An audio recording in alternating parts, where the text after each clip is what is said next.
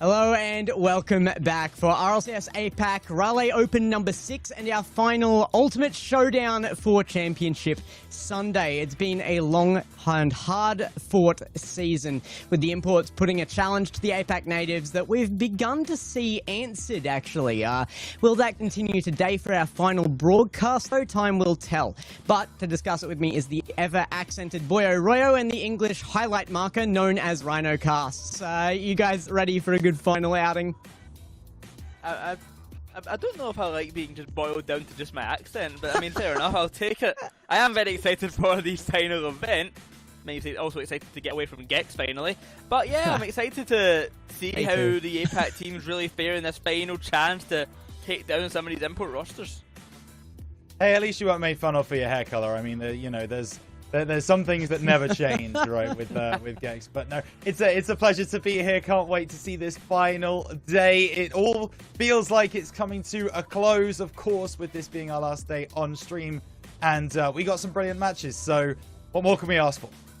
Yeah, we do indeed. It's been an epic season up to this point, and so hard fought, particularly between those top two teams. But I mean, I think the focus has shifted here. We already had the lock-in yesterday, and another big congratulations, of course, to Virtus Pro for locking in the remaining events here. That last chance qualifier there on your screen, though, is still yet to happen as well. So there is a chance for a second team here from the region. You would expect Koi to be making a push for that at some point, but that's anybody's yet. And Leon left after Raleigh Major as well. So should be interesting to see where we can find positions there. I'm still looking at the rest of Apac for this one, though.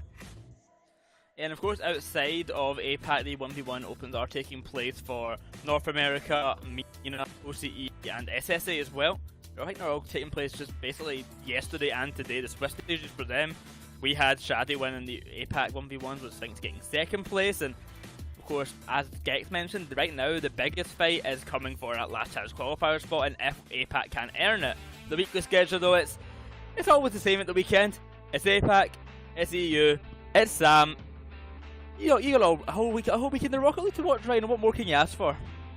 Absolutely. You wake up, there's Rocket League, and just before you go to bed, there is Rocket League. There's Rocket in between as well. You can just stay in the same place, watch Twitch, and order food on your phone now. That's exactly how you should be spending this final weekend, watching every possible region that you can, and only watching Rocket League and nothing else, Gex. I think that feels like a fulfilling, good way to spend a weekend. That's what I aim for most of my weekends to be. When I'm not here, that's what I'm doing. Yeah, absolutely. I mean, I'll be the first to admit it. It is not so formal below the camera right now, where it's tracksuit pants. I'm comfort mode down there. It's necessary for a weekend gig. You gotta enjoy yourself. Yeah, a lot of people know we actually don't leave these seats because obviously we've got plenty more Rocket League to watch. Just happening last week was the MENA Open number 6. It was Falcons facing off against Twisted Minds in the grand final. What more could we expect from the region? But it was Falcons this time around who came out on top, securing themselves as the top MENA team going into the Raleigh Major, with Twisted Minds once again just falling short.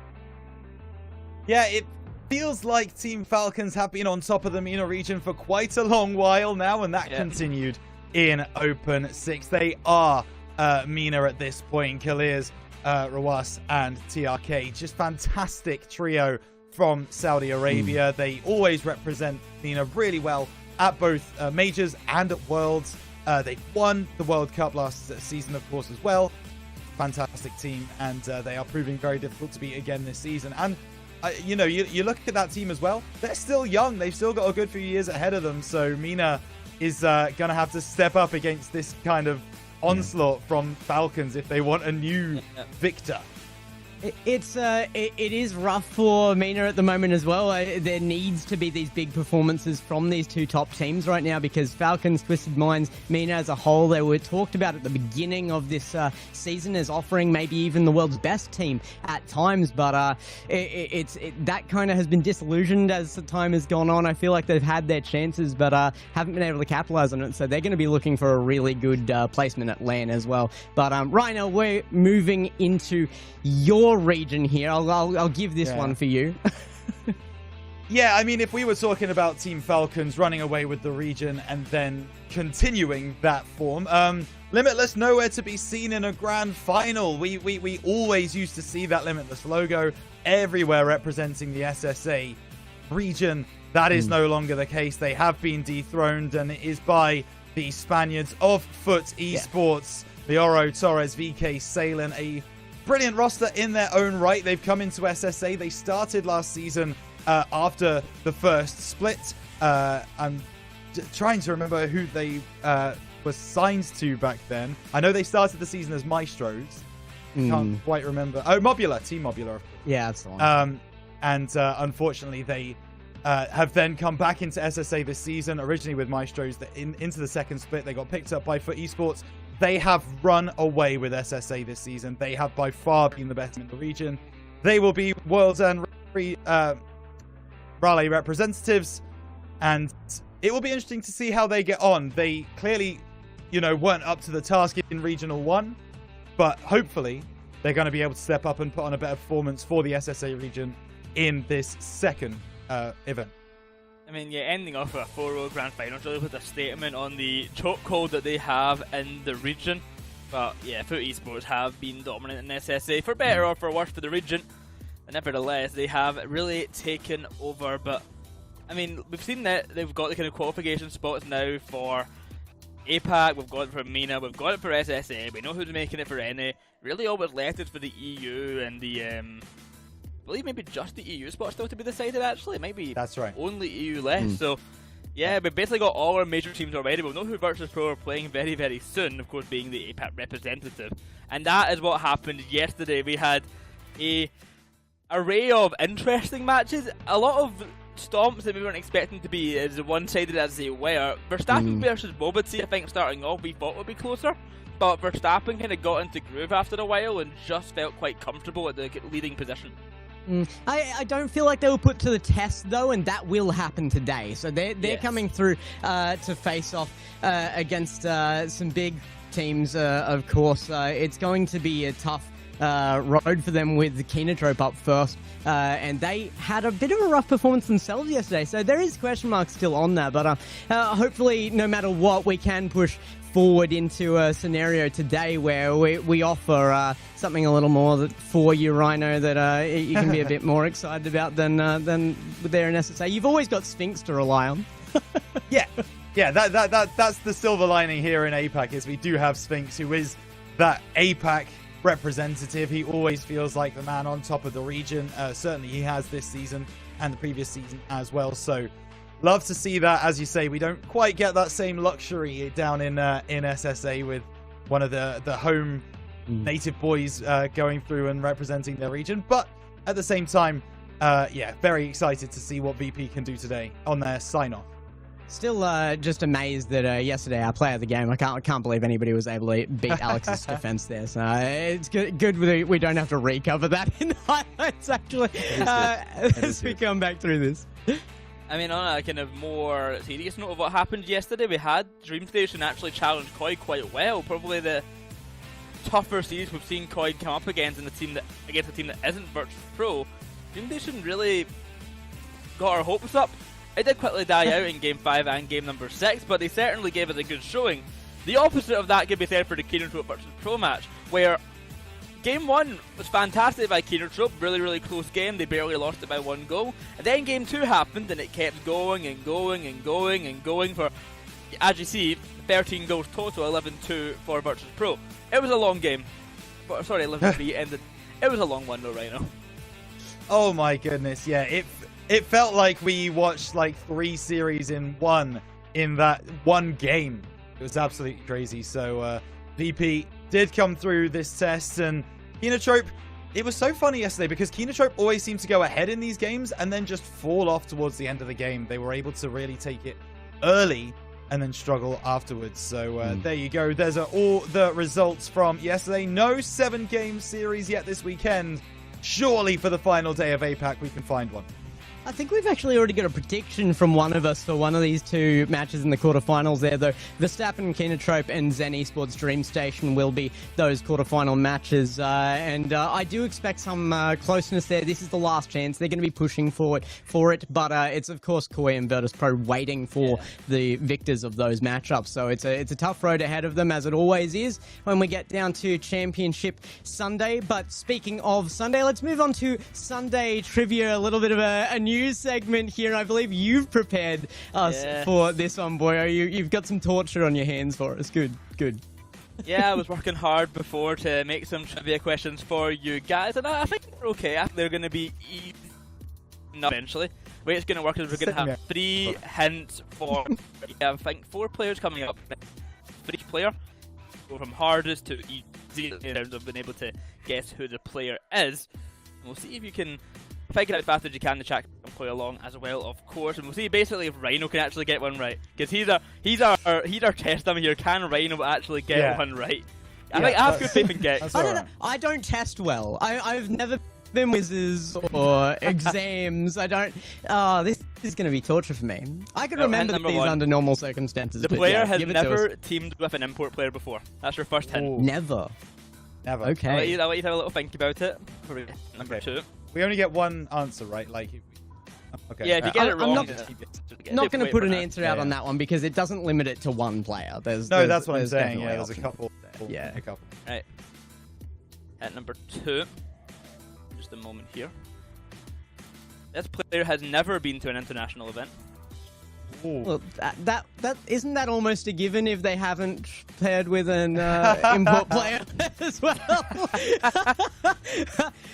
Okay, so I mean, we could be it could be somebody who is at that kind of level, but it's older as well because we only really had the imports from Virtuoso. And well, our final hint, that'll come up in just a second here. This player has often been described as a rat. All right, I've got one here. Go for it. I don't know if I want Rhino to have a go first, but I feel like you might need a second here. Have you got anybody in your mind? I mean, I'm obviously with the rats relationship. I'm looking for the 3 rats. I'm looking for the likes of LCT and Ballerese and those kinds of people. I don't. I guess I'll. Here. You know what? I've guessed Ballerese twice already, and he's been wrong. I'm just gonna have to go for it. I think I'll go with Ball. What about you, Gex? This is a wild answer, but I've called him it myself. Kerwin? No, that is a wild answer. That is an insane answer. I wanted to go way out there, but yeah. The answer is, and I'm surprised to say it, Gex. Rhino is the one who actually got it right. Let's it is Ballerese. It's crazy. Just for note, by the way, I really thought he had paired with somebody from. No, I thought he'd paired with an import player. Never. Just for note, by the way, we discussed before this happened that every single player in this trivia has played this split, and Gex instantly gets someone who has not played this split. I had forgotten we said that, yeah. But, Gex, you're actually 0-1 to Rhino right now. You're off to a bad start. So, stop the count. That's it. We end it there. You're happy with that one. You might have to go for an early guess to try and overtake him here, because some of these last ones are quite easy. We're getting for the number 2 here. Remember, it's a new player, new hints. Renshiro. 2, 1, here we go. The player is... This is the oldest participant in the top 8, according to available information on Wikipedia. Ooh. Right. Okay, I've already got like a couple of names. Yeah, there's a couple of names. The oldest current top 8 player. Ooh, okay, anyone want to guess yet, or are we going to keep going for now? Do not want to guess yet. No, I'll guess on second, and I'm going to be quick about it. This player has never received an RLCS MVP title. Oh, okay, that annihilates my first guess. All right. Ooh. Wow. I mean, that's quite a lot of players. Quite a lot of people who have never got a title. That's quite a lot of players. Number 3. Any guesses? Okay, no. I'm gonna go with one here. Oldest, right? Yeah. Well, quite the it's coming. It's coming. No, it's never been. So it cannot be realized if it's never. Was the first from Apac to appear at an international event. Oh well, yeah. Okay, it is realized. It's realized. Okay. Yeah. I was gonna get it off that. Yeah, Realize. Yeah, sure. so as Realize was never an RLCS APAC MVP, actually losing in the RLCS APAC North to, I believe it was Popo at the time who won that one. Right, Or maybe it was that's Burn at right. the time, I can't remember exactly, but it was not Realize who won that title back when they had the dominance of APAC North. Yeah. But, I mean, I'll give that to Gex. He got it first. I think Gex I thought the A thing would kind of push you in the right direction of wins, but I had to. Wins age is not on Wikipedia, so I can't verify if he is older than Realize or not. Okay. So that's why. Okay. That's why I had to make it clear. Because we know Wins is 50. Male player number 3 was actually titled the most influential male player in the year 2022 to 23. Oh wow. He received this award. Okay. I'm gonna give you my guess right off the bat. Okay. Right off the bat, Max you. Okay. I'll wait till see the end then. Yeah. Wait until you see the rest of the hints. But Gex cannot change his answer now. He's locked into Max you. Right. Hint number 2. This player made their RLCS debut in 2020. Oh, I think you might be right. Jog some people's memories as well. RLCS APAC started in the kind of area of 2021, the kind of COVID time. Yeah, I'll jump on the bandwagon. I'll join up with Maxu, I think, because I don't want to lose Remember, too you can many play along in points. chat as well. Gonna... Put your guesses into chat if you want to get involved. Play along. Think you know better than these guys, perhaps. Hint number 3 for everyone else in chat, though. This player was a previous RLCS APAC MVP. Yeah, how you feeling about your guess, guys? It's Max you. Yeah, Max. Well, sure. Gex and Rhino are very confident that it is Max you. And I'm actually quite happy to tell them they are wrong. Oh no! It was LCT. It was LCT. Winner of the most influential player. I deny this. LCT the first participated in RLCS. Maxu. It was between the two of the most Maxu. No. Yes, I would like to remind you that RLCS APAC began in 2021, and LCT were playing in OCE in 2020 on the OCE roster, namely called LCT, and he also was our APAC South MVP back when the regions were split. Very good. Yep, fair enough. So, shouldn't have trusted him, Rhino. You should not have trusted him. I should not have joined the bandwagon. No, I'm just playing defense, boyo. I'm ahead right now. I'm just playing defense. It's okay. Our last player has only ever been on 4 teams / organizations. By organization name or team name, only 4 unique ones. Wow. Any ideas off the bat? That is rare for an APAC player because they're usually on 50 different names rosters. I'm struggling to think of anybody who's only been on 4. It's so much rostermania here. It's a hard one there. There's not many. APAC players love to change teams. Hey, but no ideas so far? No, I'm not putting my putting my guess on that one. And number 2 going to come your way in this moment now. Just keep in mind there the 4 teams. This player was a previous RLCS APAC MVP. Okay, so it wasn't who I thought it could have been. I think I've got it, but since you're not making a guess yet, I'll wait until the last one. Here, definitely. I'll give you your chance. It's all about the MVPs here. If you know your RLCS MVPs, yeah, if you know your MVPs, you're fine with this. Yeah. Our final hint, and I think this will give it away. By the way, Gex, the player had an unexpected qualification to an RLCS major. Oh, unexpected. Unexpected. Should give it away to me. A very big moment in APAC history, I would say. It's between 2 people for me. You got to go quick. I need to answer now. Either Sphinx or Kevin. I'll go Sphinx. And I'm going to go with Kevin. I'm going Sphinx. Guys, you just do not know APAC at all. It's Burns. He was Burns. on the Detonator team, the 3rd place roster that made the qualification. They weren't even meant to be in the tournament. I have a whole YouTube video about it on youtube.com/Royal. You guys don't know your APAC history. I don't watch those. That's But Burns only been with TF Gaming, Hanagumi, Detonated, and Blue Torch. He's only been on the 4 rosters. I didn't even begin to think about Japanese players there. That's on me. I'm honestly kind of disappointed in you guys. I thought you'd do better at this. I just as well as I thought you would do. Fantastic. You're the stat man here. We know you're the stat man. Somebody in chat said I thought it was Commutator. Oh, that's a good one. Not get an MVP. I'm sorry. That would be a good one though. Commutator didn't make a surprise appearance at LAN. But yeah, I mean, good job. I think Rhino actually wins the trivia then. He got, what was it, 2-1? Let's go. Yep. 2-1, I think. Yeah, Rhino actually beats Gex at the trivia. I mean, fair play, but... Who could have possibly seen that coming? That's the most surprising result we'll see today, I boys. am shocked. I am very much shocked. I mean, Gex, what do you have to say for yourself? Not much. Just that I'll just beat you in predictions today. It's fine. That's all I really need. Happen. That's yep. Not a chance. All right. Well, we have to move forward, though. Thank you for preparing that segment for us. Actually, I had a lot of fun doing that. I'll just have to win it next time, but that next time will be at least 7 months away, so we'll see you then for that. But let's get into it. There are your standing points for the season, though, and look at Virtus Pro out ahead there. They've already locked in their positions. Can anybody catch Movistar Koi? Probably not here. I think that's already gone as well. But DreamStation and Kenotrope, I think that's where a lot of the attention is on today, and that definitely could be a different story. Oh, I mean, they're fighting right now for that third and fourth spot between DreamStation and Kenotrope.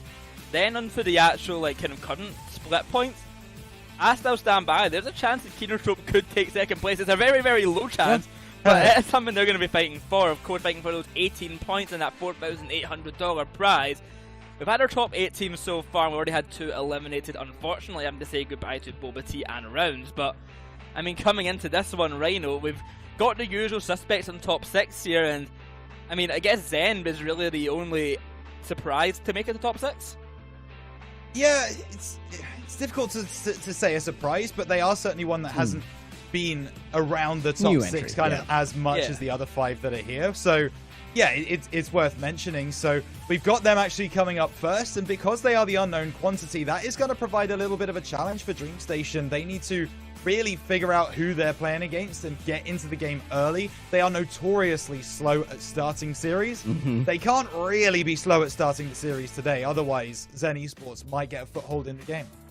Agreed. I think it's worth that discussion, though, that Zen, may be unexpected simply because they haven't been here before, but below the top 4, probably the next 6, maybe even 7 teams are all in this little bubble together that it is so hard to break out of right now to get that consistency. But we have had a few teams step up, and Zen have made their step up in this last event. So we have to make our predictions, though. Is that newness going to bring them through with the right mentality? Are they just going to be excited to be here, play really well? Are they going to be able to overwhelm with the have fun play style? Or are we going to see DreamStation step up and be the team we kind of expect them to be, but they often do manage to fall short of? For me, personally, I'll go first. We'll just go along the line here. I am going to go with DreamStation on this one. I've got to back them. We had LCT mentioned it and used in those trivia stats there for a reason. He's such a massive player from this region, has been historically. I have to back DreamStation. See, I have to go for DreamStation here, mainly because for the Zen Esports roster, they have wins on that team. He is too old to actually play past 8 PM Japan time, so it will be past his betting who makes the semi-finals. He does have to get an early night, so they kind of have to lose, so I think DreamStation are going to win this series. I am actually going to go against my panelists. I'm going to go with Zen Esports here. Listen, DreamStation yesterday, they played incredibly well. The problem with DreamStation is there is normally a drop-off when they play a really good series. They tend to not play too well the next time. They can't do it. I think Zen Esports might be able to pull it through and take home the victory. I hope I'm wrong, but this is just that's just what I'm going for. I just think there's an opportunity there. I said before this, I think that even on a bad day, DreamStation should take Zen Esports, but Zen Esports have also had a bit of a tear here. Pressure. They weren't put in pressure in their first series though, and I think they'll be under it here. So I have given 2 games to Zen Esports out of this. I don't think that they're going to drop out completely. You 4-0'd. You gave him 4-0. You have no faith. Sorry, guys. I mean, hey, I think we should get rid of Rhino. We've got to get the delusion out of here because he thinks that Zen Esports are going to win this one. I hate to say it for Zen Esports. I don't think they're winning this one here. DreamStation should be going to top 4.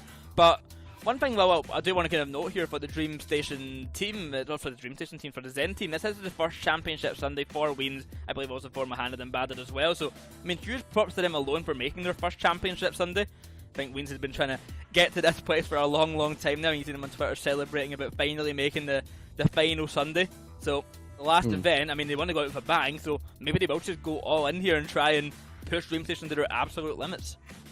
Absolutely, and you're right, it is last event, so let's get into this one. It's got to be absolutely taken to its limit. You've got to push with everything you've got. It is your last opportunity to make a display for yourself. These teams are not in competition for anything major here. It is not going to be the points that matter out of this. It is going to be placement. It is going to be personal representation here. And DreamStation have solidified themselves as a top 4 team, not a top 6 team. So this is going to be the demand that is on Zen Esports to step up to that level. Yeah, I mean, DreamStation are wanting to push further. They want to be that APAC representative that actually breaks through the mold and beats out one of these kind of import teams who are maybe ruining the ideas for them over in APAC here and ruining their chances at making the greatness. They want to kind of make that push, and we had the call last night for the dream scenario with DreamStation Kenotrope Grand Final, which seems like a pipe dream, but I mean, it's the right push to do. So if they can beat this Zen Esports roster, they are fighting not just for themselves but for APAC, and Zen Esports does seem to be just the kind of block in the road for them as they try and make that push even further. Yeah, I feel like that Zen will be coming in with good mental, though. They have made it further than they've made it before. This is going to be a good result regardless for them, but you saw Weens out there. He has been a consistent top 8 player despite the doubt. You know who you are. Zen Esports versus DreamStation, though. Look at the stats. It's actually Zen Esports that leads on almost everything. Average saves is the only thing that DreamStation are coming up on, and that is bizarre out of one of the most attack-heavy teams in the region. I mean, can I ruin the vibe they present in Esports? Is because these stats are based on their 4-1 win, and these DreamStation stats are based on their 2-4 loss, where they are just going to have worse stats because they lost. So take it with a grain of salt. But I mean, Zen Esports did have a really good game. They had some actually really good plays coming out from all the players in particular. Weens here with this dunk was one of the better goals I've saw from him. It was a really good place, like car placement as well as ball placement to the top corner. Mohamed and Bad are doing what kind of we come to expect from them. They're in the offensive side, facilitating each other really well and making these really good mechanical plays, something that Rounds really struggle to deal with, especially in the fast-paced gameplay. While they're playing on the high ping, it's really hard to read the ball when it's moving so fast and jittery and weird and kind of unexpectedly, especially with that ping. So Zen Esports took advantage of that situation.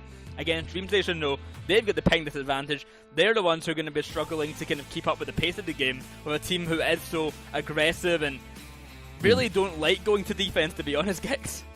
Yeah, I mean, they do have 2 members of the team, I believe, playing natively at the very least. Yes. But so that it's not that much to overcome there, but it still is going to be a down point. And any down point that you're bringing against a top 4 team is always going to be something that's going to be taken advantage of. I got to say, that Weens goal, that dunk, despite not being one of our prettiest, may have actually been, for me, one of the best goals scored yesterday out of any of our matches. So if Weens can step up out of defense early and be one of those heavy attacking players, I think that's going to be one of the main things for me. He has been very stuck in defense out of the opening matches of series historically, but he needs to get deeper into those rotations and have an effect upfield, especially against DreamStation. I expect this to be a heavy hitting series, high score lines, and the defense is going to be tougher. I mean, especially on the DreamStation side, we saw Kevin really wake up yesterday and had an incredible series, especially for the first 4 games where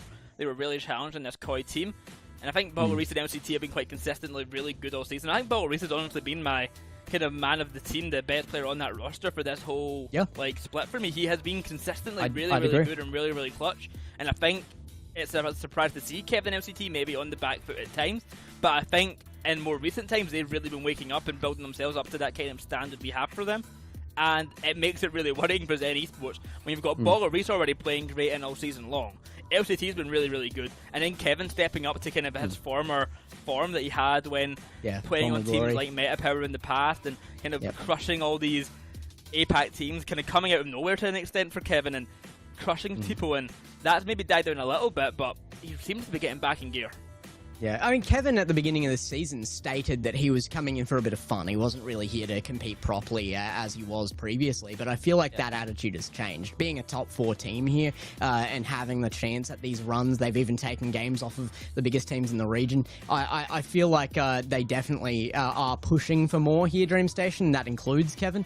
LCT, I think, has had the highest peak of anybody on that team, but he's also been more prone to the mistakes under pressure as well, I agree. Rlcs has been that solidity for the team. I think he's been the MVP here, and he will have to be again if they're to go far today, especially if they are going to form early goals like this. Kevin gets the first one here, and Rlcs actually not involved in this play. LCT just gets the space for him. Well, the striking duo starts off with a strike. 8 seconds in, and already a 1-0 start for DreamStation. Not the hope that Zen had, but plenty of time, of course, to do a little bit more of the kickoff already. LCT tried for another.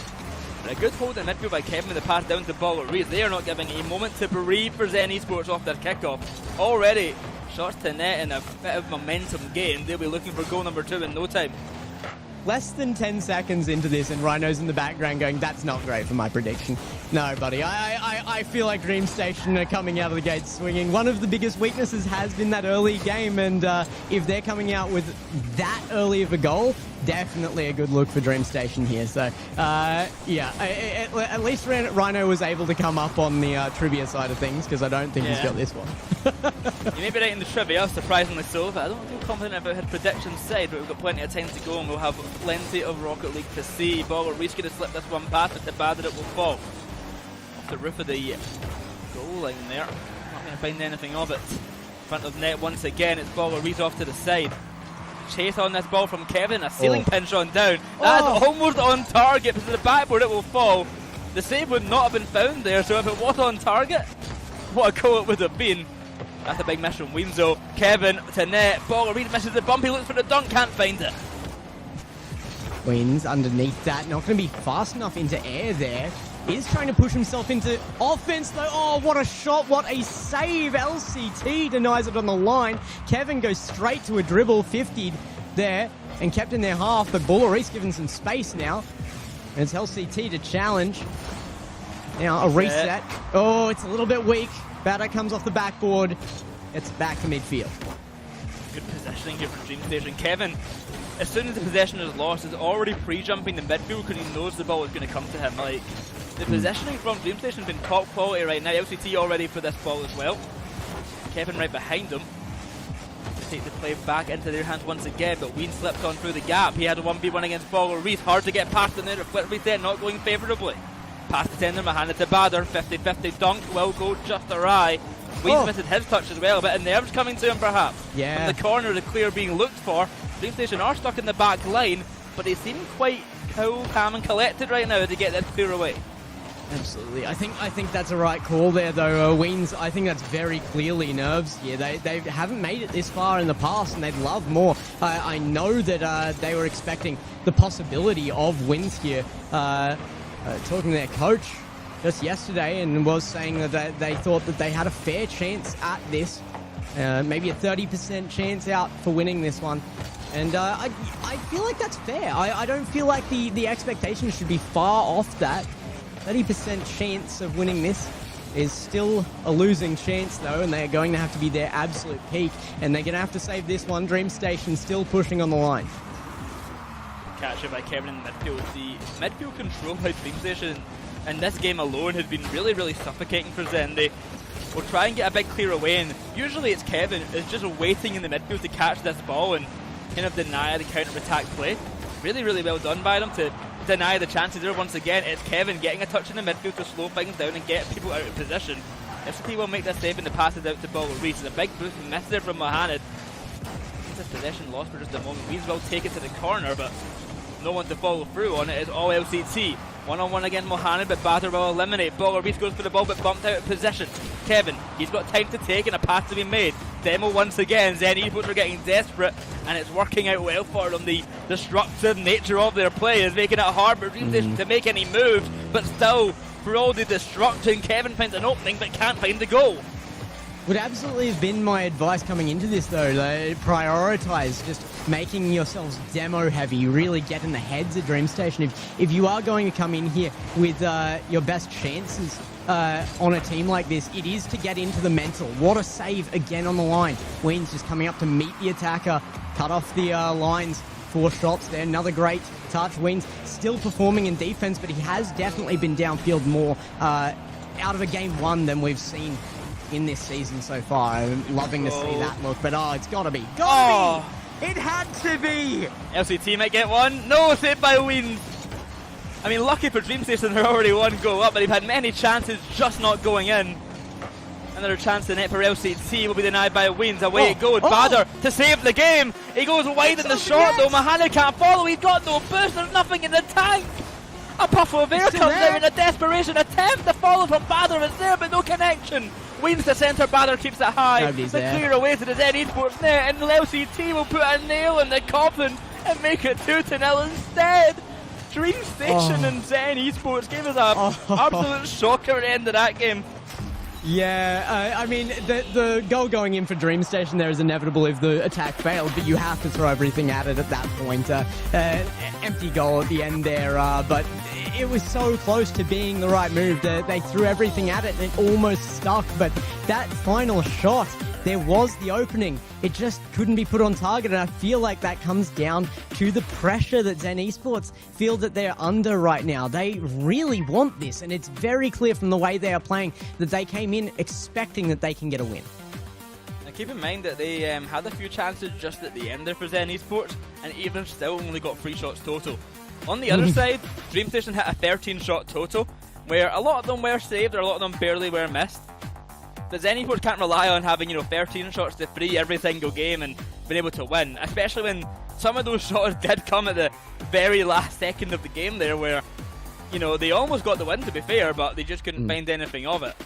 Nevertheless, I mean, all you have to do is lower that amount, though. Like 13-3, you're right. It's not a winnable scenario, but DreamStation are always likely to take more shots. They take a lot more shots that are never going to go in as well. It's just their play style. It's how they create pressure. So maybe a 7-3 scenario I could see as actually still being winnable for Zen Esports. But you're right, it was too many still allowed on target there, and DreamStation, they were allowed too much space in the midfield. Zen Esports, I feel like all of that just came down to rushing touches that they needed to be wins rather than taking 50s where they could. So that game may have ended as a 2-0, but mentally it has been put down as a 1-0 win, because that 0-second goal didn't mean anything for the end of it. So it was actually a very close affair for the 2 teams, to be completely honest about it. I mean, I was quite impressed to see how Zen Esports came out of it dealing with that first goal, especially because DreamStation looked very, very comfortable coming from the start. And the timer starts and we've had a pause. We're not ready to go just yet, apparently. But, love it. I mean, welcome to Apac. If you're coming in as Zen Esports... Oh, we're going. Never mind. If you're coming in as Zen Esports off of that game loss, though, how are you kind of... I feel like you're feeling pretty good about it, because it was a close game, and you're getting the first goal of this one. So I feel like you're feeling absolutely fantastic. Was this a failed kickoff strat from DreamStation, or was it a win from Zen Esports?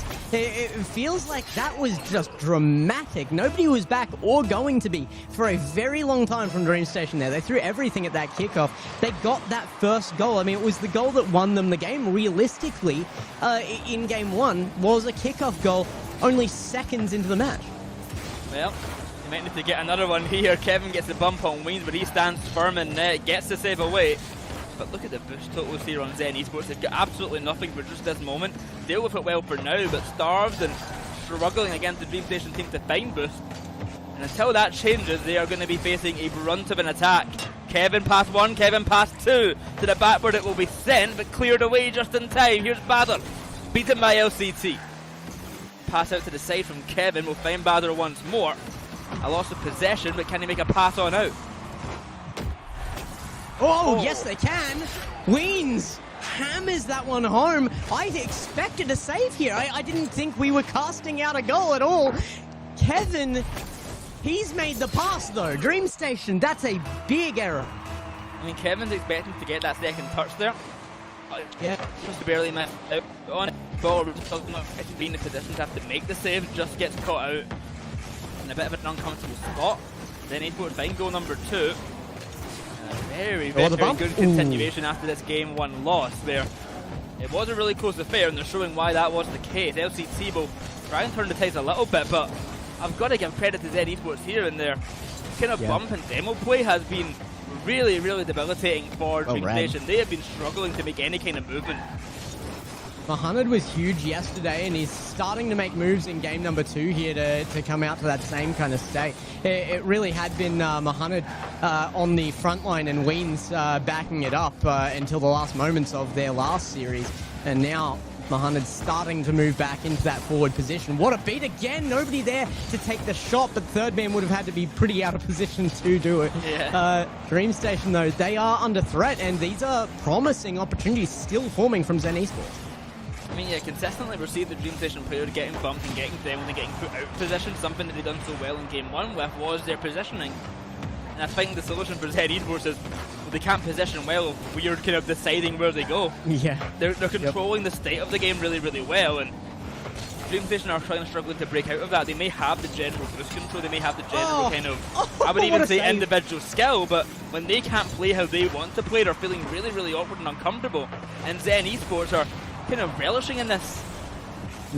I feel like the reads are what are really impressing me out of Zen Esports. I mean, you come in here against that top 4 team, a team that you probably haven't taken that many games from in the past, and yet it just seems like they're playing them like any other team right now. The reads are coming out. They know when the opponent isn't just, not just where they're placing it, but when they're missing entirely. Otherwise, that second goal wouldn't have come through. And I don't feel like there's that many teams that would be scoring against whiffs from Kevin or these from Dream Station in defense either. This is a brilliantly formed play. That first shot, I thought Mohamed was hammering that one in. LCT got a great save, but just not enough to keep him at bay. Yeah, it's a good initiative from LCT, but Rlcs pushed up a little bit too far to find the touch to get this ball out of the net. With a 3-0 scoreline now, this game feels lost for Dream Station, because they haven't really had a significant bit of offense. They've had their attempts at it, but I mean, they've been shut down time and time again right now. Kevin will try and push this ball a little bit further, but with Bader on the approach to the crossbar, it could be goal number 4. It's a save by Rlcs, but barely kept out. Push up by LCT will try and find something. There is still time for a comeback, but the game continues and the shots aren't coming. I mean, it seems more and more likely that Dream Station will be dropping this game. I feel like this is the point where you just take the loss. You've already had one here. Dream Station have one in the bag. Take the loss and just recover mental, because Dream Station seem a little out of sorts right now. They weren't expecting this against them. The adjustment is coming through. They're starting to play Zen Esports like the team that they are right now and give them the respect that's due them. But Dream Station are already too far behind to make that correct in this game. I feel like it's really have fun meta has to come out now. You've just got to throw everything at the ball and just get what you can to build confidence. I'll say, this is probably the most Zen I've seen Zen Esports play. They feel very relaxed and kind of knowing what to do, in a sense of, I think, possibly coming from maybe a bit of a blasé attitude of, I mean, this is our best result ever, let's just see what we can do, and kind of play and make things weird, and kind of, you know, the whole like have fun, don't care meta, which was a thing for a while, and like EU and stuff, and they're kind of playing to that kind of regard, but it's working out really, really favourably for them. Now the shot comes in from Dream Station this time, and they do get their first in the game. Like you said, there is actually time to turn this around. I wouldn't be relying on this game if I was Dream Station. My opinion has not changed, but oh my goodness, now they can. Now they can change that opinion. Dream Station can make their comeback, and Rhino is shivering in his boots. LCT, what a fake. I mean, the last second fake on the kickoff, and Kevin just launches that one into net.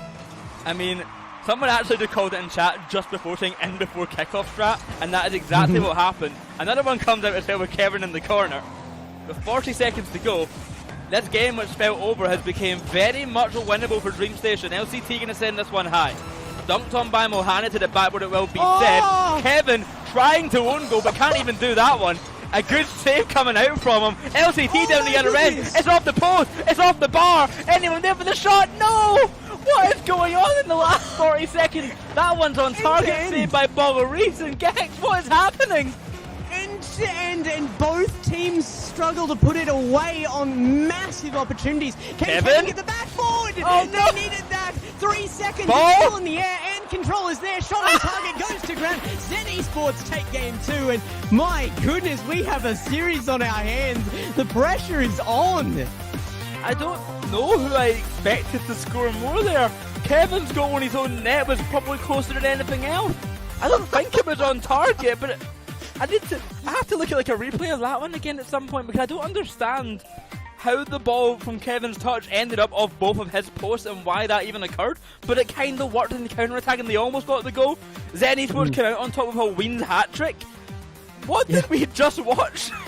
I feel like Zen Esports let up a little at the end there. They weren't really, they weren't ready for a kickoff strat. They weren't ready for the goal before that set them up for that. Zen Esports had already counted themselves as it felt like, and that was why that opportunity was kind of allowed through. Not taking anything from DreamStation there. I mean, first goal out of that was so well earned. The kickoff strat was so perfectly performed, but they wouldn't have had that chance if they hadn't just solidified themselves, just locked in and held their scoreline. But it worked in the long runs, and Esports still held enough.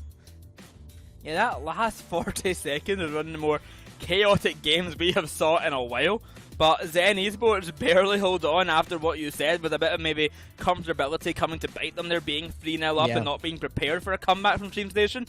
They do hold on, but my oh my, was that one a close one. As we come into game number 3 in just a moment now, DreamStation, I think, actually have the momentum on their side. They're feeling fast, they're feeling excited coming into this one after almost making an insane comeback. So I'm taking, once again, kind of curious how Zen Esports respond, because I think they are coming off of the back foot, even though they just had a game win, sorry.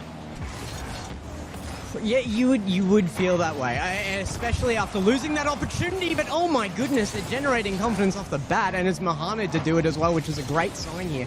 I feel like Weens is, shockingly to me, one of the most consistent players under any mental scenario. He doesn't really tend to collapse too hard under any kind of pressure or downward spiral, but Mohamed still performing here at high level on offense. That's a really good sign for the team. The only one here dealing with the ping issues is Batter.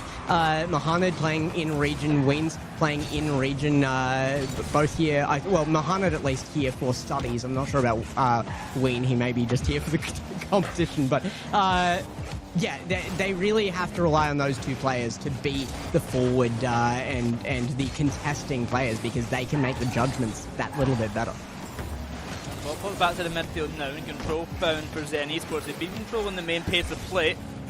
A turn here for Kevin. He's got no boost. A good save by Bader. Just left with nothing until Weens can take this ball away.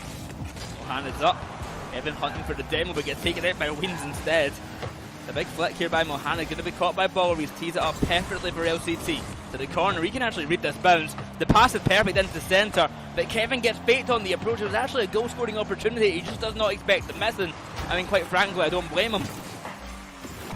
I wouldn't either. DreamStation's still performing well here as well. It feels like we've had a lot of discussion about Zen Esports in the last few minutes, but realistically, most of the time that DreamStation have even a chance at losing, we're talking about them in a negative sense. It's them dropping from expectation. It's about how they bring it back, sort of thing.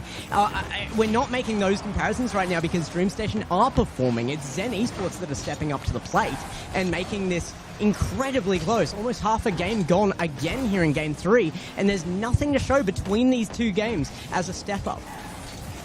Ball falls high out to Balleries, who catch it. Mahane beats him to the approach though.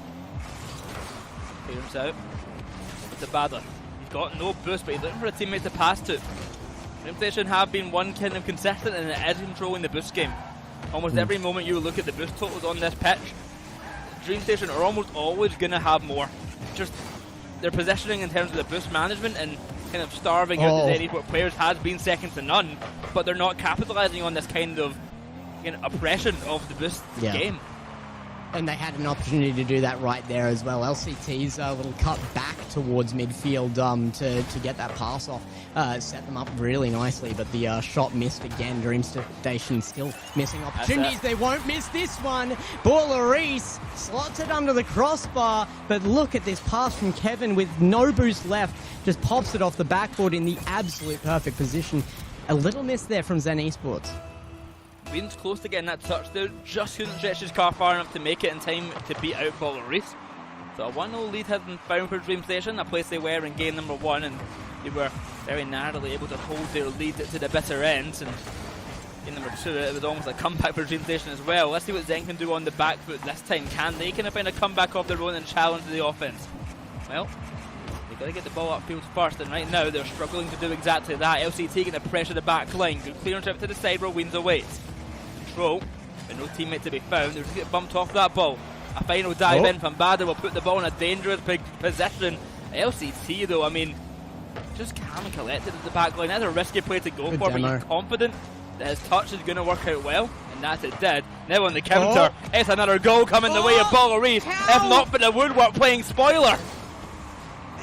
Zen Esports have just hired the backboard. It's a 4th player on field. Ban them immediately. This is cheating. I've got more players on field, and the entire wall seems to be one of them, and it's working wonders, making as many saves as the rest of them combined right now. Ween's making a huge error here, but shouldn't be capitalizable immediately. Can be very, very shortly. Kevin getting nearly a freebie for that. I mean, funnily enough, I think I would describe Dream Station as being the team of like some of the best shooters in Apac, but also some of the worst. Because some of the shots you see them miss, I don't know how you missed that, then scored a different goal like 2 seconds later. But it's a common tale with Dream Station where they'll miss some terrible misses and have some terrible and absolutely fantastic goals right after. A 2-0 lead for them now. And I mean, I think Kevin's my main target in this one. Kevin cannot shoot half the time, and another time they'll score the best goal I've ever seen. What is happening in this game? This is the kind of goals coming out right now are bizarre. And Zen Esports scoring another one here. I mean, it's a great shot, getting it underneath Kevin here. But the opportunity even arising there didn't seem as likely as it should have. Dream Station only up by 1 right now. There's chances here. Dream Station have earned their spot back into this. Have been dominant in Game 3 past the first minute. And yet, 30 seconds, and they do risk it still. Kevin with control. Bump on Mohamed. Nobody there yet. Oh, LCT what a touch. Cuts in, and what a shot. I mean, I don't blame the defense of the Bad. They're not even expecting it to come so quickly, because I didn't see him coming to the very last second. Bader's at 0 boost, and LCT, a lovely touch to get it past them. The 2-goal lead has been reinstated, and comfortability has been put back in the side of Dream Station. I'm sure they're feeling a little bit happier now that they've got this 2-goal lead once again, because you know what 1-goal leads are like in Rocket League. They're never safe at all. Yeah. And the opposite can be said of Zen right now. I feel like they look very uncomfortable again. Those same kind of issues that they faced in game number 1, where they just had to get their confidence up before they started performing, they have reared their head once more. There's still a chance here for one more goal at least from them, and they might just score at LCT. Drops from the bar with 0, gets the save, and holds the scoreline. But regardless, Dream Station was always taking that one at that point. Dream Station coming up with a much more expected game out of this series, I feel like. Yeah, that's kind of what we were expecting coming into this one. I will say I've been really impressed still by the Zen Esports side, but I mean, once again, it's just LCT making all these last second saves on the line, and Zen Esports all kind of matching that stat. 3 saves for Bader and Weens, and 1 for Mohamed as well. Like, the shots that are being saved, they're all the really good shots, and the goals that are being scored, all these kind of really bad ones. That's probably the only good goal we had that game. The rest of them are all a bit of a mess and a bit weirdly positioned. Don't get me wrong either. While that might be the kind of expectation we have for these games, game number 2 is what we got displayed as an option from Zen Esports yesterday as well, and their peak has definitely been at that level. It's what we are hoping for out of that team, but it's not the expectation. They are going to have to reach that peak consistently in this series and up their overall game if they want to take it.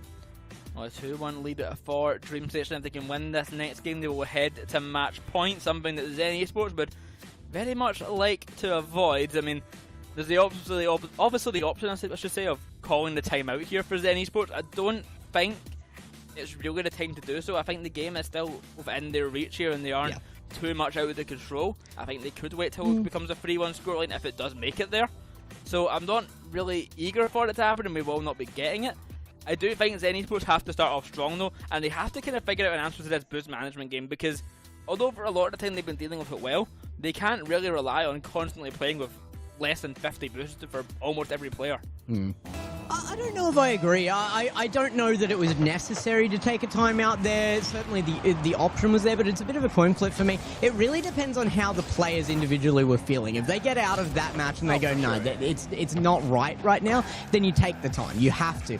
There was definitely a lot of pressure on them in that last game, and they weren't performing under it. The decision-making was pushed to a limit, and it will be, again, all 3 players out of options as the shot goes in off Kevin. Well, early on, the goal goes the way of Dream Station, with all 3 players of Zen Esports back. They all just sit and watch as the ball sinks in to the back of the net. 20 seconds gone on by, and Dream Station almost facing a kick-off goal if it wasn't for that last-second bump. Mohana's already up, though, and a counter-attack goal is what they want for the Zen Esports side. Badr now to the backboard. Yes, he can. Well, didn't take long, did it, Gex?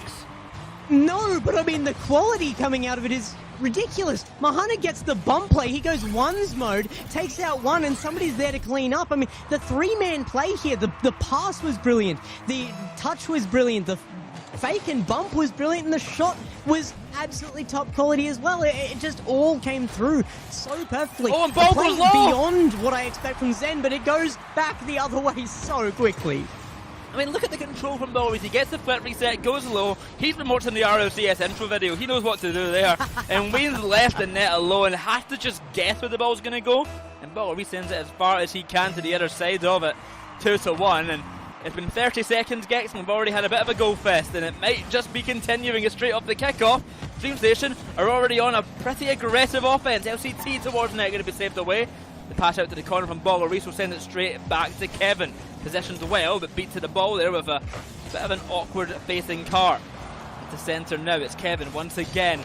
Ready, in position. He's in there basically all of this game so far, Kevin. But finally, the ball makes an escape. Dun, dun, dun, dun, dun, dun, dun. Sorry, I've got the intro stuck in my head now after that comment. Mohana's in behind it. You guys should hear us every single startup. It's not a secret. The screaming of the intro music is real. But I don't know. Flashbacks to it for a moment, but Zen Esports still behind. Dream Station now. They have to make it happen again if they want to secure their spot. Like you said before, 1-goal lead, still very scary in this series. Between these 2 teams, I couldn't rely on it. Now keep in mind as well, we've got the most influential player of 2022/2023 on the pitch right now, and how much have they been influencing the state of this game? I would actually say, to a minimum, I would say it's been more Kevin and Rlcs getting into the action here, with LCT taking a bit of a back foot. Question your statistics on that. I didn't give him the award. That's true. I don't think anybody did. Smacks you, but alright, back the other way. Badr gets a beat, and ping be damned. It is the length of the field. What a reset, and then gets back to it for the shot. That is insane. Yeah, what a brilliant shot there by Badr. Finds the equalising goal. 3 minutes to go.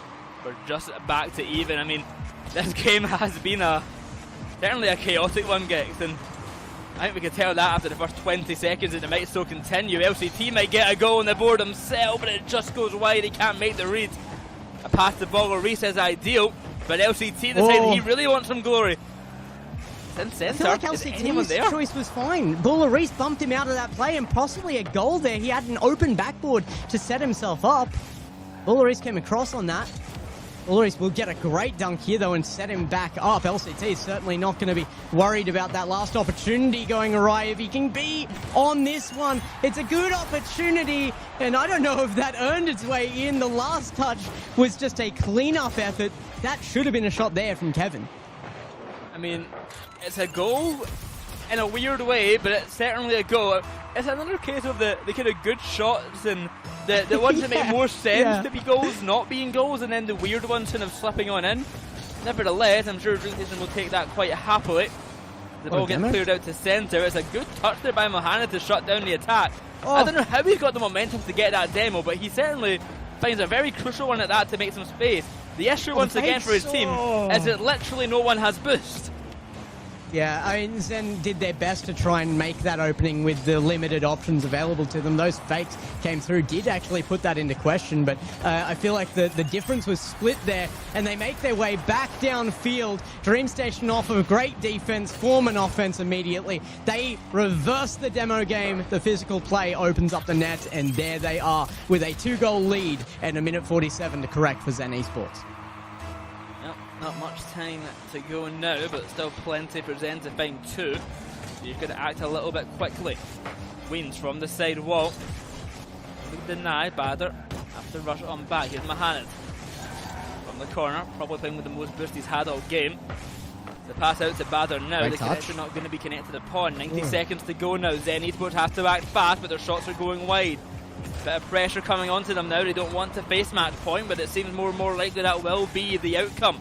LCT going to actually fake this one out here, and I think it's a good decision.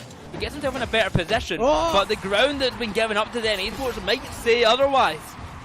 They don't look like they're under the pressure of the last time they were in a losing position right now. Zen Esports are performing still. They are making the right calls most of the time here. It's going to be a high-scoring affair. This is the kind of gameplay I expected between these two teams, and it's the gameplay that DreamStation often forces out of their opponents. If they're just going to score high amounts, then you have to as well. It's the team that gets the ball in the goal the most that wins, not the one that defends. For a pinch out with LCT and Kevin. They can't make the connection, but LCT will win the dunk. A minute to go, and only a 1-goal differential. DreamStation have been in this position many times, and more often than not they do win out at these kind of spots. Will this be a similar tale? LCT's already up the sideball, and Kevin's going solo down mid. Rlcs tries to beat out Waynes, but can't make it in time. LCT begrudgingly has to go back to net. I think he would much rather be upfield scoring, but a good save comes out from him. The pass is there to centre, save again on the line, this time by Rlcs. Pressure is getting to them though for DreamStation. They've got to get a big clear away here, or something could just slip by. When I got told, that the likelihood might be 30% for Zen Esports, I said maybe 20. I'm willing to up that now. Like, I'm almost at 35% here. Zen Esports have shown me something I wasn't really expecting.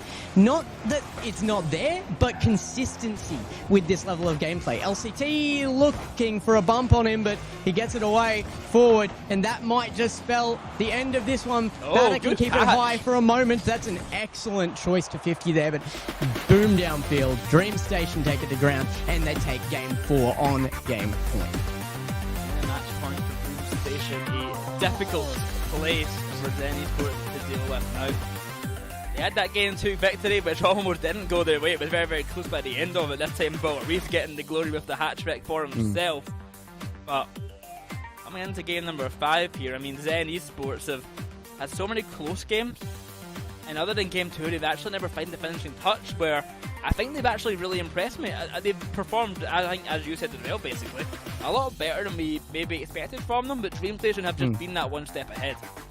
Yeah, their peak's always been there, but this is far more consistent at near that expected peak from Zen Esports than I think anybody was expecting to see here, and except maybe Rhino. But his expectations have gone a little far into insanity. What's new? I think my biggest takeaway from this is, first of all, that Rhino's insane, and second of all, I think no matter where Mohamed and Badr end up playing, kind of coming into the next season, presuming that Waynes is still in Apac, I just presume he was going to stay here forever and talk Japanese on Twitter to everyone and hope to finally get validation for his attempts at Japanese speaking. But for Mohamed and Badr, I think no matter what region they end up in, Apac or in MENA, they're going to be two players to keep an eye on. I think they're both getting better each time you see them. Both of them independently and as a duo, they've been really, really, really strong. Yeah, I agree. There's a couple of kind of duos set up here that I do expect in general. Waynes and Mohamed looking really good, but LCT and Rlcs not always been a duo, but every time they've teamed together, I've expected big things. And yeah, for quite a while now, they've been a set item in the scene, and it works well for them. I do feel like they need to make sure they're not overcomplicating things in their opponent's half. Sometimes just quick plays off of pressure and force an opening, and then the basic shot is a better choice than what they're going for often, especially when you get up against those big teams. They are going to respond to your mech far more. Well, a pass into center early on. It's a familiar tale for Zen Esports there, facing a quite strong Dreamstation attack this time. Deals it quite well. A push down the other end and an attempt into the corner. It'll be Kevin to play cleanup, and LCT to play goal scorer. Off the backboard, off the bumper with his teammate, saving the line. A brilliant one at that. I mean, Mohamed, rock solid in net there. That's the attacking powerhouse just performing perfectly in net. They just open up the net again here, and nobody's there. What happened? What happened? What just happened? No! What just happened? Is that a goal? No, I can't. Is this one in from Bada? Bada? Is that one dead? No! Oh no! Oh, this is absolute chaos! How? Rlcs is the one to score it after all of that nightmare. But Zen Esports now lead off of the most unconventional goal I think I've ever seen. And the weirdest goal possible. And it's back. It all means absolutely nothing because a kickoff goal's been scored the other way. So the last 90 seconds of absolute mess and chaos that we just watched means nothing. It's back to even. Cool. Welcome to Apac. I feel like saying welcome to OCE watching that one. That felt like a OCE native stuff. That's LCT that's just some vintage harkening Apac back there. to his first RLCS season. That's some vintage Apac shooting. That may be a goal. Yeah, vintage Apac. Mohamed gets another great save. That What is might be that? an own That's goal an own down goal. the other end. Oh. It's just off the bar and away it goes again. Kevin now down, rushing through the other end to try and get a touch to centre. It's end-to-end Rocket League, and both of I think me and Dex just want it to end. Mohamed shot to net. my That's an goodness. open one. He gets a goal for Zen Esports. They're in the lead. The problem is, how do you make, like, strategies around what's happening on field? It's not possible. Nobody plays like this. Nobody does what is happening intentionally. So you can't plan around it. Dreamstation are out of sorts. Zen Esports are out of sorts, but they're just kind of picking up on the scrap that's happening on field. Kevin from the backboard going to get dunked on by Bada. The pass is there into the Oh, side. what a Mohamed, shot! a fantastic angle, and it's a 3-1 for Zen Esports. The game getting a bit of normality, but I'm still just in shock from what I've saw. I don't even know if I'd call that normality. It's certainly not what I'm going to laugh at. That is an excellent shot, though. That is far beyond the call of duty there for Mohamed. Zen Esports up by 2, and they've earned it out of that one. It's been absolute chaos on field. Everybody seems like they are just desperate for the next shot, regardless of how they get to it. LCT's up, though, to the backboard. He can't make the touch. Positionally, well played. Execution, no, just not good enough. Good touch there. It's Kevin controlling the air and a pass one. He's got LCT waiting to the side. It's a fantastic flick up field from Kevin, but it's Bada who's going to win on the approach. He's got Weens waiting out into centre for a pass. No connection to be made. Instead, he big clearance away. Finally, I mean, I can breathe for a second, guys. The game has calmed down to a more normal and kind of regular pace, and the chaos subdued for now. Yeah, it rained for a little while there, but we are back to somewhere I can actually find my breath for a moment. Kevin in behind this one. It does come out to midfield, but is Zen Esports actually locking Dreamstation into their half for a minute here? Ballari super fast on this, has the ability to go the length of the field, but runs out of boost on the way. Bada trying to get it past LCT. It's up to Weens now to the corner. Got towards net by Mohamed. He has been absolutely incredible this game individually. This series, of course, all along. But this game, he's been really standing out for me. LCT, though, the other end, and they try and ruin the fun for him. It is a fantastic touch. Unfortunately for LCT, Weens is just there, ready for it. If there was only one defender, that's a goal.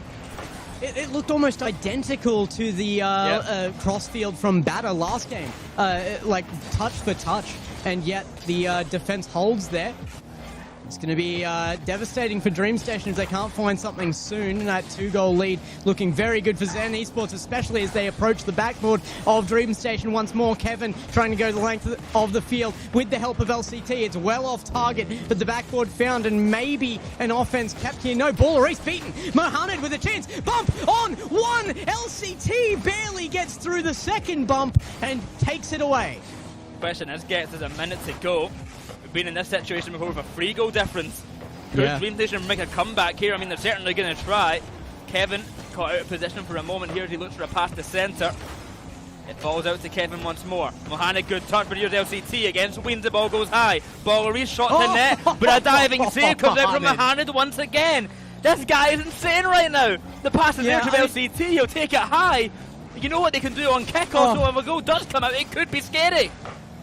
Mohamed has been so much better on defense than I've ever seen him. He has been so scary on offense all season long, but when he is needed, he has stepped up now. And it's because Wins has pushed forward. He has been more utilized in the upfield. And they might just get one here. Oh, no. There's a chance. You wanted the kickoff goal. They did it in 2 seconds last time. Exactly. Can they make it happen again? Dream Station need a perfect kickoff to make this game viable.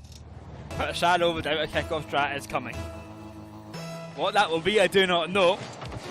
Everyone fakes. They bumped each other on the kickoff. They tried to go for the fake and they bumped each other on the bloody kickoff. Kevin just we're going for the friendship kickoff out of hoops. Not going to work this time around, unfortunately. I do wonder if we're going for the pinch there, but yeah, Rlcs just kind of drive into Kevin and it doesn't happen. Zen Esports win the game. Mohamed, I mean, MVP of that game without a shadow of a doubt. Look at the shot differences here. 13 shots to 4. Mohad's got 5 saves individually. Yeah, 666 points as well in this game, this series. They are racking up points there. A brilliant game after the chaos was kind of capitalized on by Zen Esports. They were the ones that solidified. What an odd game we watched, but I mean, what a fantastic ending by Zen Esports. Mohamed, as we keep saying individually, really put the team on his back to win that one and keep themselves alive, and send us to a game number 6. But can they replicate that, guys? I think it's a difficult question, because surely you can't do that again. Well, I don't know. I keep saying, you know, like they're at their peak. This isn't what they can do consistently, and then they keep doing it. So maybe they can. I don't know. It would still shock me, but it is doable. It is a winnable series here from Zen Esports. They have put themselves into a magnificent scenario here, and I'm sure that the pressure is going to be on for both of these teams now as at an absolute maximum. Zen Esports were not expecting to get to this point, I don't feel like. I mean, on the flip side, if Dream Station do win this series, I really hope they learn how to score some of these shots, because they're taking some fantastic ones and they're having so many chances. They're just never going in at this point. Partially because of the Zen Esports defense, also because we just keep missing barely. I need them to start scoring some more if they do win this one, because I need them to give at least a challenge to Virtus Pro. That's a big dunk by Kevin, but it's just wide. That shot saved by guess who? Mohamed. The ball falls to centre. We finally cleared away, and Zen Esports can have a moment of peace and relaxation. I thought for a second you were going to say it was saved by Gex. I didn't do any caster cursing this time. It's not on me. I won't take that one. Wins up. Trying to make a play out of this with Mohamed, and they might just find the center. Rlcs going to slow play that, and a really intelligent little piece of defense there. Batter just trying to find separation from the defense with the ball, and they do so. LCT bumped away. Can they find a shot? Batter there to clean up. Can he get it to the backboard? It's down, but Rlcs comes through. It's not done yet. The offense is there. Mohamed, he can put it away and get another lead started for Zen Esports. For almost the first time ever, it was the push department that was lacking for Dream Station, which cost them this goal. They couldn't make it in time for the touch. And an easy one to find from a handle off the pass from Wins. It's a minute gone, Zen are up, and if they keep this up, we could go game 7. It's early days here, of course, but they're playing so well at the moment. It's a pass to centre for Bader, cleared away. LCT in control. A quick reset attempt won't be found. That's to the corner, that's to the net, that's a goal for Kevin Found. I was just about to say that we're still, other than a couple of missed shots here and there, not really talking about flaws from DreamStation as to reasoning for the scoreline of these matches yet. And they prove why. They're still performing. They just take a goal here, they even up. DreamStation not dropping their mentality even under more dire circumstances. They are still on match point here and they know it. They can take this series without losing another. Kevin rushing on back here to get in position, has to avoid the bumps, and then was along the way. Weens playing pick up here with the boost, just making sure there was nothing left for the DreamStation players to get some defense going. Good save by Kevin, good control. But reset, upfield he'll send it, no teammates to pass to, but apparently he doesn't need them. The bump almost helping him get that goal, but Mohamed, once again there for the save. He's here, he's there, he's everywhere. Mohamed always on the net. That one's off the post. They triple committed to net, but no one can recover. Again, it happened again, and Batter takes a shot on a near open net. LCT gets there just in time. Weens back with 0, and he's not going to pick up the corner either. He does get to the ball in time. DreamStation halted for a moment, but still on the attack. Now out of the corner, Batter to follow, beaten by LCT, who also on very low boost tries for the low 50. Doesn't win it, but Rlcs can form the attack again. I feel like this will falter at some point, and there it is. DreamStation do lose the attack, and back onto their half they go. In terms of like gameplay and player quality, this might be the most yo-yo game we've ever had in Apac for quite some time at least. I feel like every 2 seconds people are either missing the easiest goal of their life or scoring an incredible one or making an incredible... It's actually more so been the defense, it's been the incredible part. The goals sometimes, but not as much. It's been a very odd one, but throughout all this chaos, we are left at an even game 6 there. DreamStation 1 game away from moving on to top 4, and Zen Esports a game away from sending this the distance. I actually feel like this series is being played out so much to the season meta right now. It's that fast play and it's basic shots that make it work. You don't have the time to mech, but you will find openings if you just play fast enough. And there it is, LCT, so fast. I mean, I don't know why Weens is pushing in there. I don't think he would have made it back in time anyway, but it's a wide open net for Zen Esports where no one's back. The furthest up is... furthest back, so it's at the midfield line. They have no chance at making a save if any touch comes, and that it did. A crucial mistake at a crucial time. There's only 90 seconds left now. Got to act fast to tie this game up once again, and it certainly seems like it's getting a little bit more difficult as time goes on. Good control by Rlcs, he'll send this ball high to the backboard. He'll look for the touch, can't find it. That's a double commit which could be punished upon. It's over to Mohamed. Pass back to Weens. That should be a goal. And it's 2-2. He shoots it and bumps in one motion. This is an unbelievable shot. LCT was going to cover that off the crossbar. Kevin was nearly there as well, but Zen Esports, they earn their even scoreline back again. What a play. 2-2. 1 minute. 10 seconds to go. Clock is ticking for both of these teams. It could be a case of next goal wins the game at this point.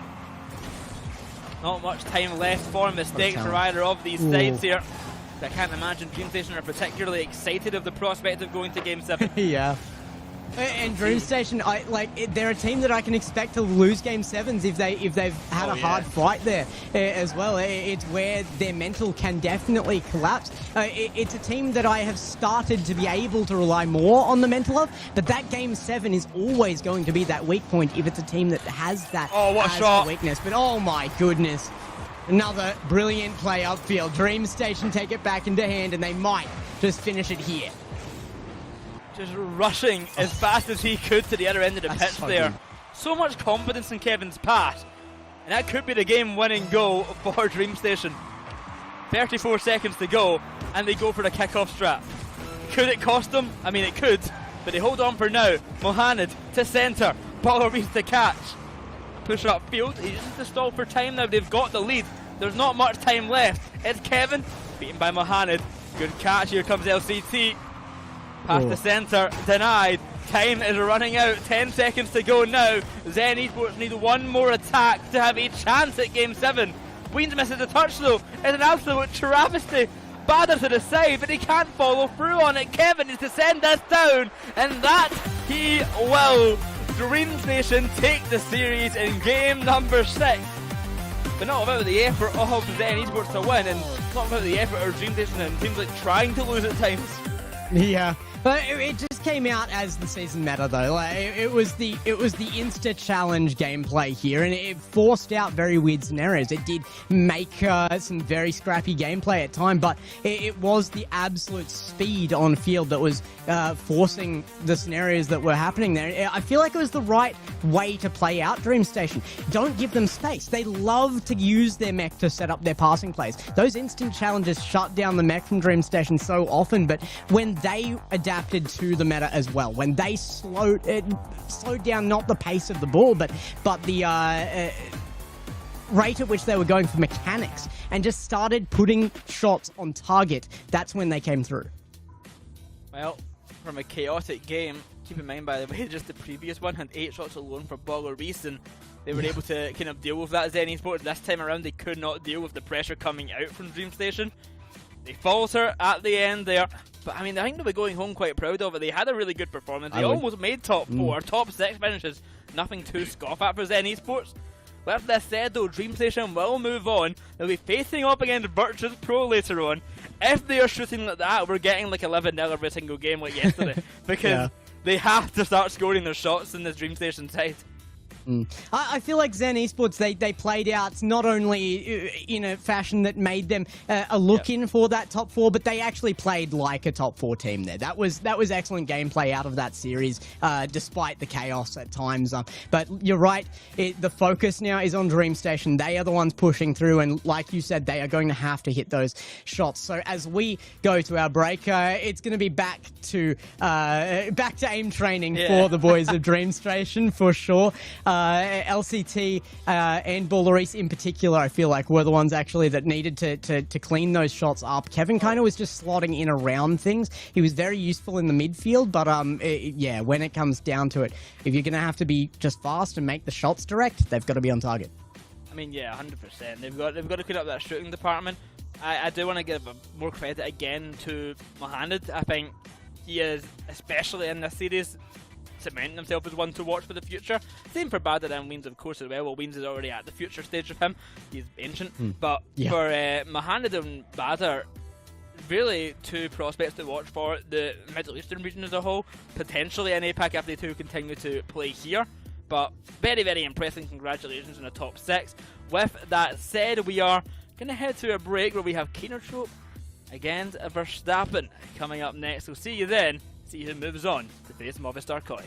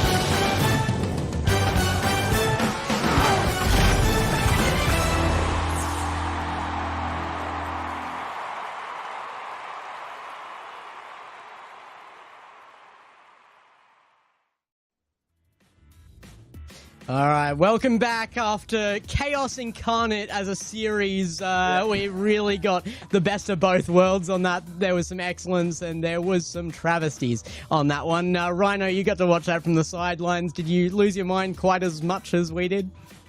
Yeah, I did. I mean, it was just an incredible kind of variance of emotion, variance of ability, variance of skill level.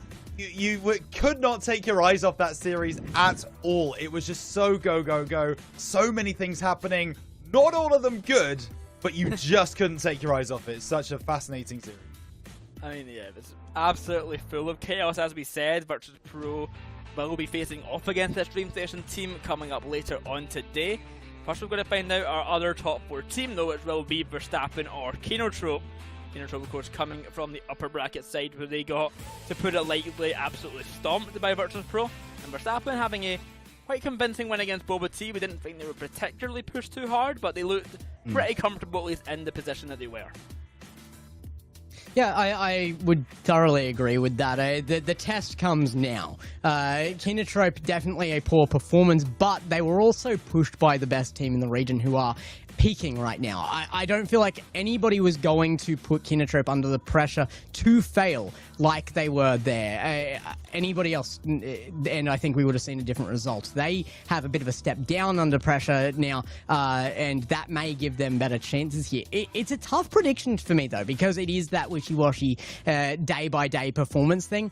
However, I've got to make my prediction one that makes sense to me, and I got to go Kenotrope. I gotta go Kenotrope as well. I mean, I would never guess against Kenotrope here, and I will never guess against Kenotrope. They're gonna win it. Yeah, the locked in, the banker, the one that can never fail is Boyo picking Kenotrope every single time. Yeah. But I will also pick Kenotrope on this one. I think it's going to be a desk sweep. Verstappen didn't show me enough yesterday. As much as Kenotrope didn't play very well, I feel like they have a step up in them today, and that's what I'm expecting to see. It's only just for you, though, isn't it? This pick. Yeah, you've given us a 4-3 out of this. I've said 4-1, and of course there's a 4-2 coming out of Boyo. Yeah. I've got more faith in Kenotrope than Boyo. What is happening? This is wrong. This is wrong, and that's why we have to drop you. Go away, Boyo. You've abandoned the team. No, he specifically asked to cast the next series for this team because he has so much faith they're winning this series. So we're getting rid of him so that he can do next series, which in his opinion will contain Kenotrope again. Yeah, and there he goes. There he goes. Right, so the Kenotrope superfan is gone, so we can talk about this logically now, Gex, and we can try and have measured heads. It's fair is to Logic say something you want to talk about after that last series? Logic is not a part of Rocket League right now. Yeah, this is probably one of the more chaotic Sundays we've had in Apac, and we've had some chaotic Sundays. So, yeah, we've only had one game so far. You never know what's going to come up. But seriously, Kenotrope, I want to talk about them a little bit because I genuinely believe that they have so much more to show than they showed yesterday. Furlash realized and Maxu in Open 5 even looked like a team possessed. They were phenomenal. We need to see a return to that form today. And that was up against Koi as well. They looked like the better team for a large portion of that matchup against the second best team in this region. Verstappen are not Koi. It is going to be a challenge for them. They are playing well, if yesterday is anything to go by, but that is going to be put to a massive, massive test here. Yeah, it is. I mean, you also have to remember that Koi is the only team that Luna actually believes are better than his team. So there is that to argue with as well, in the fact that he thinks his team are the second best in the region. We will see as we go through today. But we do have some statistics heads-to-heads to show you, and we will take a look at those now. It's going to be an interesting one to see. Verstappen actually taking home every single one of these statistics from Open 6. I mean, which seems insane that the losing team didn't have better average saves until you consider who they were up against. The shots that were put on target went in against Kenotrope. They had great defense, actually, at times, but it wasn't enough to live up to the absolute powerhouse that was Virtus Pro yesterday. That really is what brings that score difference to a 4 here. It is who they faced. They were vastly, dramatically different series. They were, and you can see it here, right? I mean, you saw one of those kickoff goals that wasn't even challenged, really, by Boba and Verstappen. Were able to bring it through. A couple of good saves coming from Boba here and there, but Verstappen felt like they had that team chemistry over Boba. They have been the team for longer, so that makes sense. Meanwhile, Kenotrope, I mean, the highlights from Kenotrope, they are kind of going to be the first goal in each of the games, and outside of that, not going to see too many from them. They did get back into that one, but just look at the scoreboard. Kenotrope really starting to struggle. That was a nice team play, but past that, Kenotrope left a lot to be desired yesterday, it's fair to say. One thing I've always been bothered by with the name for Verstappen is it's Verstappen. They missed the max. Kenotrope is bringing the max now, so we get the full thing, right? It's just out of order. Yeah, you're cheering both teams by doing the full chant. Exactly. Like, yeah, it's for the neutral. 4 players on field at least, anyway. Yeah, but yeah. It counts. It counts. Anyway, we're going to be getting into this game. Game number 1 between Verstappen and Kenotrope gets underway. Verstappen on the blue side, Kenotrope on the orange. Risk is going to take this through early, looking for an initial shot, and will be sent clear by Furlash to kick things off. If you are confused, Verstappen is actually the full team name for this team. That is factual. Kenotrope, though, they are just Kenotrope, and they have been making a name for themselves time and time again. They are backed up by the ever talked about Realize. It's really a squad that you expect to perform when you just look at the names on it, and they are performing right now. Defense holds. Verstappen, though, putting it to the test. There they are in Risk now. Not a lot of boost. Looking for the pass inside. So close to getting there early. Not a lot of boost on the side of Kenotrope. Max does pick up the 100 as he looks for the pass across the field. Luna can't get in front. Realize goes over the top. He's going to look for the double touch, but good backboard defense from Verstappen will clear this ball away. Still 4 minutes to go. This is a nice play from Risk. Passes inside, looking for the bump onto Realize. Can he recover? No, he can't. Luna credited with the goal. It's 1-0. I mean, if you're looking at teams that can put those demo plays to use, Kenotrope have been at the top of that list. Verstappen are reversing it right now. They're coming in and putting them under the pressure that they're used to dealing out, and they just crumbled under it. Verstappen coming in really aggressively, not giving them any time here to think, and making sure that they make the openings out of the bump plays. Yeah, and I think as we've already covered, this is the concern coming off the game yesterday. Kenotrope did not look like themselves. They didn't look like the top 4 contending team yesterday. But have they had enough time to recover, think about what went wrong, and rectify it? Frisk down the right-hand side. Now for the ball inside. It will be cleared away for the moment, but not all the way off the crossbar. Verstappen unlucky not to be 2-0 up. Kenotrope's defense looking like it's struggling early in this series. It's not struggling as hard as Boyaroyo's mental right now. He needs Kenotrope to win this. It's an early start for Verstappen, and they're holding it. They might be increasing it. It's Luna again with control here. Challenge on Furlash goes well, but it's straight to Max. A boom downfield. My goodness, that has power. Yeah, but it's immediately sent right back. Verstappen only having the ball in their half for a matter of nanoseconds before they send it back. One back by Kenotrope, though. Risk trying to play this one. Max over to the right side. It's a very aggressive look from Kenotrope. They've left no one back in defense. Someone who has recovered. That is Realize. Will get the clearance, but he can only find a Verstappen car. That's Risk. Trying to play the 50 with Furlash. Luna comes through over the left-hand side and cleared away by Furlash. We talked yesterday a lot about Luna taking a few of those ego challenges, sometimes against his own team, which caused some problems going forwards. Realize, though, that's beautiful. That is absolutely stunning. And Kenotrope back in it, 1-1.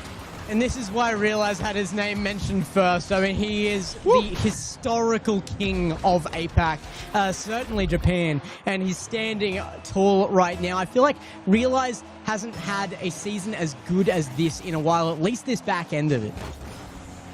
Feels that way, certainly. It feels like he's found a team that really complements him, certainly, and that he can play really nicely with. But he is also just putting out solo plays like that one. We've not seen many of those in split 1, but this second split has found his form again. He's going through once more, playing the low 50, gets it over the top. It's beautiful, but Blue will be able to play it over to the corner and get the ball clear. Furlash taken away, gives Risk an opportunity. He's going to take it way too slow, but it goes mid for Luna. Might be continued here. Realize gets a touch for safety into the corner. Risk awkward with that one though, and they're going to lose the attack. Great back pass. Luna gets demoed on that as well, and now Blue awkwardly waiting for his opportunity. He does make it work. Yeah, not the most confident 50 being played there by Maxiu, but he will still be able to bring the ball back into his team's possession. Ball into the middle. The 51. Risk is on the far side. He doesn't have any boost. Well, that's changed now. Ball into the middle. Can't get the second touch. Maxiu tries to bring it away. It's Verstappen who are being the team on the aggressive. But Kenotrope, they get the ball clear. Double pick down this near side. That's broken. Rule 1 between that teammates. was a rule 1. No, it was not. It was definitely between both teams, but I couldn't pick who. I think Furlash and Risk, maybe? Might have been Blue. Maybe. Only lasted a fraction of a second. It's enough for me to be disappointed. Oh! Whoa, and they'll be disappointed in that one too. That was a really nice shot coming through from Verstappen. Looks like he had the power in it as well, but Kenotrope equal to it. Gave Boyo a slight heart palpitation there, and he might have a little bit more of one, but ball is not quite going to be powerful enough. Max able to make the save. The clearance in from Kenotrope. They are the kind of team that will put all of their eggs into this attacking basket now, and realize needed someone to step up in front of him. Off the left side, gets a redirect. I don't think it's enough. Luna comes back through. The bump play is in. Kenotrope want one more attack before the clock ticks down. They're not going to get it, and overtime is here. I feel like Risk needs to make a step up and just get his head in the game. Compared to the rest of Verstappen, Risk has been very, very slow on his challenges. He has been methodical with it, don't get me wrong. The plays he's making are high quality, but he's not reaching a lot of them as a result. And oh my goodness, speaking of reaching plays, Realize is reaching their heavens. It's been a while since we've heard excited Rhino noises here on the Apac and then mainstream. That is absolutely wonderful.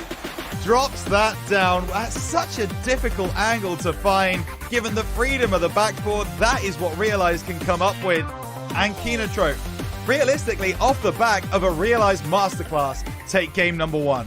I'm not sure it equals... The Rhino sounds are good, but I'm not sure it equals Boyo's squeal of delight on that one goal from the grand final between Koi and VP.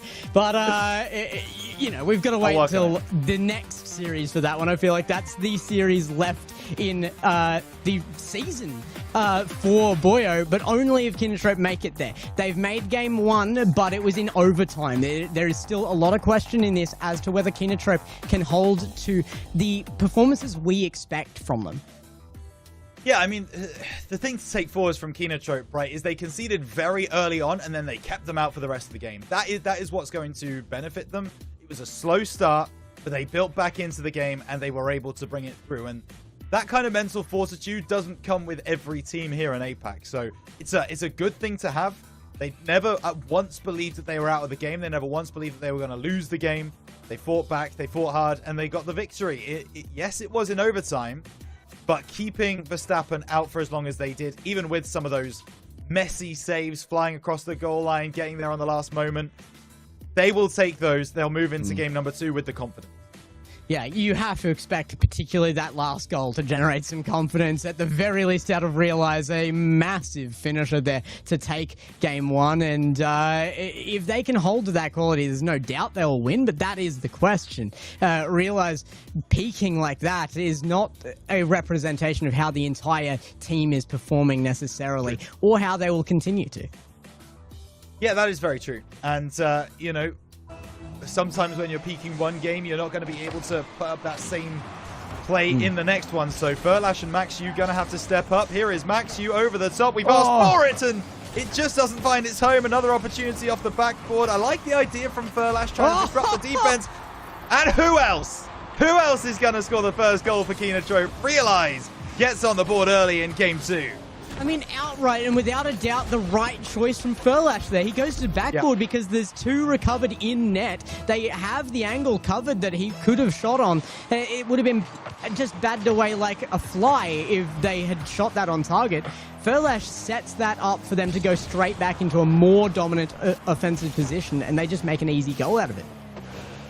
Yeah, and it's really nice considered Rocket League, because you have to think not a lot of teams again would have either the team cohesion or the wherewithal to be able to make that play, right? They would have just gone for the shot. It would have been saved easily by Verstappen. You're caught out of position because all 3 of you are in an offensive positioning, and you're probably conceding off the back of that. They might be conceding off the back of this one, but the shot is well off target, and Verstappen's radar needs calibrating ASAP. I don't know what happened there, if Luna had run out of boost for, like, right at the last moment for that touch, or what. I mean, that front post was seeming like it was covered fairly well, but there was still a shooting angle, and they missed the opportunity. Luna might be looking for another one. Does it go in? Way. No! A miracle! Realize just forces it high enough to use the crossbar for the clear. I mean, that's ludicrous. That's absolutely ludicrous. How does that ball not go into the net? There's another opportunity here. Surely, Verstappen. I mean, they weren't just knocking on the door. They had a whole battering ram behind it, and they still couldn't force it down. Eventually, Furlash was actually really close to recovering that one, just couldn't get in front. Risk does find the finish. Verstappen, I mean, they were unrelenting after conceding. They're going to need another one, though, if they are going to be able to come back in this game. It really says a lot about me. Like, my heart in the region is so much for Kenotrope. I mean, they're one of my favorites out of the region right now. But the underdog story is always just so good. I can't help but get excited every time Verstappen look good here. And Kenotrope, I want them to perform well here. But every time they step up, Verstappen has had a small answer. They are going to have to find it again. Maxiu with an enormous pass down, and the shot put in by the defense. There's a reason I said what after that play. And, yeah. And I still didn't get an answer after that replay. I don't have one for you. There's no. I don't think they do. Well, I do have an answer, but Luna's not going to like it. 3 minutes or so.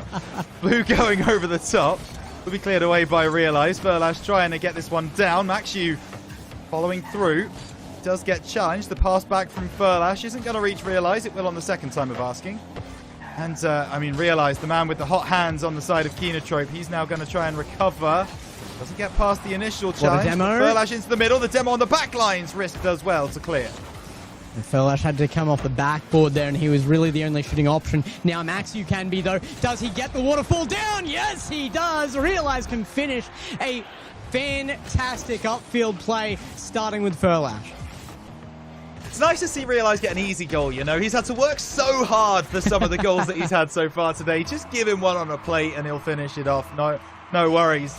And Kenotrope 3-1 with just over half the game left to play. For all of the pressure that Verstappen have had in the last kind of minute or two, it really feels like that has waned, and Kenotrope have been catching them out on the rotations, on the defense. And that's exactly what's happened. From chat, can tell Luna is locked in because he isn't in chat. Yeah. This is the first time I've ever seen Luna between goals not having a chat away to everybody in Twitch. He loves his time in there. What do you think that tells you, actually, about that, about the Luna mentality? He's got to be nervous. Like, the pressure is on. Oh, well, it might not be nerves, but he's certainly taking this as seriously as humanly possible, and they need to. I mean, Kenotrope up by 2 right now is reflective of the state of game. Sometimes you'll get away with a lucky goal here or there. None of these have been. Kenotrope are absolutely going off. Realize trying for a repeat. I mean, yeah, he couldn't have done it twice in 2 games, could he? That would have been absolutely nuts. But yeah, I think you're absolutely right. What we do know about Luna, right, is that nervous doesn't really go into his vocabulary. No. Certainly not outward nerves, right? He never will outwardly say, "Oh, I'm nervous about playing this team." But I think there is something to be said about the fact that he clearly respects Kenotrope. That's what we're certainly learning from his mental here. And he knows the player that says he can 1v3 the 2 best teams in the region. He's nervous with Kenotrope, yeah. Yeah, that seems to be the case. So he knows he needs to lock in, and Well, they certainly do now with 60 seconds to go. 2 goals down. 1-0 down in the series as well. It's not going to look very pretty for the Verstappen fans if they are to lose this game here on Forbidden Temple. And maybe they're not going to. Goodness. Riskers pick the pocket of the Kenotrope defense. And that is just a mistake in the backlines from Maxi. It's also just Risk being a bully. I mean, you just didn't want to leave that alone. It should have been kind of a defensive play that you would be expecting if you're Kenotrope there, but Verstappen just stay right on top of the ball, make the challenge early, and it's the right move. They just shut down any defensive clears and get an open net. Yeah, it was a high risk, high reward play, and he's actually got another one. Hang on a moment. Here I am making puns. This game just got interesting. Risk over to the right-hand side, flying through the air. Luna causing absolute chaos in the backlines. And Verstappen have equalized. Kenotrope have thrown away a 3-1 lead. Yeah, the only kind of high risk right now is the one on the leaderboard of Verstappen. That's a massive play out to even this up again. 2 in a row from Risk, making the right choices, and he will have to make them again in defense this time. Maxu gets stomped down. Risk can't reach that one. Chance here. Maxu sets it up. It's free for Furlash, and another goal taken back as a lead. Kenotrope looking for game 2 with 16 seconds left. But you feel like that all came from the Risk backboard play earlier that he just wasn't able to maintain possession in, right? It feels like that was the mistake that caused that Kenotrope offense. They love to push 3 men forwards, by the way. Just having every single one of them battering down the goal. Love to see that from Kenotrope. But yeah, I think it's unfortunate. Risk has had 2 really good plays, caught the defense out once, and then played right the way through the lines. Might have another opportunity. This is Luna into the heart of Kenotrope. 5 seconds to go. Luna says, nervous this, and just bangs it on the net. He doesn't wait for the bounce. Absolutely clobbers it right under the crossbar and beats the last defender with that shot. We go 4-4, and I think we're looking at overtime in 2 games back-to-back from the beginning of this series. Risk able to win it. The ball's still alive. He's got Maxu in front of him. Maxu's been demoed. The block is in, though, coming through from Furlash. Will the ball drop? Yes, it will. And Gex almost with his second caster curse of the weekend. It does come through, though. Overtime is in. And Kenotrope, I mean, where must their mental be? They've thrown away a 3-1 lead. They've also thrown away a 4-3 lead with 5 seconds left. That is not going to be helping them at all. Maxu trying for the full field there. He was drained a boost basically by half field there. The instant challenge will get possession for Verstappen. It was close. They've got warmth in those tires, and they are running softs right now. They are absolutely on a tear. It's a hot lap from them, but can they keep it going right to the end? Or are they going to need the pits after this one? They might. Kenotrope on target, but taken away. Verstappen run the field again. I was just going to keep letting you go there. I mean, just want that in a highlight and just a counter in the bottom right of every F1 reference made in that sentence. That was outrageous. Oh my goodness. Off the crossbar. So close to the winner from Verstappen. If they do win this game, I mean, there are going to be serious question marks about the rest of this series coming through from a Kenotrope standpoint, because they were cruising. They were absolutely in cruise control. There's another one for you. But at the end of the day, what a fake. What a fake. Luna comes through and makes the save. But that was so nearly special from Kenotrope.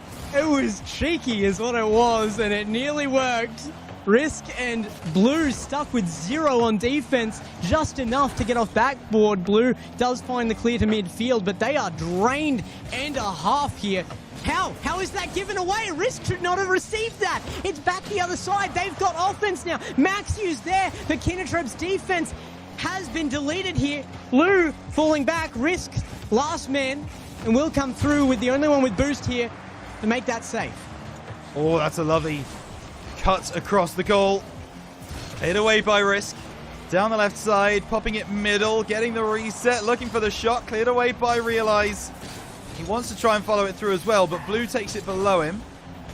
Won by Maxu. Off the right-hand side. He's just not really found those Maxu-y kind of plays that we would expect to see from him today.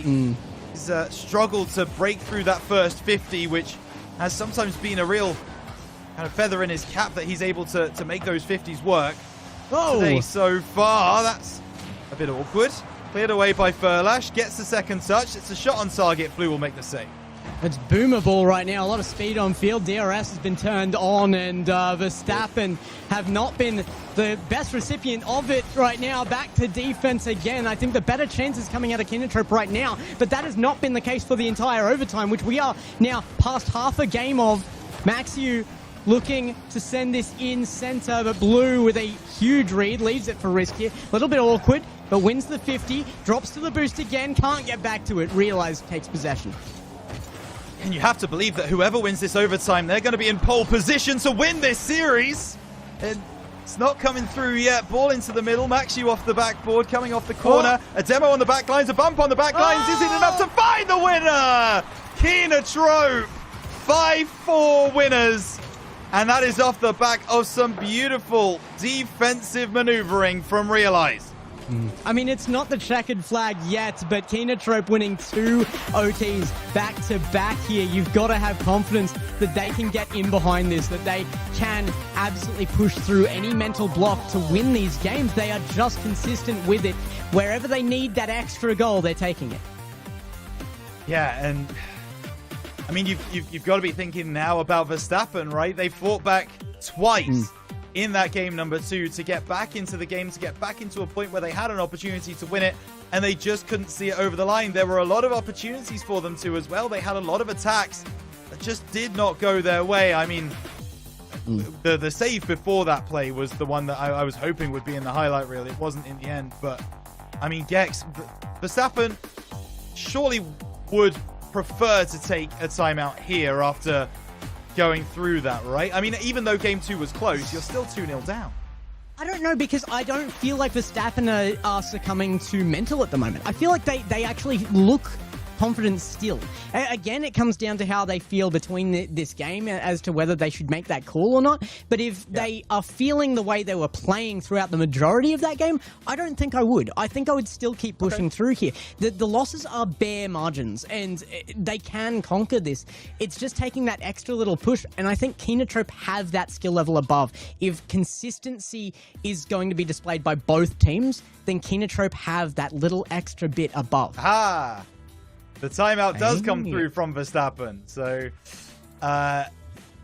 look, you talked about a little bit further push that Verstappen needed, right? And I feel like that's exactly what a timeout can be used for. It's just finding that little extra something. You can take that minute to talk things through, put your opponents on ice as well, and really figure out how you are going to push through, how you're going to get that extra 0.1 seconds around the track, how you're going to actually be able to see out a close victory.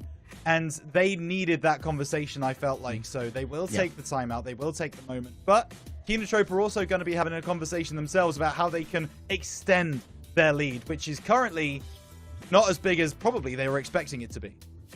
Yeah, I think they would have been expecting a much less challenge here, though. It's very hard to think that this is going to be what you would expect from this matchup. It's a weird one to be casting this as close and affair as it is, really. To me, I thought that there was going to be some domination by Kenotrope, and it's coming out on the series scoreline, but not per game. And that little extra push, I mean, they've taken that extra time in the pit stop there. They've the few extra seconds to get a wing adjustment. Maybe the extra downforce will help, but the stuff, and they definitely do need something. What's the thing this weekend? They got the flexi wings going in the new rule that they're bringing in. I don't know if Kenotrope one I was talking about this weekend, because the only Japanese driver is in 20. That's it's a rough one. Hey, look, let's put it this way: Tsunoda's not going to beat Verstappen this weekend, so it'd be nice if they could, get the win for their countrymen here today against the team named Verstappen. That's what they're looking for, but. Clearance comes through from Risk onto the left-hand side, played forwards, picked up here by Furlash. Realize, trying to get some bumps, trying to get some demos. Furlash doesn't need it. Down the left-hand side, looking for a bump onto Luna. Luna still brings it away. Realize puts it into the corner. Maxiu a little bit too far back to capitalize, but he gets a good 50 on the sidewall. Still not enough, and the clearance is there for Verstappen. Maxiu trying to get control. Risk just positions himself under that. A crazy good read, actually, just to take control, give themselves space and time, and then get that back into offense. Great pass up, but it's Maxiu there first. The better Max, maybe? Question mark? Oh, it might be! He's formed this, and Furlash can take control and finish it. I don't know, put them both in an F1 simulator and see who gets around the track first. I mean, that's what we got to do. Maxiu fast terrified to get there, and it would be very scary. But 3 minutes 30 to play.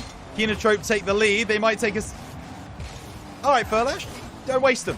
Didn't need it. Don't even worry about it. Already ahead. Didn't need to extend. It's absolutely fine, and I'm sure Boyo didn't panic there as this one comes over the top. Furlash once again looking for the top corner. Backboard not defended. Another opportunity for Furlash. Another one goes wide.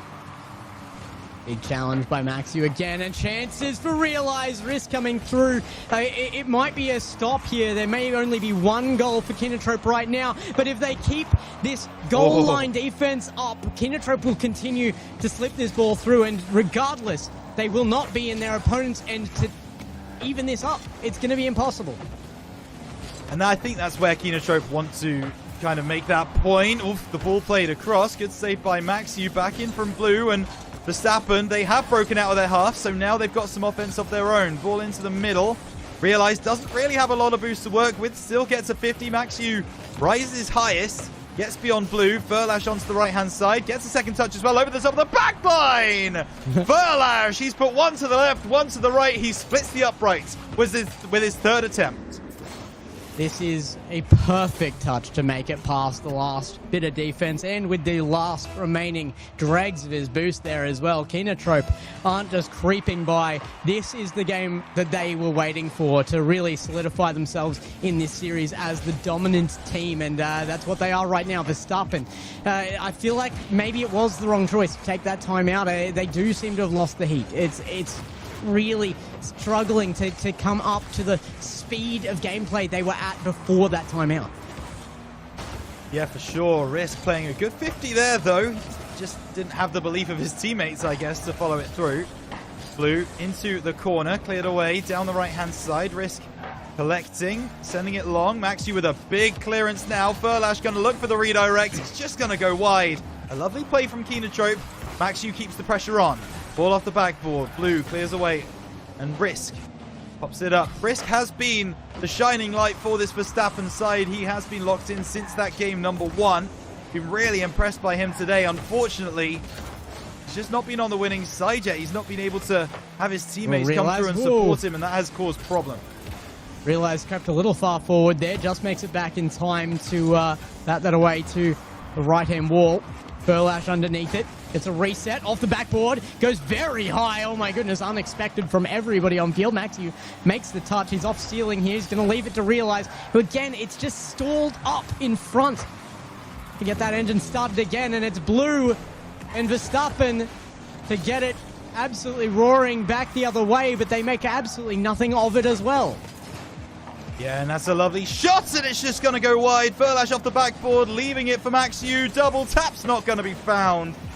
And they're having a bit of fun here, Kenotrope. They look like they're kind of just playing a bit of free play right now. Just enjoying the activity of playing Rocket League. Can't relate as Furlash comes off the right-hand side, trying to find the ball into the middle. Maxiu keeping it going for the pass back, getting a reset, but Luna will be there with the clearance. But with 20 seconds left, Verstappen haven't left themselves much time to get back into this game. Shot the backboard. Maxiu tries to the angle. It's a tough ask. And it is going to go wide, but they don't need that third goal with 10 seconds left. Kenotrope have dominated Game 3. Finally, a game that doesn't go to overtime. And Kenotrope don't look half bad here. I mean, you are setting yourself up for these caster curse calls right now. I mean, there was an opportunity there for Verstappen to get a goal and maybe a kickoff goal. Never happening. But he's called never happening, and I respect that. He is right. The win comes through for Kenotrope. We will be going through to Game 4 with them on series point. And Gex, I want to ask you, is this back to the dominant Kenotrope that we saw in Open 5, or do you still think there's another level?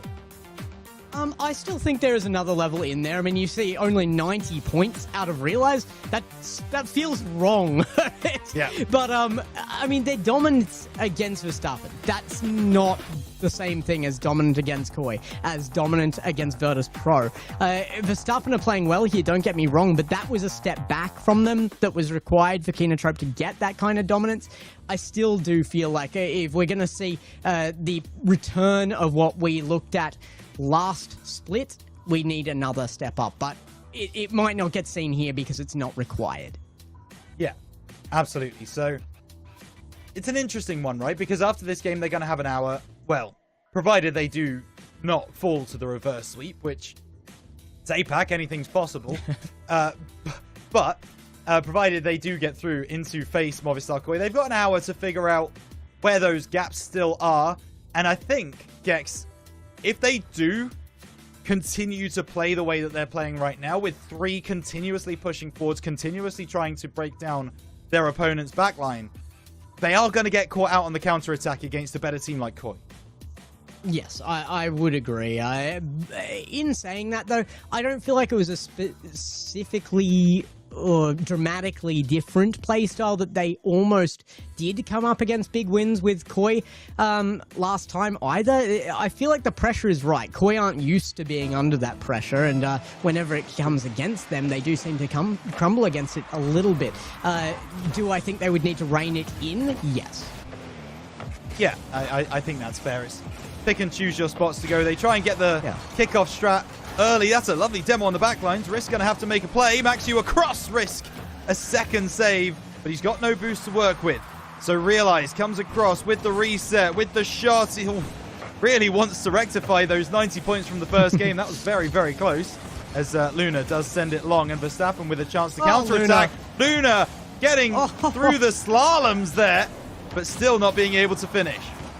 Huge dribble, but it's not enough to get it to net. They were looking to shore it up with demos, but Maxu jumping in from last man position there to backboard it away. Right choice, and Maxu has been that kind of head on the shoulders in defense on so many teams in the past. You do expect he can make touches and plays like that for Kenotrope and keep them safe when it's needed. He has had a rougher start to the season since he joined the Kenotrope squad. He wasn't in it from the beginning, but I feel like the longer he's here, the more solidity he gets, the more we see that kind of consistency from him. Yeah, it's always the point that we bring up with when someone moves teams, right, is you've got to get those reps in. If you're not practicing with your team, if you don't know how your team are going to play, it's difficult to get to the upper echelons of Rocket League, because part of it is, of course, that team chemistry that you build up over time.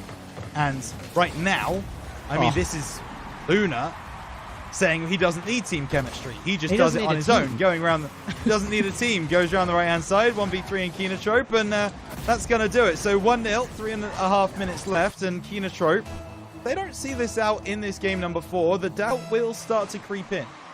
Luna, I know you're going to be watching this cast back. I know you have an ego big enough to do that, and I know you have one big enough to say, look, I can 1v3 anybody. You can't! Realize says you can't!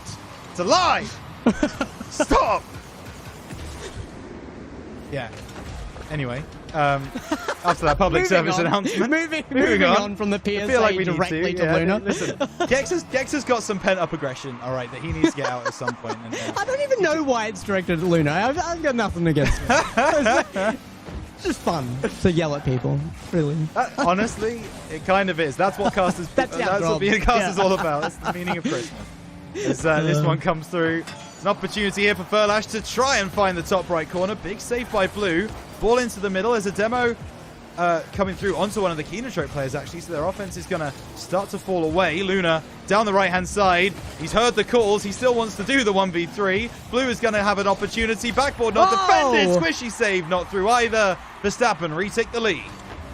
It's certainly not a 1v3 here, but what a shot from Blue. Takes it to the perfect point on backboard. Realize was coming out for the squishy save, but not fast enough. Verstappen hammer another one home. This is the correction they needed.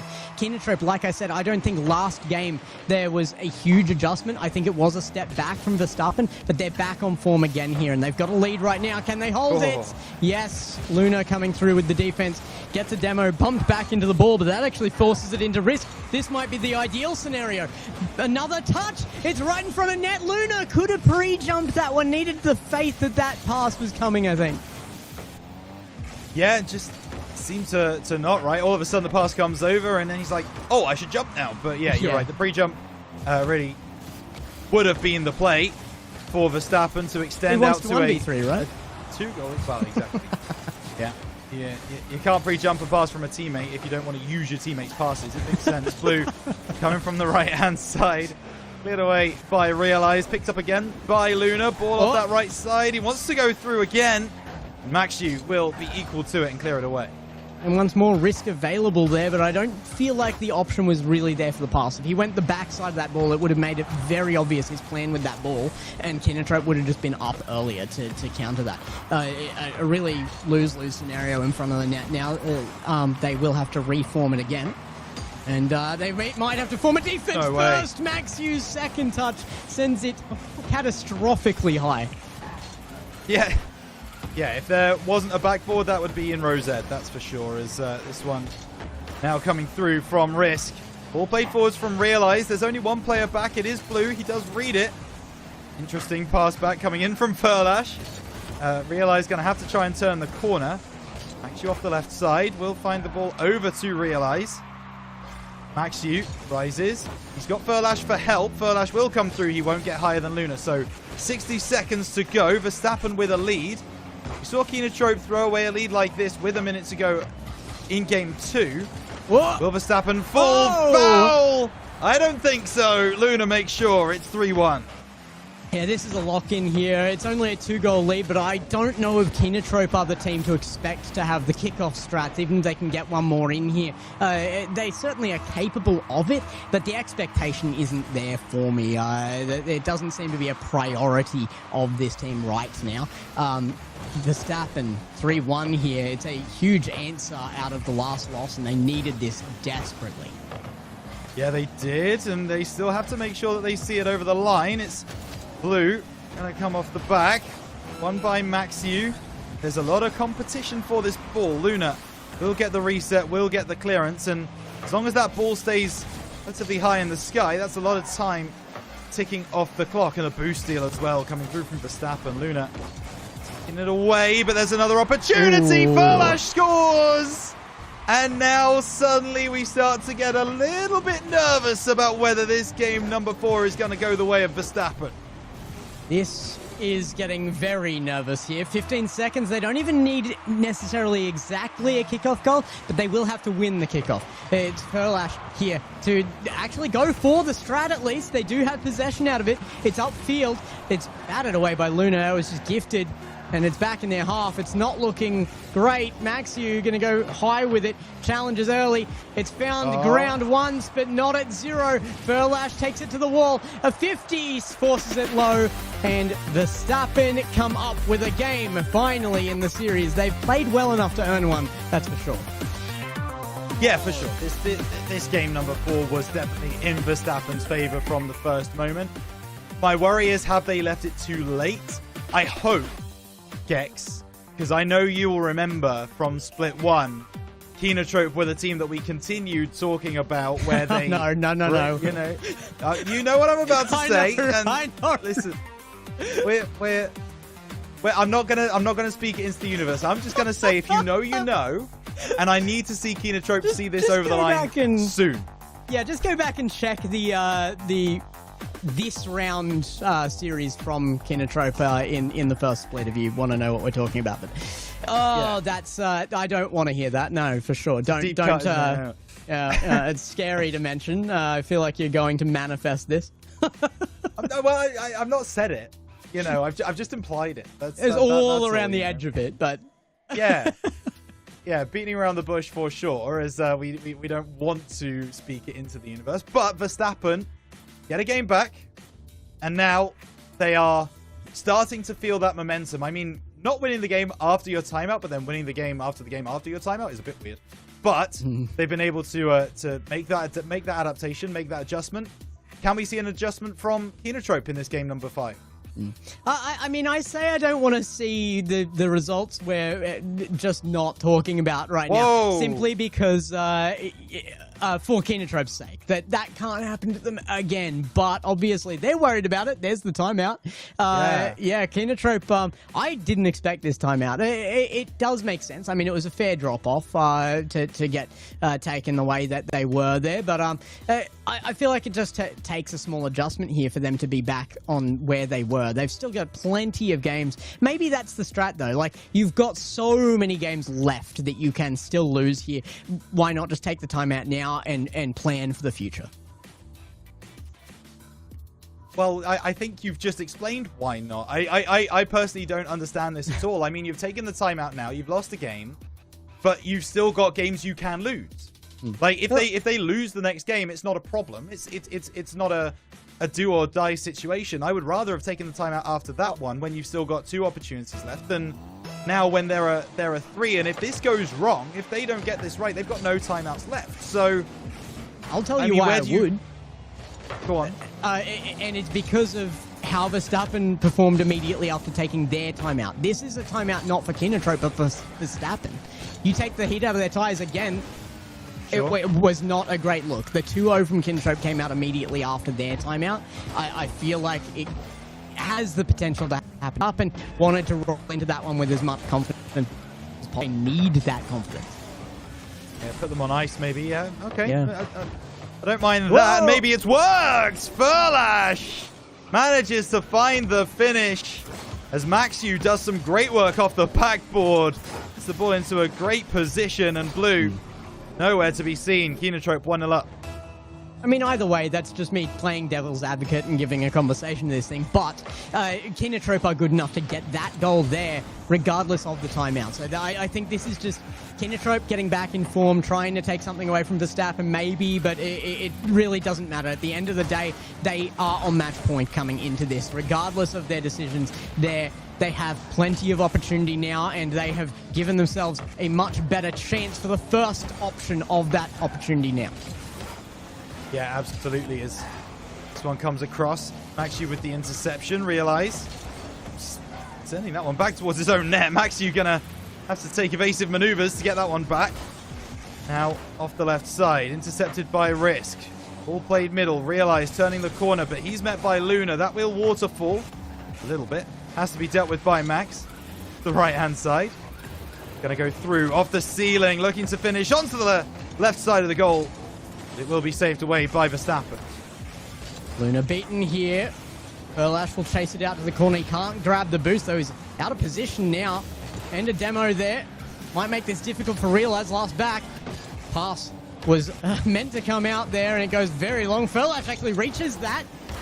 It's a chance again for Kenotrope. But it's not looking like it's going to turn into anything immediately. Luna certainly going to say no to that. Yeah, for the moment. Realize comes over the top. Risk sending it away once again. Kenotrope, all 3 members in a very aggressive positioning. It scares me a lot. Double commit on that right-hand side. Verstappen moving downfield. Realize does collect it and now find a pass into the middle. But, I mean, Gex, we've got to talk about that, right? Against those better teams, surely that strategy is so dangerous. No, I mean, in the last 2 minutes, you would have been scored against 3 or 4 times with the attitude that Kenotrope's bringing into this, but they have just kind of come in with an all-or-nothing hardcore attitude that they are just going to send everything at this, and it's working so far. Will it pay off? No boost in defense now. Again, that is a downside of this. You're going to keep using that.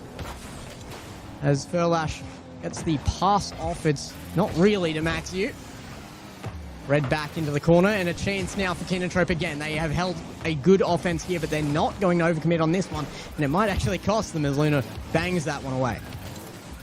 Yeah, definitely feels like about as close as you could possibly get to Jurgen Klopp's Liverpool philosophy of just heavy metal, continuing to be aggressive and press and try to get more goals than your opponents rather than focus on defense. We're not back on the Finnish heavy metal thing, are we? No. Jurgen Klopp is a German guy. We're not talking about Finland at all. We're talking about football strategy. But I can bring it back to heavy metal if you'd like. I've got no problems doing that. Fall off the backboard. Blue going to send it long. Risk. Also gets there. It's brought back for by Kenotrope. The bump comes through the snapshot, but Blue makes a save. I'm not going to crash out over any topics here or anything. Shout out Melican. Realize back into the corner. Should we discuss coffee? That was the biggest crash out I've ever heard a caster make. He lost it talking about coffee. Dirty mud water, he called it. Couldn't understand how there could be better and worse coffee. He's still young. He'll figure it out. Exactly. I didn't like coffee until I was like well into my 20s, so he's got time. I can't lie, I still don't, but like I don't. Yeah, but you've got time too. You don't talk to me. Yeah, like absolutely. Yeah, I am your time to grow. Well, yeah, which I am very happy about, to be fair. But we got someone much younger than both of us on the desk as well, and Boyo is going to be thrilled looking at the scoreline right now. 30 seconds to go. 1-0 so far. Kenotrope win this game. They will go through to play Movistar Koi, and is that the dagger into Verstappen's hopes? It looks like it should be. 23 seconds is a very tough ask for Verstappen, especially in this game. It is exactly the same outcome as when Verstappen took the timeout. I want an apology from chat. I want an apology from you. My assessment was correct. Kenotrope take a timeout and they repeat the performance. Yeah, all right. You know what? You have deserved it this time. What is that? Okay. That one almost went in, and then I was going to stop myself. No, I am sorry, Gex. You were right. Can't even be casted out of this one. No, that was very, very close. Does that mean you're 100% on the day? Yep, I am so far. Correct. Good. Perfect score predictions each series so far, which is Boyo is going to be very conflicted. He's got his result win here, but he has not got his perfect, and I do. So I mean, I don't know. It's tough. Well, if only you knew anything about the actual players that we're watching, then maybe things would be different, and we'd have started the day a bit differently. But hey, that is the case. As Kenotrope do take home the victory in game number 5. It took them one extra game than maybe it could have done, but it does turn out that taking that time out to put Verstappen on ice did exactly what they hoped it would do. And that's exactly what they saw as well. We did see a drop-off from Verstappen from game 4 to game 5. Kenotrope do take home the victory, and a relatively convincing one at that. Yeah, it is GG's Kenotrope, really. I mean, they did get put to the test. They had to up their performance over and over again, and then they had to use strategies to bring down the opponent's performance as well. It wasn't a simple matter of get in, get out. They were pushed, and I think that's a good thing. If they're going forward into a much tougher match, which you do expect here, they're going to need to have been pushed here. They're going to need to be at that performance level already today. Yeah, they do. But, I mean, we will talk about it when we get there. The big question is, will they be met with a stout challenge? I feel like we've been harping on about the revenge storyline for Movistar Koi for opens after opens after opens, and it just never really comes through. So I don't know what their strategy today will be. It will be interesting to see. But, I mean, Boyo, he backed the right horse. He will be getting to cast Movistar Koi versus Kenotrope coming up a bit later. So good for him. He would have been filthy if the one that he made me assign him to was not Kenotrope, but he is getting it, and you will get it too, but not until after a little more Rocket League. We'll see you after a short break. See you on the other side.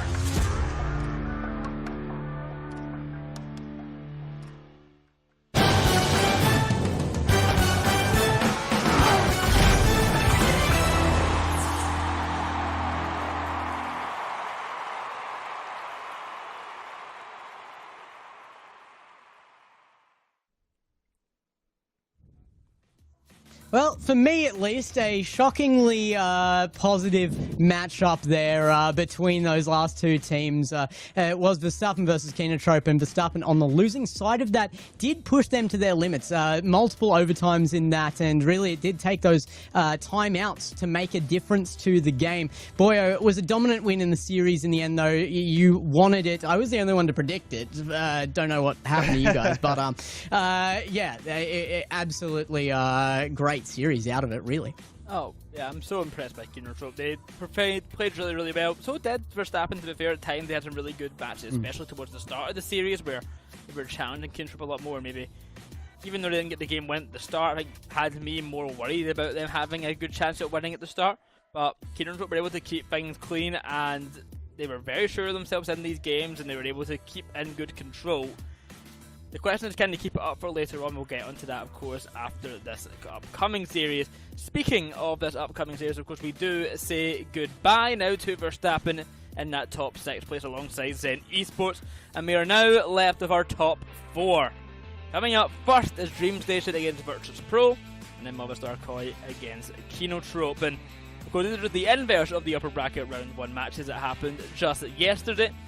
So I'm curious to see how these two APAC teams basically face off against the majority import rosters. Yeah, and I think it makes a lot of sense, right? We often talk about the fact that we do have a top 4 here in APAC. These are the 4 teams that we would put at the top of our region, and they have proven that that is the case, certainly in this final open. But as you also rightly say, Boyo, it does very much feel like the imports versus the natives in both of these semi-finals. So it'll be interesting to see how we get on. DreamStation versus Virtus Pros first up. Well, I feel like everybody who's in the top 4 right now have proven without a doubt that they are the top 4 of this region now. We talked about a top 2 that's dominant. It's still relevant, but that top 4 is really locked in, and the region is building its depth. And now we have to pick kind of what the likelihood is of that top 2 being spread out to that top 4 for more permanent conversation. Is there a likelihood, and this will affect your picks here, I'm sure, that DreamStation can take down VP here? Boyo, let's start with you. I would love to see a DreamStation in the grand final. I don't think they can beat Virtus Pro, though. Virtus Pro want to go 6 for 6. I think they're pretty determined. We've seen that against Kenotrope. I do think they win, but I do think DreamStation can get a game or 2. I don't think it'll be a sweep, but I do have this for Virtus Pro. Yeah, I hate to say it, it wouldn't surprise me actually if we saw another double-digit scoreline coming out from Virtus Pro. No disrespect to DreamStation, it's just the way that VP are playing right now. Give me Virtus Pro. I said it yesterday, I'll say it again, the power of the polar bear, it's just too strong.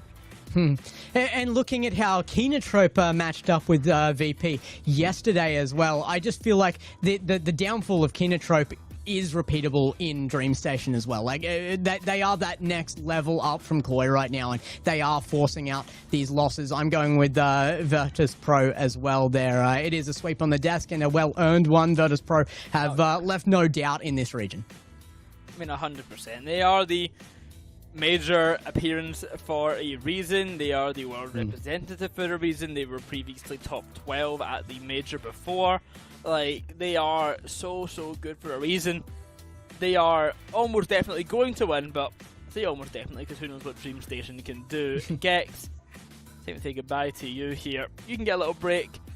Enjoy. Serious later on in the day, but Rhino, yeah, you come into this one. It's a waiting game now to see what kind of Dream Station we get and what kind of Virtus Pro do we get. We've not seen them play today. Maybe they're going to have a slow start. Maybe Dream Station can take advantage, or maybe Dream Station will pick up the ante from their last series where they had a messy one, but they still came out on top.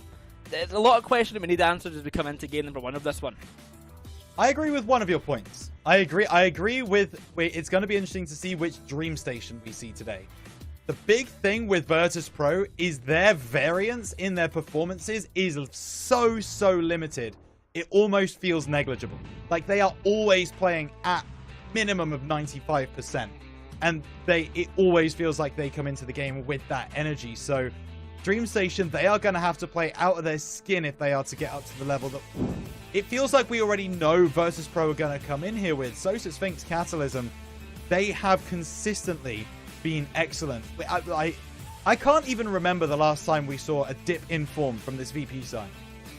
I mean, I guess looking at the alternate side of this is the same Dream Station that just yesterday went to Game 6 against Movistar Koi, Virtus Pro's closest kind of opponent here. So it's not out of the realm possibility for a close years to come here, but I do agree with you that Virtus Pro do look a step above literally everyone else, including Movistar Koi.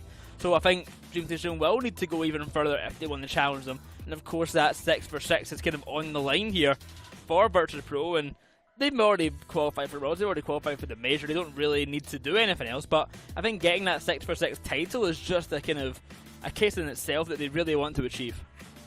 It's something that we saw in SSA, right? Every single time we asked for esports what their motivator was to get another win.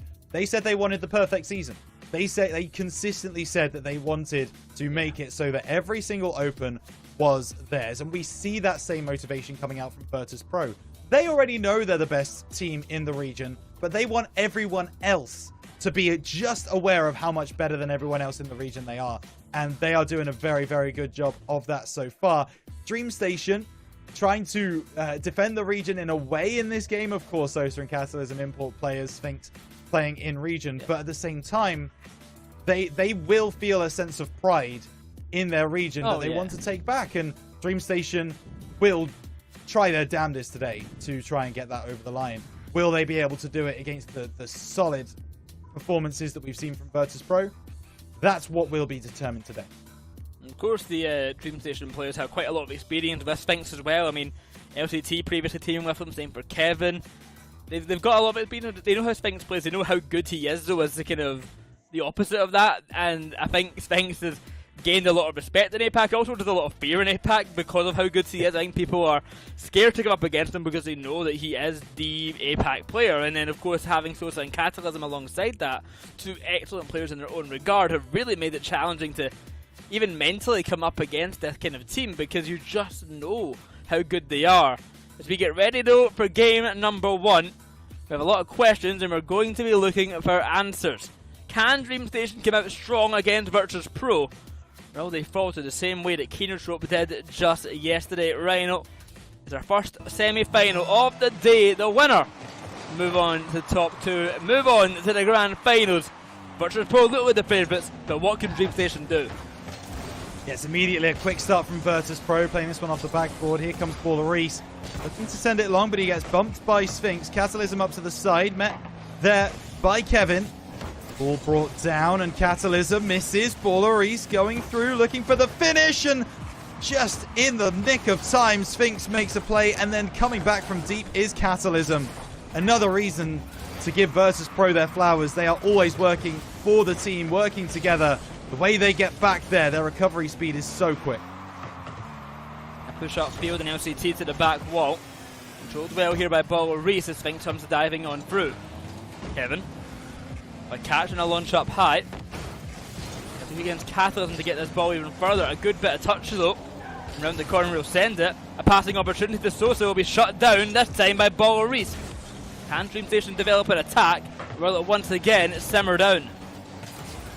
Yeah, they're trying to win those 50s, but they do end up just being rebuffed. Sosa down the right-hand side, looking for the demo play onto Kevin. Ball up in the middle. Catalysm's going to go up for it, and he's missed out. Kevin, if he takes a shot here, might have a chance. Goes for the pass instead. Double commit from VP. But the clearance is in from Catalysm with that wonderful redirect. Sosa off the left-hand side, looking for a teammate. Kevin's going to be the one to collect. Sphinx doesn't have a lot of boost. He still gets the pass up. Catalysm unchallenged off the ceiling. Reset going through. Double commit again from VP. But it doesn't find Pader. DreamStation managing to put together a very decent defense for the moment. DreamStation and defense, not sentences that you usually end up constructing. Sosa onto net, saved by LCT that hits the bar. The follow-up touch from Sphinx also to the bar. A rare error in the shooting from Virtus Pro, but a lifeline for DreamStation here in game number 1. With Kevin to the side, but one LCT waiting centre. It's a passing opportunity shut down by Catalysm.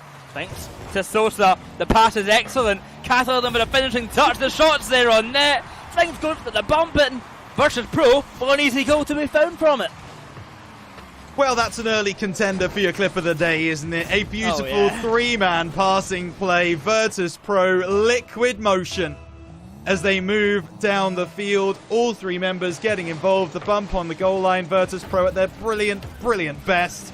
Kevin trying to find an answer, but not going to be found as Sphinx now gets the clearance. Sosa, 12 boost and a dream, trying to follow this one through. Maybe Sphinx doesn't need him. Tries to go solo off the crossbar. The double flip reset, push upfield, almost goes on in, but just to the backboard it will be sent. It cleared off to the side by Kevin, but DreamStation struggling to make advancements on the pitch right now. They're doing well in the back line, but they're not able to make many moves here. It's Rlcs to LCT. Caught in the midfield to win the 50-50, but LCT with zero boost can't really do much but wait. Double commits coming out and a big whip on the midfield line. It's Sosa to send this one high. 2 minutes to go. 1-0 could quickly become 2, if not for the save of Kevin this time around. Wow. I mean, again, Virtus Pro, another dangerous attack. Another DreamStation clear as Sosa now down the left side. He's got an empty net to aim at. He tries to go through. Catalysm, the German, tries to find the finish. He only puts it over the bar. Sosa's got another opportunity, gets the reset. He doesn't get the bump either. DreamStation are avoiding a lot of what Virtus Pro are trying to do, right? Virtus Pro want to get those bumps, they want to get those demos, and they are coming up short a lot of the time. DreamStation are avoiding those aggressive kind of bully ball plays. They are still 1-0 down though, and they do still need to find some description of an attack, which is what they have been lacking so far in this game. Ball off the left-hand side. There's an opportunity here, but LCT clears it away, and now the counter can come through, but Sphinx rises highest and cleans up. Been a really calm game from both teams here, and I've actually been quite impressed with how DreamStation are controlling being on this kind of awkward back foot situation. The ball getting sent out to the side, it's Rlcs to pinch it up long. It's being grabbed and Sphinx from the corner with a launch down to Catalysm this time round. Kevin waits in net, already rushing up for the save, and that he will make it. Centre now, it's Rlcs. Time running out though. DreamStation have to act fast for a goal. Flip reset from Rlcs will get it past one, and from the corner into centre it will go.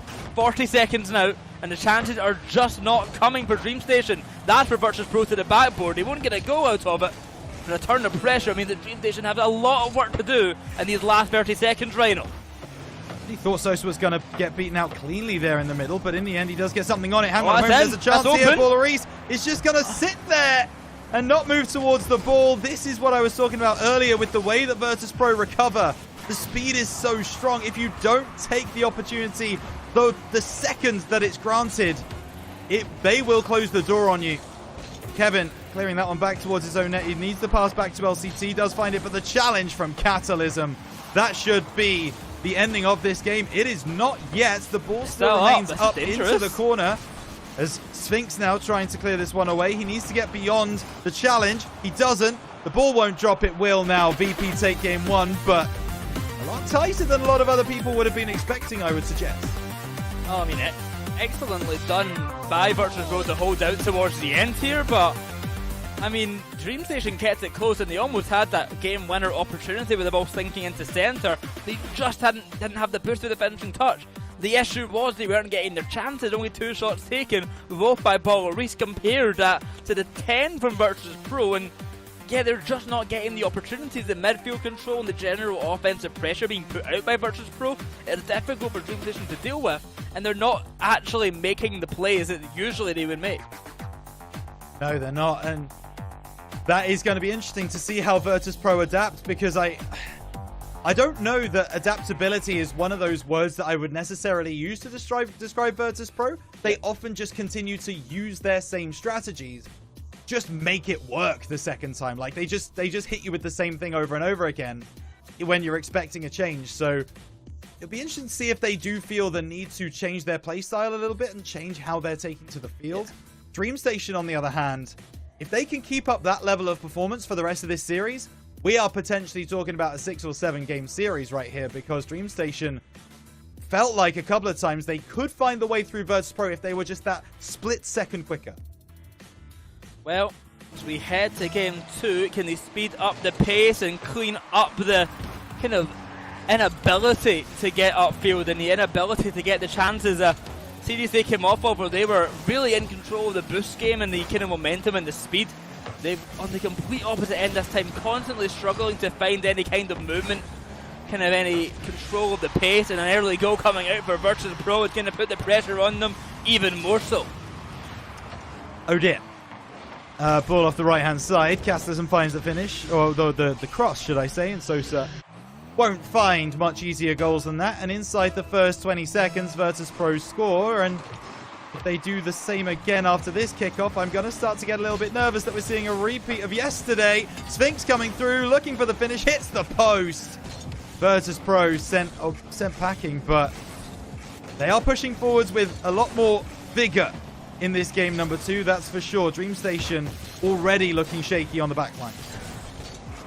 With the clearances, but we're not finding them yet. Catalysm's already up to the backboard. The pass is there into centre. This time for Sosa. Shot saved. Kevin denied. RCT, good work in the back line. Alongside Kevin and Rlcs can clean up the defence, but they cannot break through just yet. A big demo will give some space, but for Rlcs to find the pass, it would be ideal. The shot to net instead will be saved by Catalysm. LCT, he's quick to get the catch here, and a pass to Kevin could be found, though it's Rlcs in dead centre. The shot is there to the top corner. LCT will turn. Save again, this time by Sosa. The pass to centre, not ideal. The clearance on out, and Sosa rises high. LCT is quicker, but he doesn't get the reset. Rlcs can get it to the backboard, but the second touch, it goes awry. Yeah, Kevin's try and play clean-up crew as he pushes it into the corner. LCT going to send it long, and these kind of mechanical plays coming through from DreamStation are going to disrupt Virtus.pro and their flow for sure. Ball comes off that side wall. LCT flying through, getting the better of one, not beating Sphinx in net. Bump onto Sosa, but Sphinx is waiting. Still won by Kevin. I like the speed that I'm seeing from DreamStation. They do need to try and make sure that that backline is protected, but they do, and they spark another counter-attack.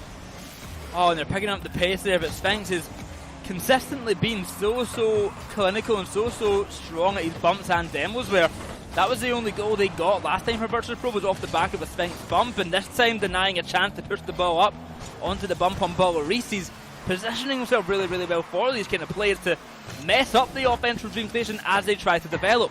It's LCT for the sideball now, another touch will be found. Shot to net, but saved by Sosa. The pressure persists with Rlcs to the corner. Can he get another touch? Yes, he can. Dive on in, double commit.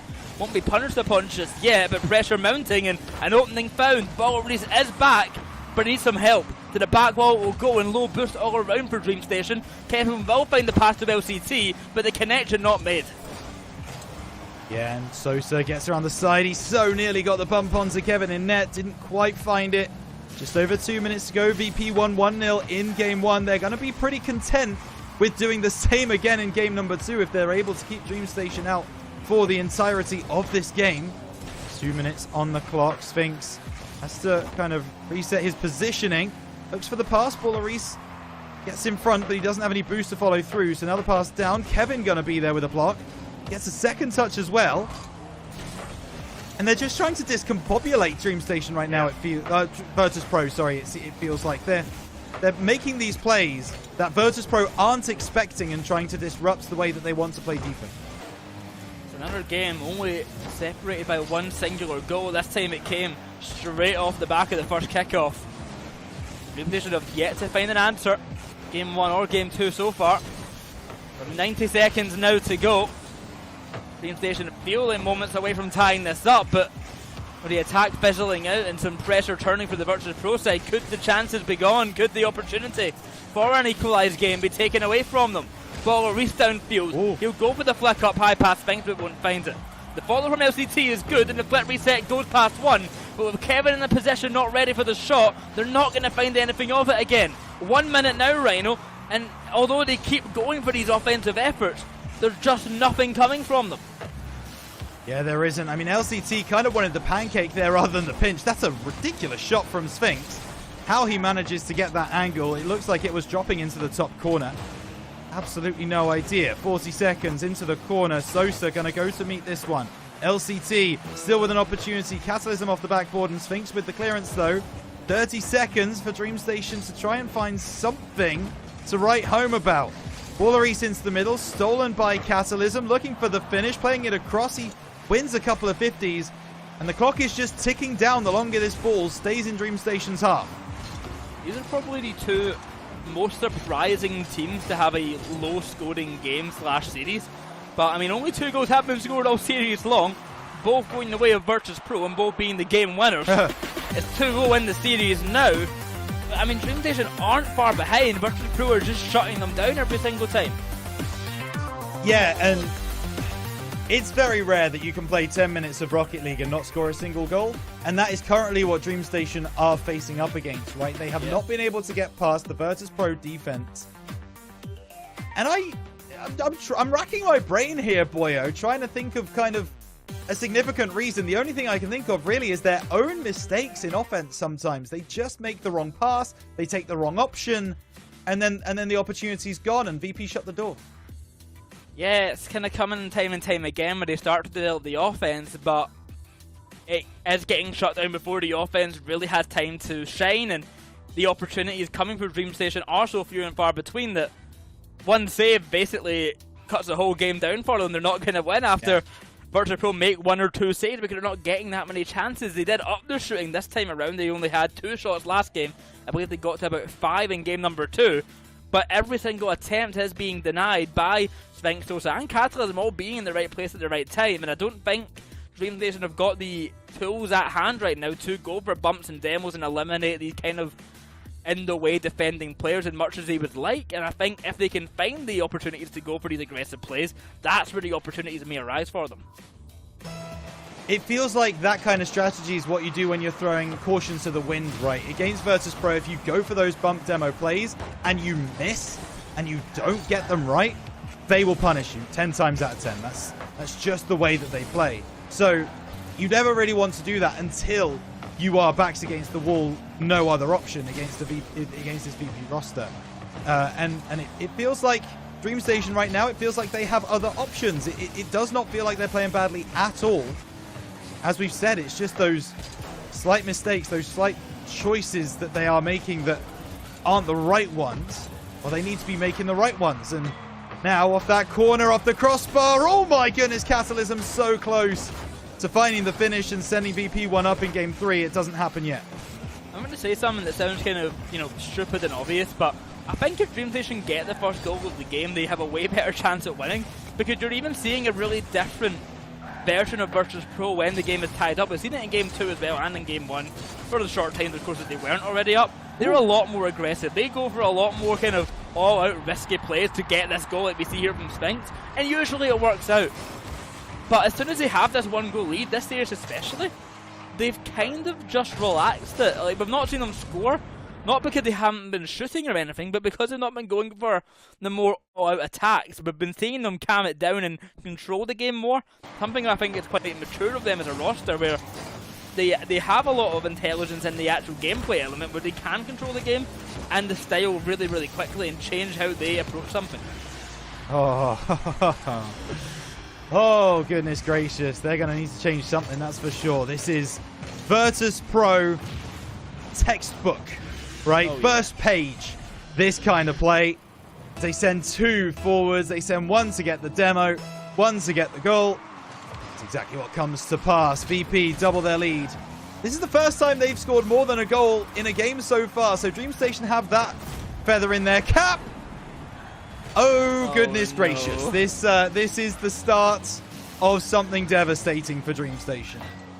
Oh no, that's not what DreamStation were hoping for.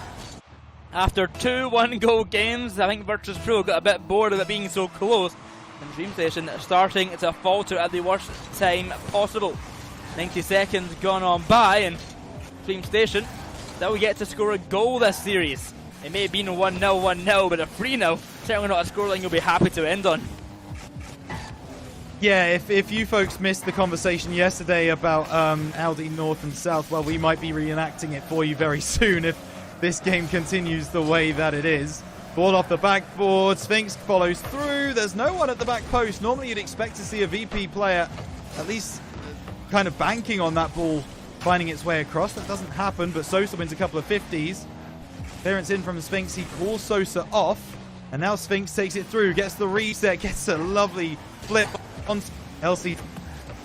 But Virtus, if we were questioning whether they had warmed up, if we were questioning whether they weren't quite playing at their best, I don't think that question is here anymore, boyo. We are seeing VP starting to find form. Oh, I mean, I don't think they're starting. I think they have found their form again.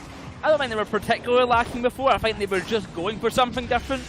But now they decided to score and win and not let it be so close. Half the game to go and it's 4-0.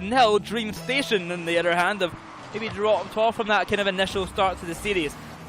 And I think the lack of a goal is probably a bit of a mental block for them as well. They are yet to score, and the goal goes on. What worried you get that you might never score this series?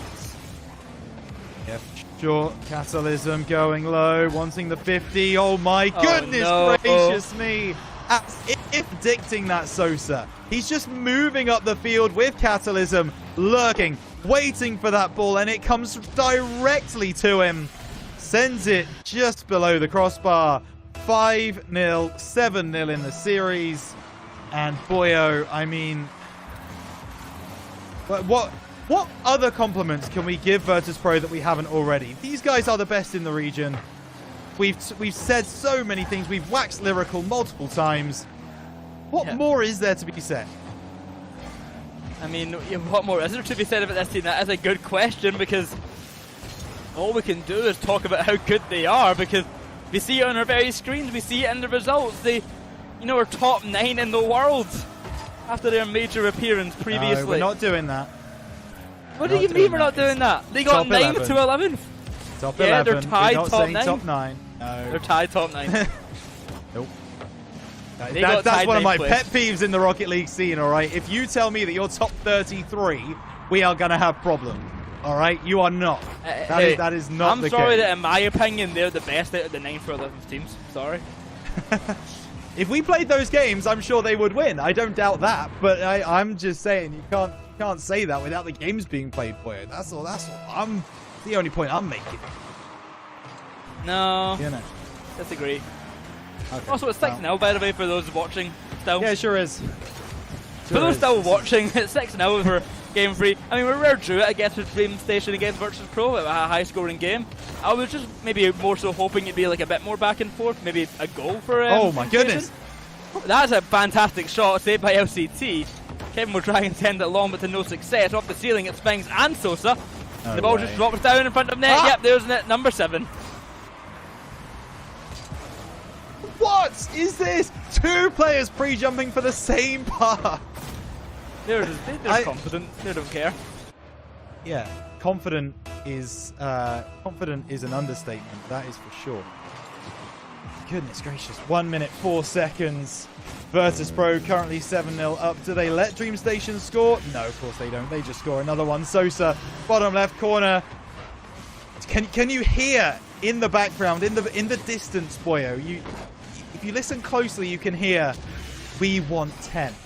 We want 10. I do hear it. It's like, we want 10. Oh wow, you hear it. It's like, we Whoa, I just heard it again.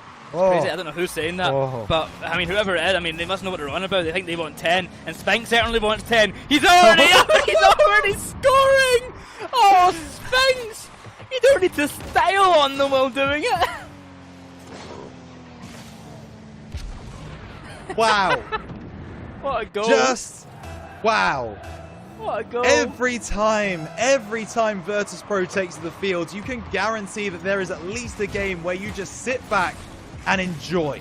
Sit back and watch the brilliance, the excellence, the way that they feel. It feels like they just don't make a single mistake, and if they do, there's someone to cover for it. There is always a second man, a third man. Sometimes it feels like there's a fourth man on the field for Virtus.pro. It's absolutely ridiculous. We do want 10 because we've got here now. We might as well see it over the line. Might as well.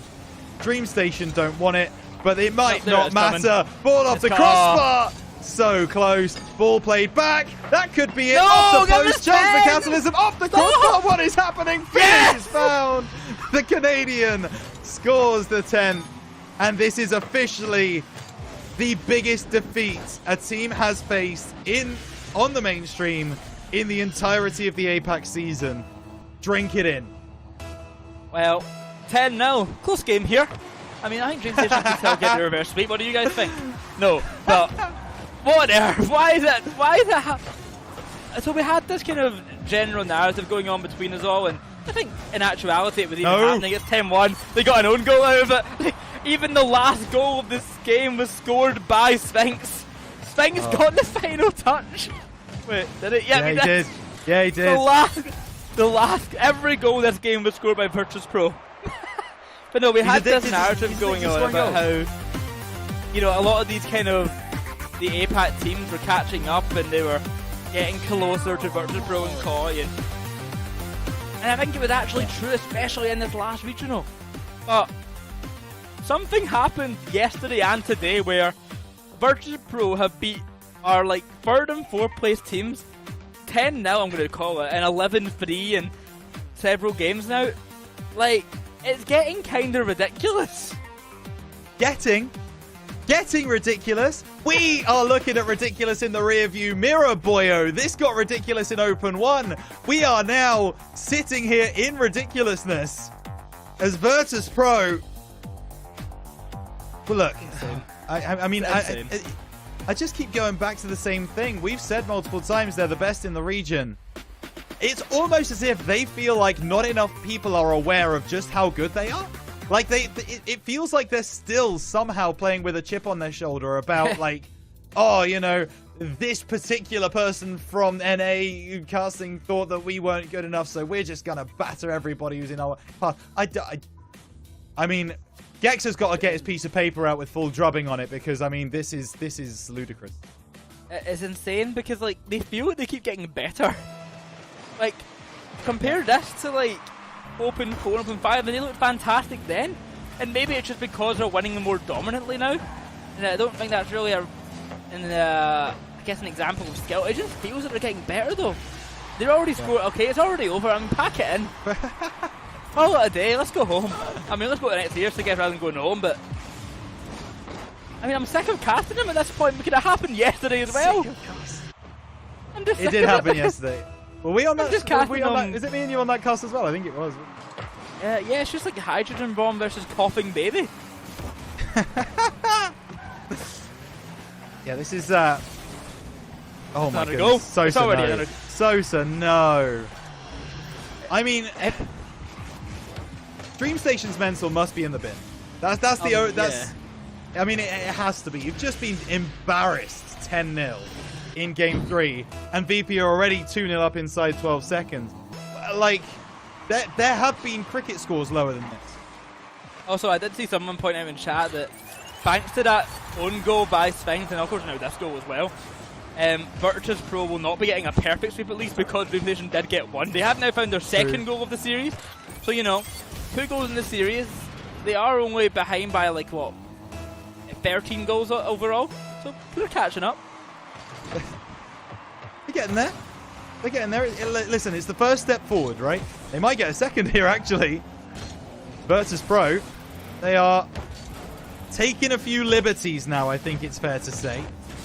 And they will need to be a little mindful of that. I'm not going to sit here and say that they need to change their approach, because that's why. Oh, no, that would have been so good. That was a Rule 1 in net. No, if there is any time to respect to Rule 1 on the mainstream right now, this is it, surely.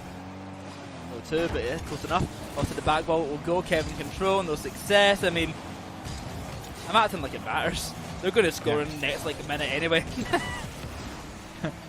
Oh, maybe actually just now. What a pinch. Where was that power came from? It's almost onto the backboard there, just shot down by LCT. But back to center by Sosa. Kevin's already up, but to follow through. Seen someone in chat chant for 20. I think that is that ship might have sailed. We probably needed a good few more in the first minute of this game, but never know. Once they start rolling, they normally do not stop as ball drops. That's insane. What is that? That's insane. We're just watching a highlight reel. Like, guys, Spike just ground pinches it into Catalysm. Like, he didn't need to do anything. Catalysm could have just let go of his controller, and that still would have been a goal. This I don't know what this feels like, but like in my head, this is basically Virtus Pro turning around to Movistar Koi and being like, "Go on then, do this. Try and do this against the team we dare you." I mean, this is a statement considering this team, DreamStation, did take 2 games off of Koi, and Virtus Pro are just like having fun against them, like passing around, not even going for goals unless it's a cool goal. Ball off the backboard again, cleared away by Kevin. Catalysm picks it up into the corner. I don't know why I'm play casting this. We move. Yeah, but this is like a reaction. This is pretty much just, yeah. It's a viewing party. We're not going to react to the plays. Not even might as well be a podcast at this point. Yeah. Sphinx I raises it higher off the backboard. Oh, he is defended well, but DreamStation. Listen, game 3 was an outlier. All right, I don't think we're going to get back to those kinds of heights. But what I will say is Virtus Pro consistently in this series have looked like the better team, and that's probably an understatement even at that point. It's shocking in a sense that we came off of 2 1-0s to get to game 3 now, to get to this game 4 as well. Where although this game 4 is closer, it feels just miles away. Like game 1 and game 2 felt close and they were close. This is a pretty close game. It's only a 2-goal difference, and you know, because of how Virtus Pro are kind of playing a bit more overzealous and silly, going for like kind of crazier shots, they could easily make some mistakes and like, you know, like that and cost the goal. I still have no fear that they're going to lose this. I am certain they're going to win this series 4-0. I don't care how close they could be losing. I still think they're going to win. Yeah. It feels a lot different tonally now. That's the Virtus Pro effect. That is what we are. I am going to refer to from here on in as the Virtus Pro effect. Even if they are losing, you do not back them to lose. They could be 2-0 down with 30 seconds left on the clock, and we would be sat in this booth going like, well, it's Virtus Pro. They still have chances. They still have an opportunity to come back in this game. It's otherworldly. It's not like nothing we have ever seen before. The way that this team plays Rocket League, it's not clinical. It's not scripted. It feels free-flowing. It feels like the players are enjoying the Rocket League. It feels like they're being allowed a freedom to play however they really want to inside the parameters set forward by Mektos. And I mean, that is the key. That is the secret recipe. That's the secret sauce that they have, is friendship, good at Rocket League, and being given freedom. It's insane. It's a really specific stat, but I do wonder if this Virtus Pro playoff run is the highest average goals per game of any team in a playoff ever. It's a great call. At least in Apac, I feel like it has to be, but I don't know if the other regions, I wonder if it's still kind of similar, because they have had an insane goal per game record. I might have to try and calculate it after this series to find out what it actually is. But, I mean, what more do we say about this team and their performance in the semis, the upper bracket, and I imagine as well the grand finals will have a similar performance. They're just good, and I'm so excited to see them at the major and at Worlds. I'm just sad we have to cast a 10-0 game to it, a 10-1 game we'll call it. Actually, we'll give the Dream Station the goal in their way anyway. We're just like, you know, make it more interesting for us, guys. I've got to say, I think you've just said something outrageous there. Because you said they are just good. They are not just good.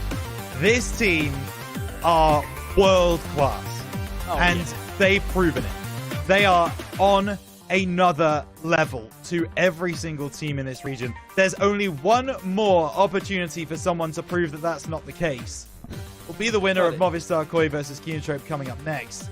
But no, this is far beyond good. This is excellence in front of you.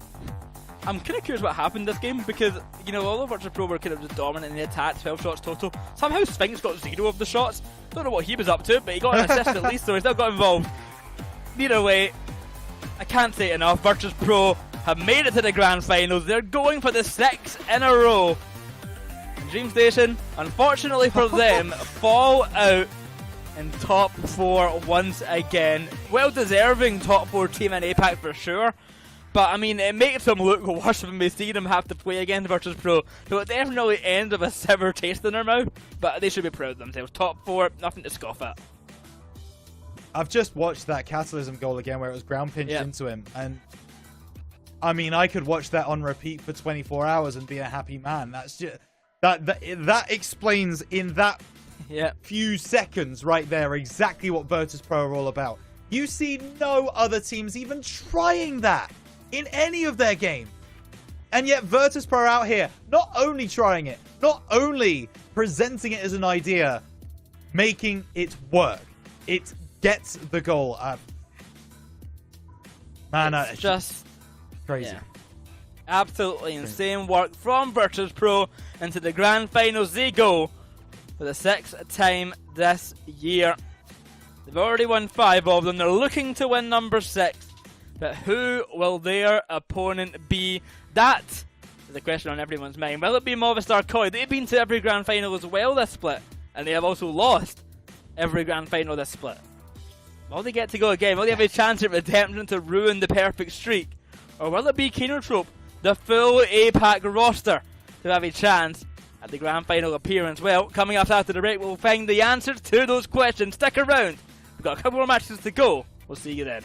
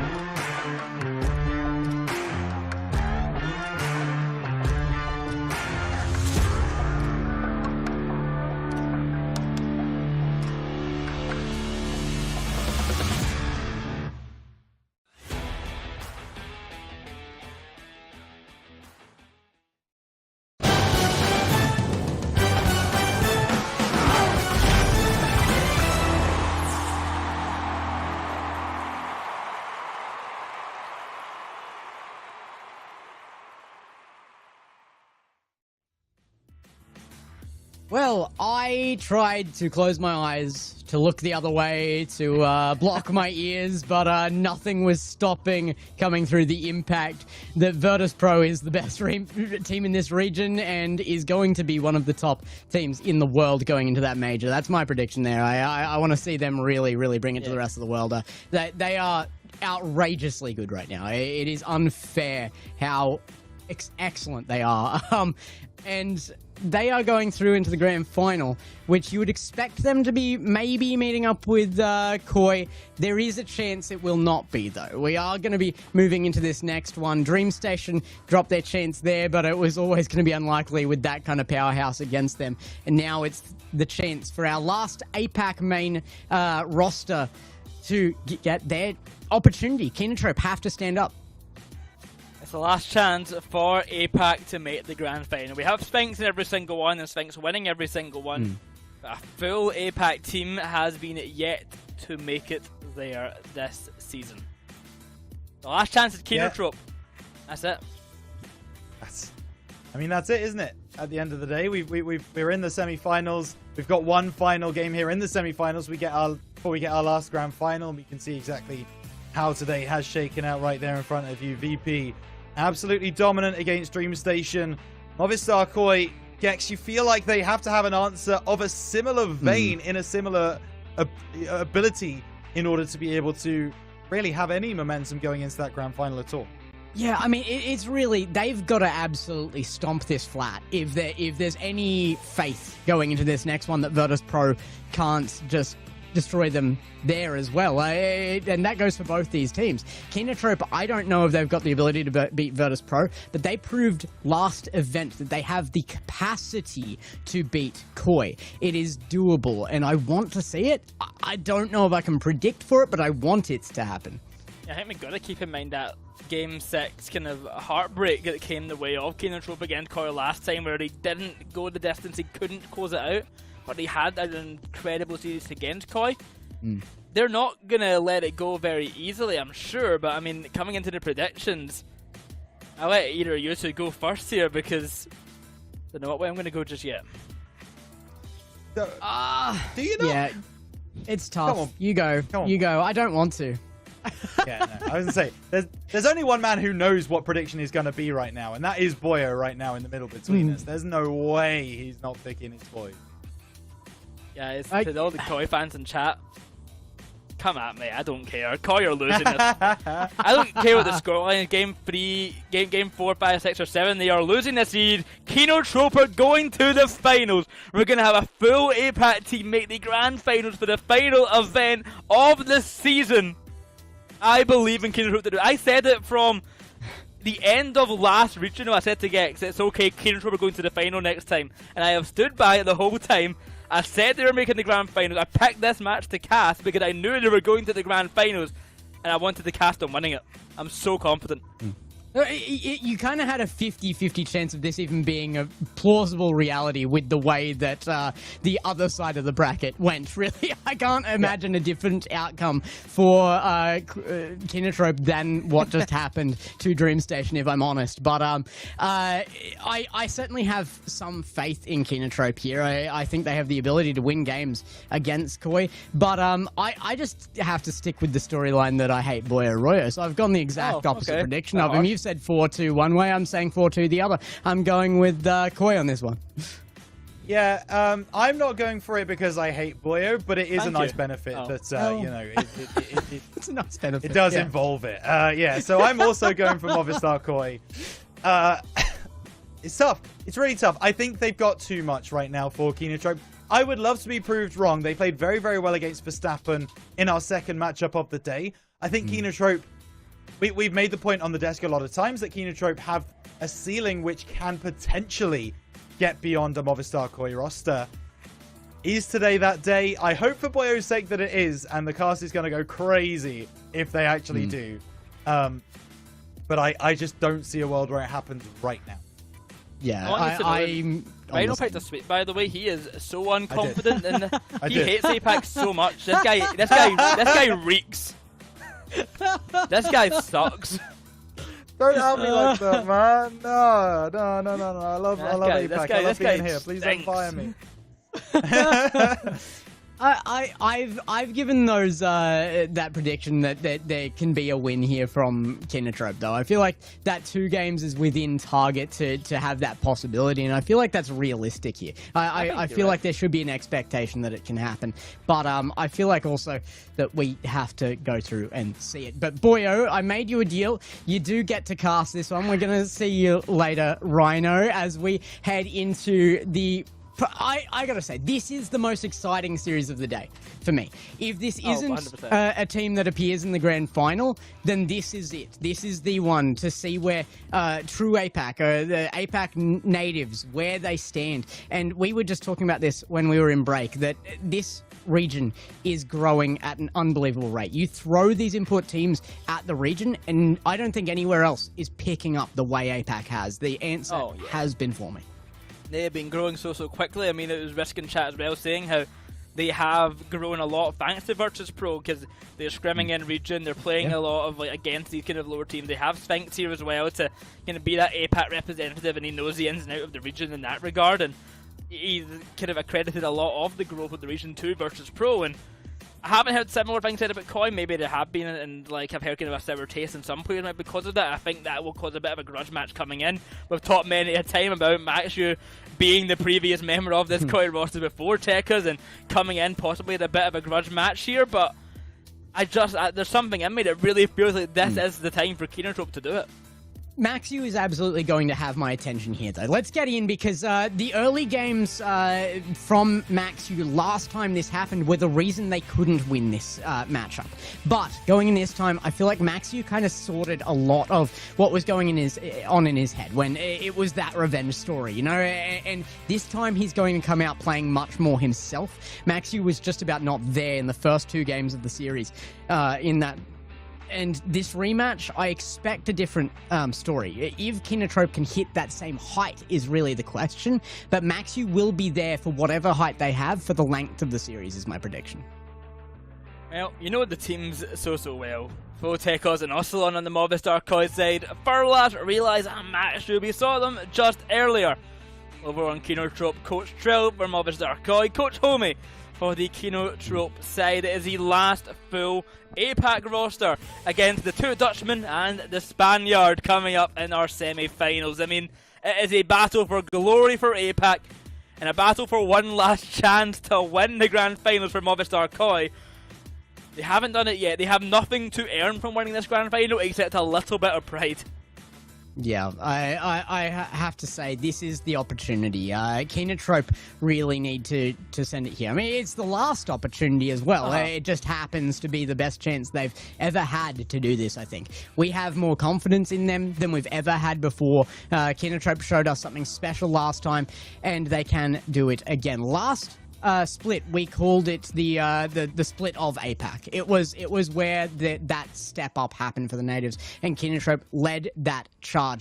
But it wasn't them alone. There was that step up from the whole region, and Koi against DreamStation here, you can see what the result was there as well. And Koi have had, just yesterday, big results. They are coming in with some level of confidence, and we keep talking about it, the revenge storyline. I mean, keep in mind on the other end as well that Koi are dropping games against teams like DreamStation and Kenotrope a lot more now. They went to Game 6 last time against Kenotrope, they went to Game 6 against DreamStation. Things are getting tighter between Koi and the rest. It feels like Virtus Pro are running ahead, and second, third and fourth are catching up a little bit. So the question is this a good look for Koi, or is this something that the Koi fans should be a little bit worried about, that they are starting to drop more games, that they are starting to have closer series against the rest? Keep in mind, they went to Game 5 in the group stage against, I believe it was Presses Habibtis. They went to Game 5 again at another point in the Swiss stage. They're having a lot closer series, and of course they're closing them out, but they're getting pushed to their limits. I think push to the limits is the question, though. Those limits did break last time for our underdogs here, for Kenotrope, but can they raise that? I feel like with Maxu participating from the beginning without the same issues as last time, there's a much higher chance. Once he started playing, they were the better team for me. It really did come down to one coin flip match that really took them out of that. Otherwise, I thought they could make the distance. And this time around, coming out with the right attitude from word go, Koi should be worried. And that's a big factor. Koi weren't worried last time going into this either. I think they should be now. Do you think they will be? Yeah, I think the question for Koi is, do they let the pressure... Do they have pressure for a start? I feel like they have to have the pressure on them to make top 2, to not embarrass themselves in a sense. They came to this region and to, you know, end up losing as a full import team. They already haven't made the major, and I guess in a sense embarrassing enough for them. But to then not also make top 2 every single event would be a real blow. Yeah. So there's some pressure there. Will they have that push them to be better, or will they crumble under the pressure? We saw the previous Elevate roster start to crumble a lot more when that pressure was put on them just last split. As time went on, they started playing worse and worse because their chances grew less and less. Will this iteration of Koi be the exact same outcome with Tekkas coming in instead of Maxu? I think that the interesting fact here, though, is that the pressure is higher on both these teams. I mean, Kenotrope shouldn't be under any pressure, but that doesn't mean they won't feel it anyway, because they're coming in with their last chance here. And this time around, Kenotrope actually have expectation on them to be able to win this series. That was not even in consideration, really, last time, and then they nearly did it. So the eyes that are on them are very different, and it is going to be a much more pressurizing situation. My only hope here for them is that Koi is also scared of them, which they weren't at the beginning of last time they came up against each other, and that does add an extra factor of pressure for Koi as well. That could change things. I do like the prospect battery. I don't know if we do have one, but we had the highlight package, of course, for Koi. I like the idea that we just don't have one for Kenotrope because they didn't have anything happen in their series. It was just them getting destroyed, that there is no highlights. Which I like to imagine is the case. If it is or not, I do not know. But I like to imagine they just got beat so bad that we have no highlights of them. Nevertheless, I do think the Virtus Pro match is not one to really look at. And I know that's me saying this as the Kenotrope fan and I'm biased here. But we saw Dream Station as well have a really good match against Koi, really good matches otherwise. And then Virtus Pro happened. I don't think we need to really consider it. Yeah, no, it seems like you can just pretty much throw out any series with Virtus Pro in it at this point. They are going to win. It is going to be dramatic. There's not much to read out of the losing team on that. And that is what the view should be of that last one. You can't read how Kenotrope are going to play here out of how they played yesterday against Virtus Pro. It is just a totally different beast of a match, and it is terrifying, but it's very different. Of course, in case you missed it coming up on the stream, there is a slight delay because of some server issues coming on through, but we should be getting in, and there we go. Right, as I say it, we get into game 1 of our semi-final. It's Apac against the world, and Apac starting off with an early goal. That's what you want, Kenotrope. I feel like this is what happened last time as well. They came out of the gates with an enormous kickoff goal, and Movistar Koi were like, what is happening? How have they just scored this? And those early games, it was just surprise factor that was coming in. And then when Maxu hid up as well, the wins started to come in, and now maybe they can bring that out from word go. Realize up now looking to bring Maxu into this play as well, and it's not going to work out for them here, but they do have possession, they have offense, and that midfield doesn't feel anywhere near as dominated by Koi as you might find from Virtus Pro. Keep in mind, Raleigh is one of the highest rated players of last event from the Shift RLE rankings. I think he was at least top 3. He actually might have been number 1. Obviously our Koi players also alongside him up there, Full and Tekkas especially. Also the winners of the Cash Cup 2v2 in Apac, being that Full and Tekkas duo. Kenotrope, they are here to win. I mean, they've been putting a lot of effort into their practice to beat a team like Movistar Koi, probably more so than they actually want to beat Virtus Pro. They're probably putting more effort in to this very matchup. And it all comes down to this series now. It's the last chance to ever do it. They start 1-0 up, but they've got plenty more to do. Plenty of game time for game 1, and a lot of games to be played. I feel like another advantage here is that Kenotrope are going to be fully focused on this series, winning this year, sending Movistar Koi home. But it can't be said the other side. Movistar Koi are going to be thinking. They will not be able to avoid it about the grand final as well. It might still be there. Furlash is in front of it. Can he get this back past Tekos? Tekos had a free clear. He's been robbed of a bit by his own team. They're scared. Some mistakes coming out for both sides there. The touches not coming the way Kenotrope were hoping. The same for Movistar Koi. The control found once again by Maxu. A pass out to Realize will be denied by Tekos. Also misses out in his touch. He goes for the bump on Furlash, won't find it. Kenotrope are the most bump and demo heavy team we have in this region. Constantly topping the stats, namely Furlash in particular. And I think if they can translate that, then they could really mess up Koi's game. And Koi, definitely you can see it, are already kind of apprehensive about that idea. They're trying to avoid the perceived bumps and demos coming their way, even if they aren't. As the ball rolls to the back wall, now Furlash will get bumped out of the way. The match is quick to the cover. Furlash can clean up this ball. The great thing about being that physical play heavy player is that you also know how to respond to it. Furlash straight back onto that out of the bump. They get it back upfield. Realize wins a 50.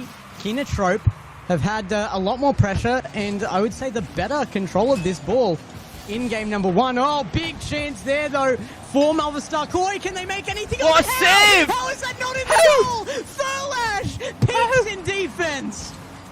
An incredible save by Furlash to keep the team up. To the midfield he'll go and he'll catch the ball to deny the push. Also on from the corner, Tekos gets bumped. The shot denied and an opening found. Furlash to run it upfield and to whip it round the back wall. Matthews there with the shot on net. To the post it goes. Realize to the corner once more, stalling for time. It's in centre, off the ceiling. Realize will go for it. Good positioning but can't get the touch. Maxu will kill it in the midfield. Here comes Furlash now. He has Maxu upfield but he gets bumped out of the way. 90 seconds approaching. Kenotrope holding on barely to the lead. Barely is the word, but it is held and it may continue to be. That's a good bump, but Realize still gets there. Maxu out of boost will drop to the ground. He's going to look to go back as third man here as Ossalon pushes in. Furlash will actually leave that safety in that corner on the backside of net. And they will hold again, but they're getting drained of boost here. Kenotrope under a lot of threat. This is the first time there's really been pressure on either net that has been sustained. And Kenotrope are holding up under that pressure, but can they clear? They will not hold forever here. And Movistar Koi are making moves. That's an open net. Tho will slot it. Literally nobody had boost on the pitch right there, and it's a wide open net left for a moment off the bump from Ossalon as well in the incoming defender. I don't think Realize would have made it anyway. But just caught out for just a moment. Kenotrope get punished. A minute to go, one apiece. And Kenotrope need to score again to get back in the driver's seat. The kickoff might go their way though. As Realize gets a kickoff goal! They get 3 kickoff goals this game and 2 of them result in goals for Kenotrope. This is big. I mean, we were looking at the Apac teams actually earlier and just saying, you know, who has the kickoff strats? We know the bumps have been coming out of Kenotrope, but now we know the kickoff strats are as well. And it's 2 in this first game to set a precedent for this series. Can they find more? Can they hold a lead at the very least? It's another pinch that goes forward off of Maxu. Realizes under it. Maxu going to follow it up as well. Plenty of boost in the tank for Kenotrope, but a bang downfield. They want to down this clock as it ticks away. They will be able to hold from the midfield. Tekos though over the top though. Chance, it's shot high. He can't find it in and it goes wide. Kenotrope hold for another attempt on the opposite side. Maxu on towards net, going to be saved away. Shot denied. 15 seconds though, Movistar Koi running out of time. It's Tekos to push it upfield. Denied by Furlash, back to Realize it will go. A shot to the ceiling, it's also on a full double commit. Tekos in position, they've got to be careful. Maxu is quick and Maxu sends it away. The clock ticks down to 0 seconds. It goes with one last bounce. We'll keep Koi in the conversation. Tekos does an incredible job of keeping that ball up, goodness. But it will not find the corner. Kenotrope take game 1. They are all on it right now, and we're going to stop very quickly saying that last time they played this team that it was a peak performance. This could be their new regular. This could be the consistency out of Kenotrope. They are looking exactly as they did last time they faced Koi, and they're winning because of it. I mean, this is a huge step up for this region. What a start for Kenotrope. It's 2 kickoff goals to find it. but he did an excellent job controlling the general game here. I mean, that save from Furlash is otherworldly. I do not know how he kept that one out, but somehow he did. With a minute to go, Koi got the equaliser, but with 55 seconds to go, it was Raleigh scoring off the kickoff. A great start for Kenotrope, but Gets can they keep it up? The mental must be absolutely insane on both sides of this right now, because, I mean, Koi, they've got to be in doubt that their most likely goals aren't going to get saved right now. They got one, and that's it. They were denied on so many excellent opportunities. There were backboards there that you would normally see them score that were just forced that little bit harder to find the angle, and they went wide every time. Koi are being answered here. The region is stepping up to Europe. The region is stepping up. The region is putting its foot down. It is a Game 1 win for Kenotrope, and they attempt to make history here in Apac and beat one of these invader team per se. They're on the right track to do so. Furlash is up, but he won't get a touch on it. It's Tekko, the big boom downfield. Here's Matthew to turn on through. Good catch, and Furlash to the corner. Also, will beat him on the approach, and a 50-50 will kill the ball centre. What a turn. Off the corner now from Furlash, and he looks for the bump on one, won't find it. Bo can send this ball high, but realise round this corner, can he make a pass to Furlash? He can, but denied. Shots there for Matthew, but saved again by Tekkas. It's good work in the back line for Coin. They did a great job last game as well. But the kickoff goal not coming out for Kenotrope means that they're going to have to score one in regular play. Yeah, this is going to be a effort that is forced on. Oh my goodness! What a shot! Are you joking? That might be the best Kuxa pinch I've ever seen in RLCS gameplay. Look at the placement on it. That is an insane. My oh my, Othelon. A top corner Kuxer pins to get Koi in the lead. Well, that's certainly a statement. What can Kenotrope do to respond? Not much. They might continue another. Furlash a big save, but the pressure persists. Also on to Tekod. Round the corner, Furlash needs to clear. He's got no boost to play. That needs some help from Realize. Matthew left with nothing. A bump onto one. It's goal 2 for Koi. They're not happy. No, they've found an answer to Kenotrope struggling here. Oslon with an excellent turn there, though, just robbed them blind. Gets the bump as well. He was just so utilized on the field there. He just used his positioning perfectly in multiple ways, and whenever that happens, it's almost like you're facing multiple people out of that position. It adds a dimension to your gameplay that is so hard to answer. The ball will go. Tekos to Max shoot. 50-50 caught on down. Here's Realize to get it past Ocelon. He's already got his teammate upfield. Furlash getting demos. Going for a shot as well, but don't find anything of it. The ball lingers in centre, but no one there for the finishing touch. A bit too far bunched forward. 90 seconds gone. It's already 2 for Movistar Koi. Same scoreline that Kenotrope got just in game number 1, but can Kenotrope find an answer? They've got a lot of time to do so. But Realize looking for bumps and Matthew in possession.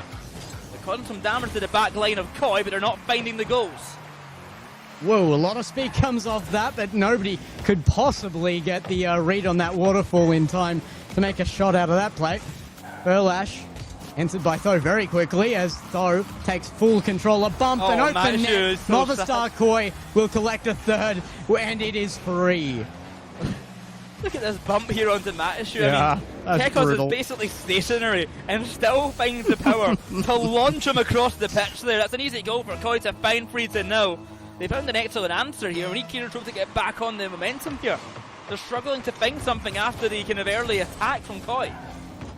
I'm not that worried about the ability to come back mentally from down games like this, though. Kenotrope did it last time this matchup happened. They've done it against other teams. They're not a team that struggles to perform under pressure, but I mean, another one goes in, and Movistar Koi, they have the pressure. Kenotrope are going to need that mental fortitude.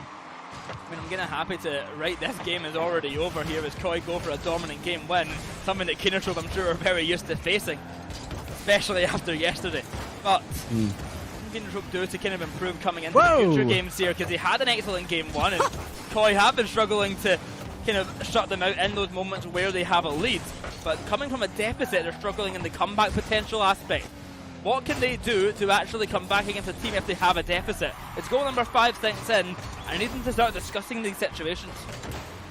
Yeah, I mean, Kenotrope did win every game that they started the first goal on last series from memory against Koi, and it's looking pretty similar here that Kenotrope are going to struggle to push through when they're down, but they can make the adjustment between games, and that's what we're going to be looking for. I mean, there's no comeback from this for me. I mean, I know there's half a game left, but 5 goals against Movistar Koi shouldn't be done by anyone in the region. Maxiu gets one here. I'm not sure he shot it. He didn't. It was an own goal. Yeah. I think he might have been also got the final touch of it. I'm not sure exactly, though. Yeah, it was. That's a massive 3-man play. That's it was actually a fantastic goal here, because it's Tekos 2 Ocelon, and Furlash almost actually makes a save on it instead. They were really playing on the opposite net. The kickoff does work out in favour of Kenotrope, but they can't chase the ball in time to beat out the incoming Ocelon. Win there, and some goals on the board will just boost the kind of confidence for Kenotrope to at least help them in that regard.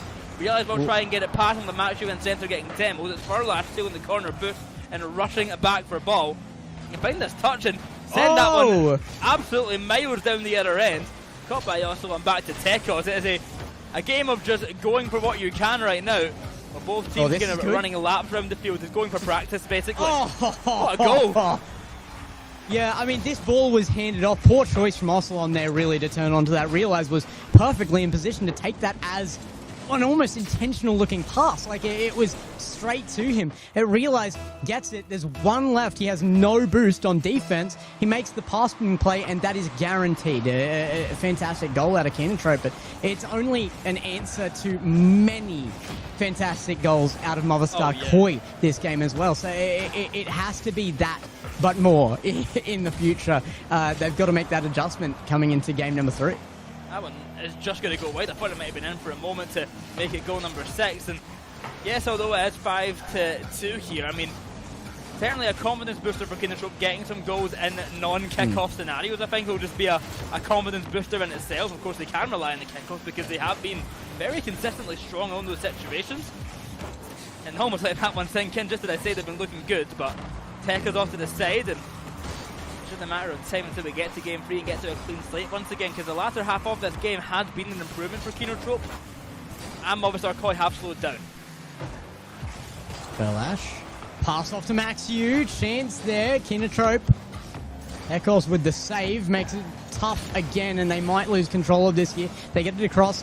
Open space found. Furlash might get there as well. He's going to fake it to Realize, but no boost on that, and they will give one up here. It has to be a full push into offense, but it's that forced scenario where Kenotrope just need to look for more goals and give that defense up that results in Movistar Koi really getting a freebie upfield. Yeah, in a situation like this, going into defense does not matter. It does not help you in any way when you're already 5-2 down. You might as well just push up and go for a goal and see what you can do. Same again for the kickoff. It is kind of a formality of, just try and see what goals you can get by being aggressive, and if it doesn't work, who cares, you've already lost. Well, I mean, that has to be the attitude now. Kenotrope, like we said, they have been able to have that attitude in the past. It's the who cares that we lost attitude that we've seen from them, and they've been able to make that turnaround between games. At one point, they needed the timeout to do it, but generally speaking, they looked fairly good at exchanging wins with Movistar Koi. And they will have to be happy with it. They did start with game number 1, which means Kenotrope can continue a back and forth and still win this series, but it has to turn into one. Has to turn into one, and game 3 is going to be a statement maker. Game 1 was a close affair where Kenotrope scraped out the win. Game 2, utter domination the other end. If Kenotrope can bring this game 3 kind of back into their control, then we have a series on our hands. We all bet on a series here. I did give 2 to Kenotrope here, and you gave 2 to Koi. So that's already looking like we're approaching the margins for error here for both our predictions. Kenotrope, though, a loser of that last one by a more dramatic margin than game 1 as well is concerning. You have to expect that the step up required into game number 3, it's going to be a big push. Keep in mind that the last time these two teams played in that last week, it did go to game 6, and also one of the games at Movistar Koi won was a 7-0 victory. So history repeats itself, but a little bit better for Kenotrope this time, getting to the 2 kills on that game number 2. It was also game 2 last time around as well, for that matter. It was 7-0 for Koi in game 2 to tie the series. So they've basically done the same again. Yeah, I know. It's just so hard to predict here because it feels like it's just on or off, and there's nothing in between right now. Kenotrope have to be on. That's the only answer here.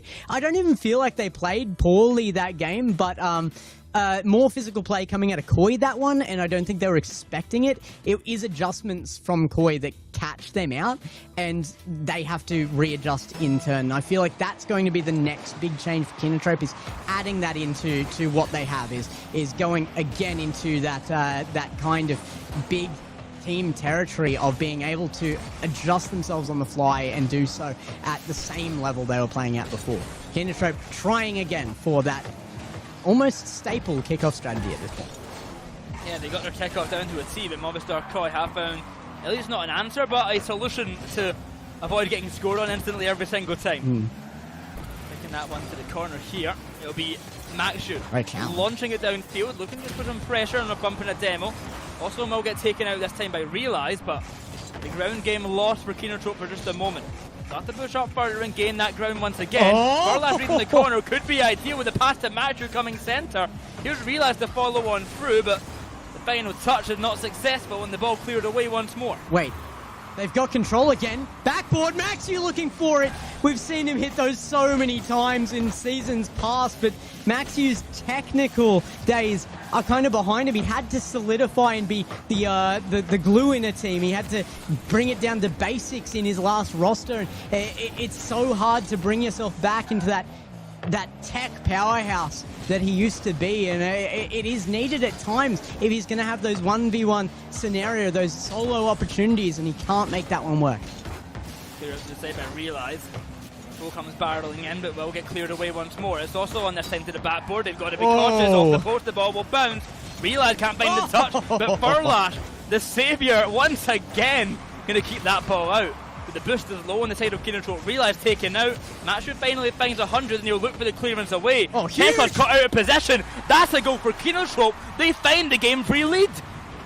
That pinch just gets enough power somehow. He comes off the top of Ocelon, no wheels to it. It's as much power as could be generated out of that scenario, but the fact it's on target is almost unbelievable there. I'm not even sure Maxu was hoping that was going to be the thing. He was just looking to get that downfield. He scores a goal from it. Furlash avoids the bump from Foe, and Tekkas is already up. To his backboard, he'll send it and out to the corner. But Furlash patiently awaits. Good win there as Foe gets chased down by a bump. I mean, we're seeing full out aggression coming right now. Tekkas, Furlash, Realize, everyone's involved in these demos right now. But, I mean, Kenotrope keep possession. They're just pushed back to their half once again. Also, one's already looking for some bump plays. He's got no booth. He's just looking to be a nuisance. And that he will. Into the centre. The ball finds Furlash.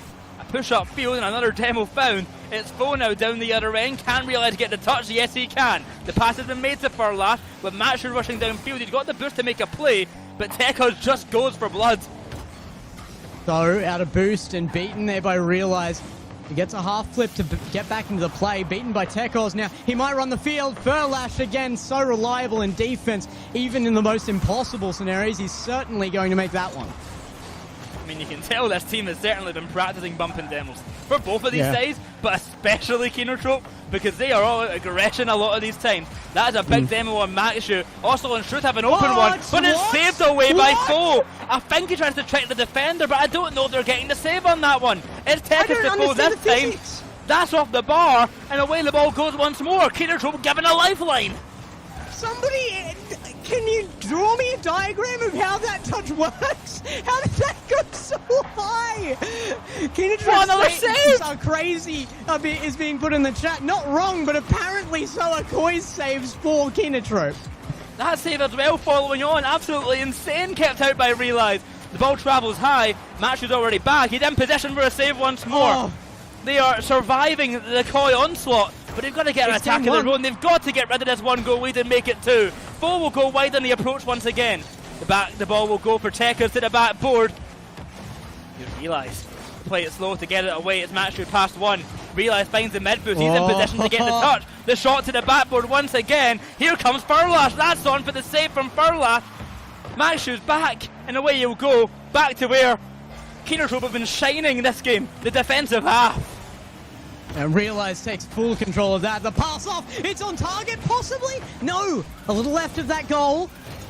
They're not going to be able to secure it with that one. That yes, it is! Furlash puts another one away. Movistar Koi held 2-0, empty of goal line score stats here. And after a 4-0 game, what has happened? The 7-2 last game, and it's 2-0 now the other way for Kenotrope. Brilliantly done to keep their lead intact, but they've still got to survive a bit longer. That one's going to sink on in. And thank goodness for Kenotrope that they just got that goal, because it's back within one. It's almost identical to game number 1. It took a kickoff goal from Kenotrope to make this stat line last time, but they were able to hold it out for this last 35 seconds. I think it was almost exactly this. Can they do it again? Furlash going to be holding here. It's almost hard to predict that Kenotrope won't hold out for that long. They've held their goal line for so long. Oh no! A mistouch. Tekos gets credited, but it's an own goal. The defense so good for so long, but crumbled for a moment. Maxshu tries to get it out, but he just hits the ball a bit too early and sends it into his own net. It's a hard save to make from that position, but it's a bad mistake at the worst time possible. It's tied 2-2, but a kickoff goal might come in just barely wide. They really do have that locked in, though. It's a threat every single time. Movistar Koi are scared of kickoffs right now, and they should be. It's not over. 10 seconds on the board, and they are marching on Movistar Koi's goal line. This is going to be an absolute onslaught of attack on both sides here. I don't feel like there is going to be anybody giving any quarter to each other in this overtime. OT for game 3. The kickoff goal is the way of Kenotrope, but also on waits in the corner. Elias comes in for the challenge. He's going to wait patiently. He's got Furlash behind them and Maxshu to take control. Furlash is up with boost, looking for bumps, looking for some destructive play. But Realize waits patiently. He might have overcommitted though. Can Furlash make it back in time? He'll get the demo, but not the touch. It's a game win for Koi.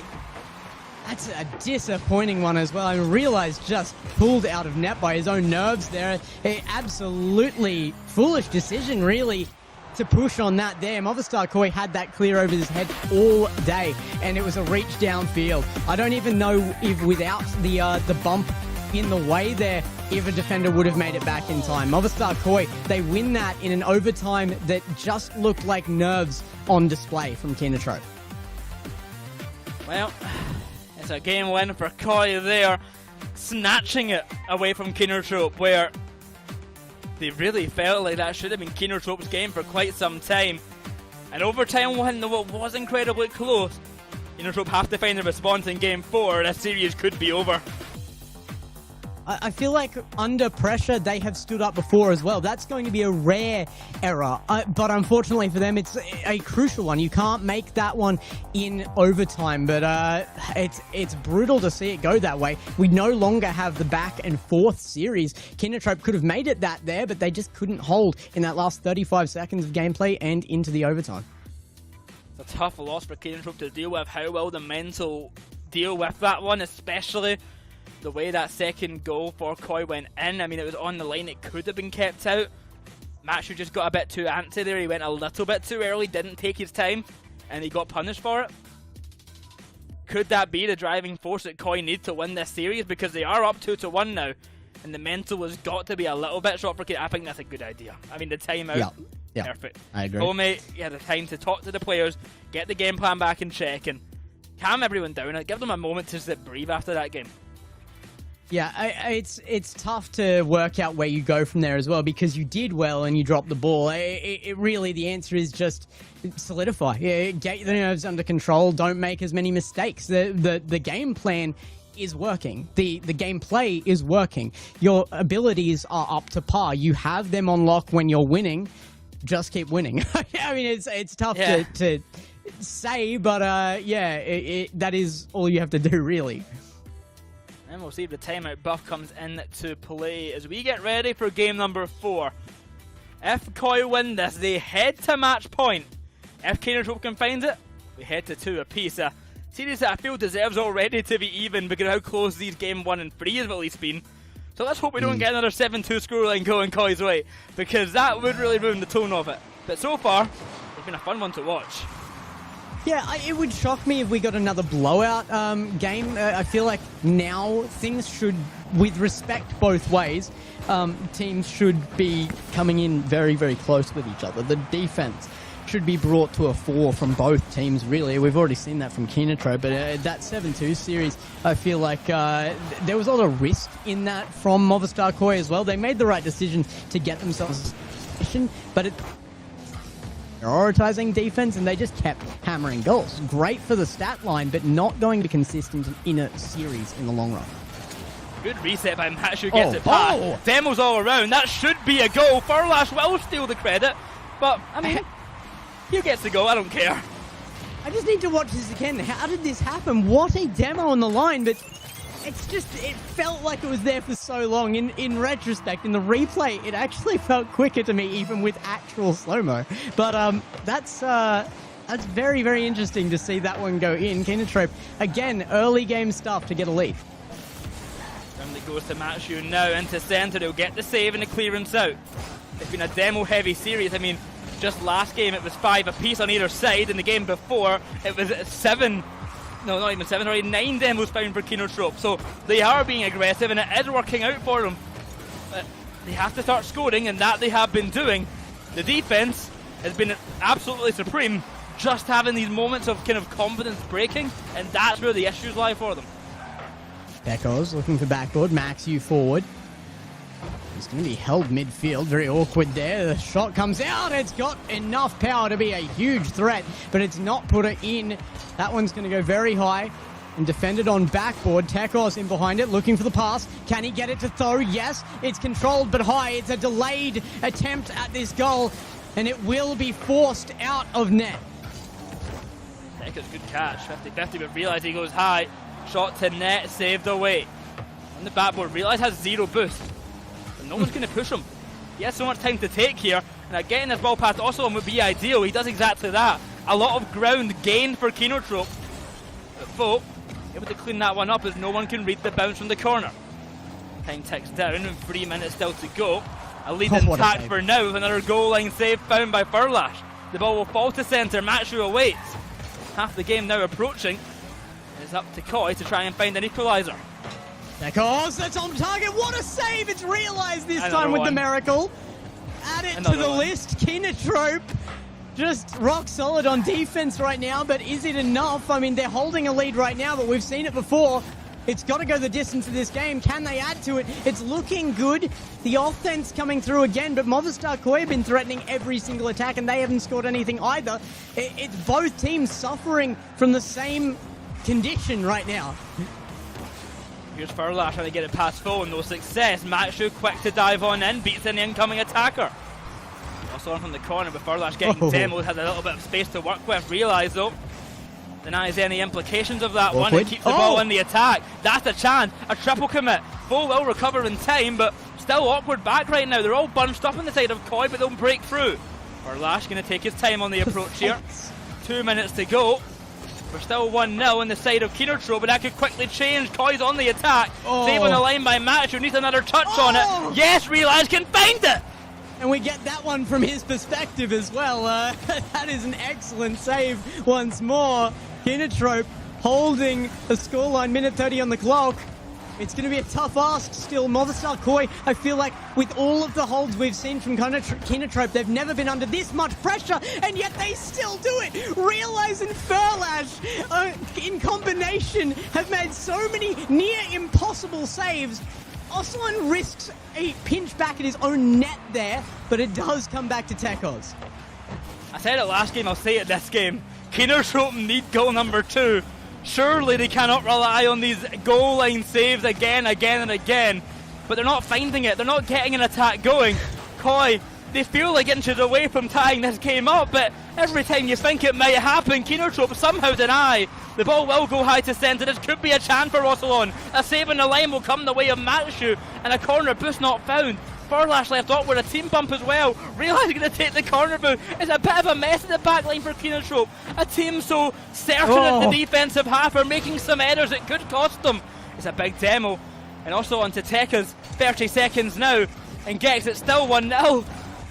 Defense wins series, I mean, that's a fact, but it's not normally quite this way. Kenotrope with 20 seconds, it's coming out from their half. They might have a chance here at a push out. They're going to resort to their own defense again. You say they can't rely on the goal line defense, but in fact, that is exactly what they've done, and they've done it. It's gone the distance. Can they find ground? It's awkward. Tekos has control, but he does not have a drive downfield. There it is. Kenotrope hold. 0-0 other than the first, what was it, 20 seconds? Absolutely crazy. I mean, a defensive masterclass right there from Kenotrope. I mean, this is the defensive highlight package. 5 saves for Matishu, 4 for Realize, 3 for Furlash, and I think I could honestly remember every single one of them. Yeah, that was an amazing game. It's crazy to think of a series with that many saves and go, yeah, I can pick those saves out. If you asked me what happened at a certain time frame, I think I could just about tell you who was there and what happened. And while Maxiu maybe wasn't making the impossible saves, it was because his rotations were there as well. He was there earlier, oftentimes, than Realize and Furlash. He wasn't having to do it as quite online as they were. Everybody was fully functional in that. But my question lies for you, Gex, is can Kenotrope keep up their shooting again, Koi's shooting? Because Koi are out shooting them quite exponentially here. 11 shots to 5 in the last game. The game before that, it was 10 shots to 6. And it is relying on a lot of miracle work here. Even that game there, 12 shots to 4. So every single game, Koi are out shooting them quite tremendously. Kenotrope are just holding on and relying on that kind of early goal that they find. I would like to see them score more and get more comfortable in a lead. If that happens, I don't know. If they can keep winning like this, I'll take it. I just think that they need to try and extend a lead a little bit further, because 1-goal leads are so unsafe. They really are. I mean, and they have lost games this series already to 1-goal leads. It has to be solidified, you're right, and I'm looking for more out of offense from them still. But realistically, if they've got such solid defense, they can do that in the midfield as well. This is a team with very little tweaking that could not only be winning this series, but be extremely dominant in it, in just locking Movistar Koi into their half over and over again. Now, I want to take kind of Virtus Pro out of the equation here when I ask this question, because I think it's an obvious answer otherwise. Do you think that Kenotrope might have the best defense in Apac? Because even from defense, they're scoring goals. It's not a question. Yes, they do. I think, actually, it actually might even rival VP. They don't have a chance against VP because of attack, not defense. I think the thing with VP is they're just the best at everything in Apac, so that's why I didn't include them. But Kenotrope's defense has been insanely impressive. That is the biggest mistake of kickoff, and it will be punished. I mean, Realize just less than a 1v1 there. He goes high, the ball goes higher. It's an unfortunate mistake to make. 1-1. That first goal means absolutely nothing, as we're back to even once again. It's just so hard. Like you said, that 1 goal is never safe, and Movistar Koi proves that in very quick fashion. Max, you now going to win another kickoff here. Can they keep control though?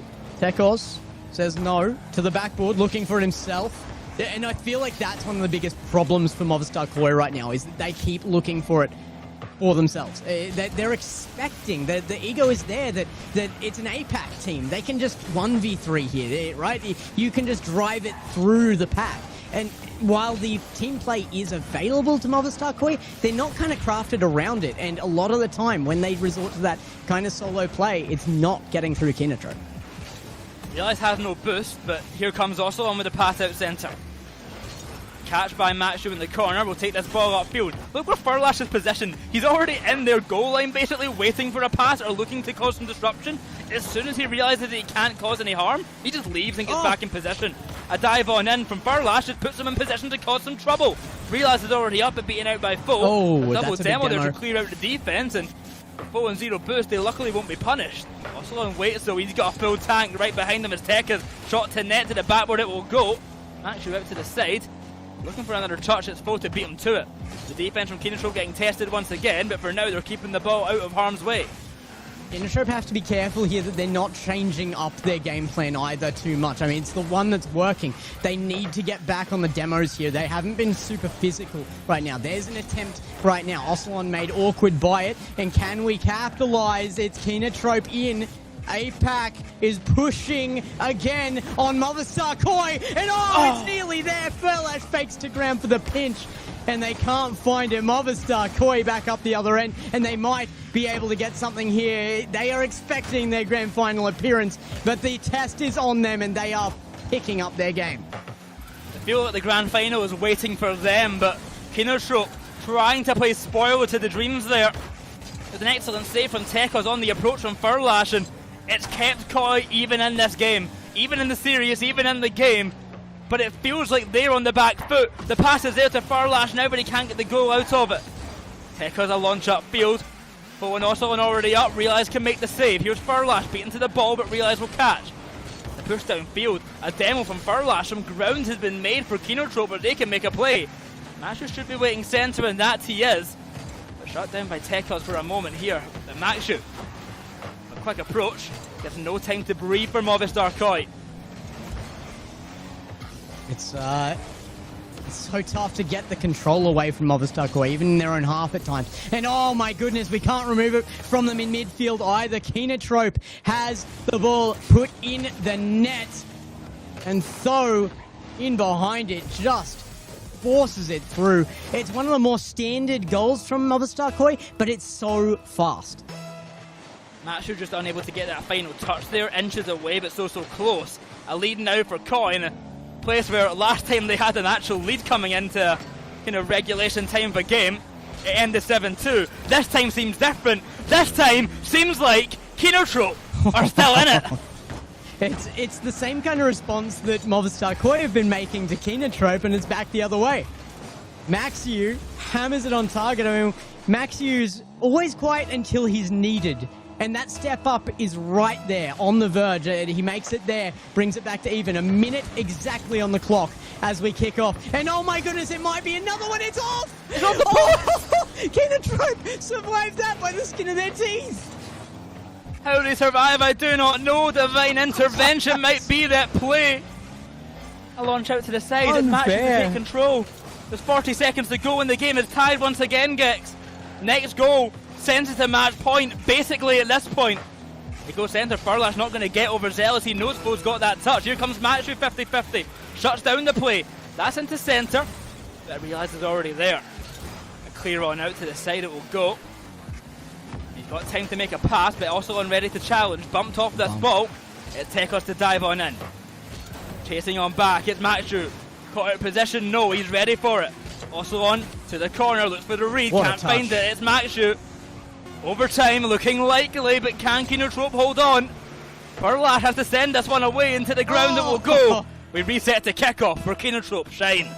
The right choices there. I'm sure Kenotrope would have taken the upfield if they had the option, but they take the safety of overtime. They have been able to put themselves on the line in these overtimes before, but they can't do it here. 10 seconds is all it takes, and they're on the back foot again.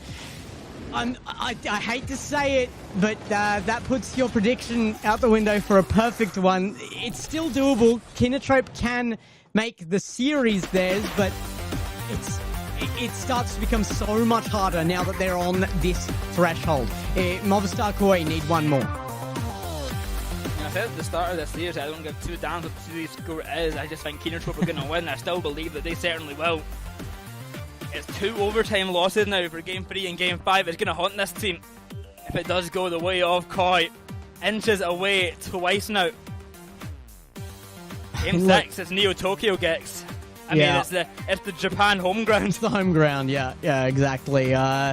This is where Japan perform and Maxu catches up. But it's It's going to be an interesting one to see if they can. I agree with you. Well, despite any predictions, predictions entirely aside here, Kenotrope is in the hearts of all of Apac right now, I feel like. Yeah. It's not unbiased to say that this is just an overriding opinion. They're certainly here for the representation of the native players, and Koi, they have put themselves up here. They have set themselves up as the villains to be beaten. It's just so hard. Can they do it? Well, can they do it? As we get ready for Game Set 2, we get ready for Neo Tokyo. The dream could die here, as the flames of hope could be reignited. To Neo Tokyo we go. The Japan home ground. Can the Japanese team and Maxu rise and take down Koi one more time? To go the distance, to go to the field of champions? Or will it all end here? We've got 5 minutes to find out, Gex. Movistar Koi already pushing on. Great defense again on display from Kenotrope, but they can't survive on the kind of perfect defense they've been displaying. Nobody is perfect, and Kenotrope, they've had moments of perfection, but can they just push themselves into comfortability so that they can afford a mistake here or there? That's the real question. Kenotrope trying so hard right now on goal line. The original shot taker for that demoed out, and Kenotrope, I think it was realized, scrambling back into defense there. Tekos with a chance. Can't get the bump on Maxu to secure it, and back to the midfield. Goes for Realize now. He's got Furlash upfield. Tekos will take him out, but do realise it's worked for him. Sends it straight to Furlash in the corner. A one-on-one against Tekos. He can't find the opening. Realize already back, and Realize already up. Will get dunked on by Foe, but the ball goes wide. Furlash has to avoid the bumps in demo. Koi are getting even more aggressive than before. They got that last game win off of a demo from the kickoff. They know that's their key to success, to not allow the Kenotrope players to play, and I think Kenotrope feel the exact same way. Both teams are playing a very aggressive game. We're seeing it time and time again. Realizing also on fighting in net right there. But no one will become the victor of that one. Kenotrope are going to be pushed back to defense again here. And they do rely upon it. It comes out well. A beat upfield, now starting to heat up. Chances for attack for Kenotrope here. They get so few of them that they do make it count when they're there so often. They can't get in front of net here. There's no opportunity to be found. Here's Realize. Oh. And we paused. We paused the game. All right. I'm wondering what exactly the issue was there. It has to be a tech issue, like a controller disconnect or something here. It's just even very... there. I can't tell if his car's there or if he just did nameplates there. I can't actually see if his car's there. I don't think I can see his car, no. Interesting. Match has been eaten by the map. No, I think he's just covered in the smoke of the jump. I think his car is eaten by the map instead. Yeah, I'm on board. He's become omniscient. He's just he is a god in the background now. Yeah, I'll go with that storyline. Max, you now the overlooker of RLCS Apac. Oh, at least for the time being, we get to look at lovely Neo Tokyo to figure out what the problem is and get it sorted. Either way, I mean, what a lovely map. What a lovely map this is. I mean, and an early one too. I mean, the prettiest maps have come out more recently, I feel like, but this was a standout from beginning. Oh yeah. I mean, to be fairly biased, I hope it's a map that Kenotrope go to Game 7 on, and we don't end the series here. I hope we see Champions Field. I would love that map as well. We'll have to see if I get my wish, but I mean, in context of this series, do you think that Koi have looked at the best team this series? No, but I also wouldn't say yes if you asked the same about Kenotrope. I don't feel like there is a better team right now. I feel like that can only be answered by winning the series right now. It's just too close per game, and they have at one point. Movistar Koi obviously had that bit of a blowout, but that is an exception to the rule. That is not the display that we've seen out of the series as a whole. Also, don't know what's happened. We ended up watching Matsu cam. We're just watching Matsu the whole time now. Like, we're on his player cam perspective, and we missed the goal because of it, but it is a goal for Koi. Half the game to go, they find the lead. Tekos going to get one off the bat. I feel like Furlash may be out of sorts from that small timeout for the tech issue. And it does result in Kenotrope suffering here. That's I forget to see brutal him way actually to doesn't lose kick off. As we get it eventually sets back to director Cam. Here's Furlash. It's so weird to catch on the player's perspective, just out, not in the play. Yeah. Gonna leave this ball to fall back for Realize now. No, it's still Also misses the touch. His match you out. Realize up for the ball, apparently. Into centre, no one there for it. One day we'll see Shot's gonna go gameplay. wide. This is a new look at it. Probably coming at the worst time in a very intense game, but a new look nonetheless.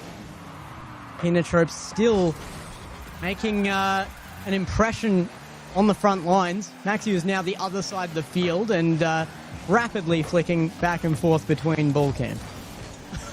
Yeah, he's got to look around for people to bump and demo. What he does the whole time, he just sees if there's anyone nearby he can bump. Another chance here for Movistar Koi, removed very early this time. Oh, it we're comes behind. up. There we go. We've got some gameplay on screen again for you. Realize up. Going to get it past one. Though downfield, it's waited for by Furlash. That's great patience there. This is a well-read out play. Maxi with another chance. No boost in the tank here. Tries to pop it high. Realize will recover it on the side wall. They're just trying to lock in offense right now.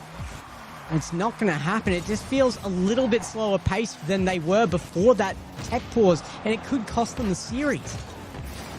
Catch it in midfield by Tekka. The ball will travel high. Good control by Realize to send it out to the midfield. The time is running out. Kenotrope are down a goal.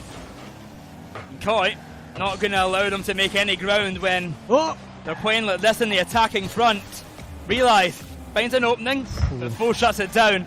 Furlash will try and get through, but no touch to be made once again. It's low on boost in the side of Kenotrope. They're not finding the explosive offense that they need right now. 30 seconds to go now. And a big touch upfield. Realize can try to the backboard. He'll send it. Tekka doesn't get the touch, but no one's there to follow. Matchu to centre. Realize looking to bump on also and can't find it. Furlash not able to get this connection either. Time's running out. It could be over here for Kenotrope. To the corner it will go.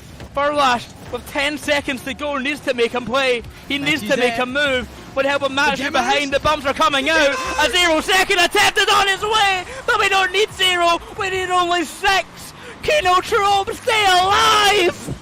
They throw everything at that. Teckle's actually opted to bump Furlash instead there. He thought maybe he could get back to it, I think, but my goodness, that was what they needed. They just had to force an opening, and they do it with classic Kenotrope style. It's the bump plays. It's the physical aggression that bring them through to yet another overtime. Can they make Game 7? And in terrifying time, we go to an overtime once again. Koi have won it in Game 3 and in Game 5. Can Kenotrope do it in Game 6 to send it to the 7th? To go the distance, they've got to win this OT. Also on, round the corner. Control was there, a demo on one, a clearance out. Kenotrope have time to get some boosted and get back in position. Furlash up, the 51 by Tekkas. Shot goes to the corner now and Realize tries to get a pinch away, Fo will deny. Furlash in behind it as well. There's chances, but it's back the other way. Saved by Realize. Kenotrope. The issue in overtime has been holding to their own play style. Has been making the saves that they are now known for. Can they hold this time? It is the last chance. If they can't, it's done, and it is done. Movistar Koi, they put it away 4-2 and 2-1 in the final game. 52 seconds of overtime, and Kenotrope falter again in overtime. It is just brutal to watch them crumble under the pressure, but it is what happens. Movistar Koi are going to the grand final. Oh, and what a sad ending it was. That's the third overtime where they falter. If every overtime went differently, this is a massively different series. It was so close for Kenotrope. But Movistar Koi, I mean, they show how good they are. They make the grand final for the 6th time this season. And they will try once again to take down Virtus Pro. I don't feel like they've ever had this much difficulty doing it, though. It's been so tough for Movistar Koi every single game. There was one game they were far out and away there for that was a definitive win. Everything else came down to the line for every single win they had. I feel like, honestly, when it came down to the wins per game, bar that one, it was actually their opponents that were taking the better wins, and it's very, very hard to see the Apac natives lose it out like this, but it is good to see them go out in their best performance ever. They had the same scoreline last time, but I don't feel like it came out in such an amazing fashion. This one was their peak yet again. Well, they tried their hardest, but it was not enough. 3 overtime losses is what Koi faced against Kenotrope. They win the overtimes, they win the series, and Koi head to the grand finals once again to face off against Virtus Pro. But I mean, good performance from Kenotrope overall. I wish we had more regionals because I feel like they're just getting closer and closer each time. Yeah, I agree. Unfortunately, we're out of time. This is the final event, and Apac will be going home for the vast majority. We have one representative left in our grand final, and it will be Sphinx. And they are coming up against this Movistar Koi roster that has just been warmed up beyond belief. Movistar Koi have their best chance coming in here, but I think they're going to have to play better than that to do it. I mean, no other team has taken them to Game 7 yet. The only team to have had the distance for against Koi has been Virtus Pro. That was when Virtus Pro weren't playing their best, I guess I would say. That's their worst results against this team. Coming into it now and coming into the grand finals, can Movistar Koi turn the tide of every single grand final so far? Or will it be another win for VP? Will it be 6 for 6, or can Koi play spoiler? I'm going to get onto that one very, very shortly, but I mean, quick closing remark, guess as we go away for this one for Kenotrope. I mean, so unfortunate. Oh, absolutely. It is. It's a tough way to see them go out, but at the same time, I'm pleasantly surprised by the performances as well. They definitely put themselves in a winnable position for that yet again. Being able to do that 2 opens back to back, they have put themselves into that kind of contest for not only the top 4, but being that definitive 3rd place now. I feel like they have come up with their heads up out of the water to show that they compete with these import teams, with these import players, and realize Maxiu and Furlash all playing so well. Miracle saves, miracle shots. They can continue it, but only next season. But we will see just a little more in our grand final after the break.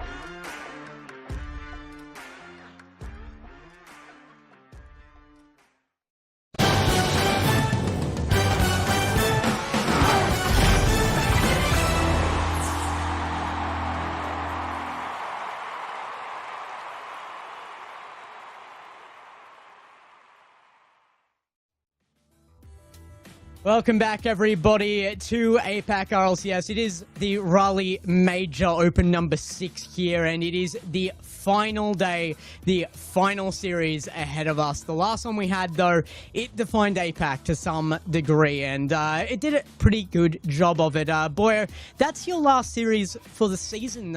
7 months of off-season ahead of us. Are you happy that that was what you got as your last one? Obviously, a win would have been good, but it is what you got.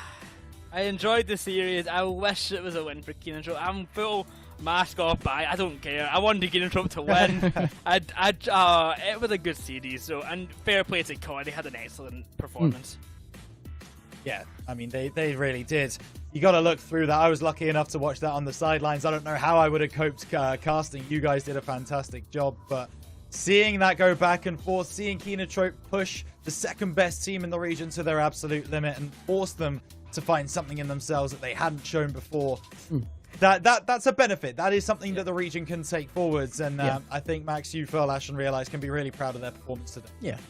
There is some bias on the desk here. I don't think there's any secret about that. But we're backing Apac. You're here for the Apac stream. We're going to back Apac. But it doesn't mean that there isn't respect where it's due. And that was a tough series for Movistar Koi. Respect where it's due. They pushed through that. They did a very good job to get their position in the grand final here. And we will be moving into that with them against Virtus Pro, who, if you're going to talk about good jobs making it to the grand final, Virtus Pro 4-0, Dream Station, it was not close. A crazy way to make it here.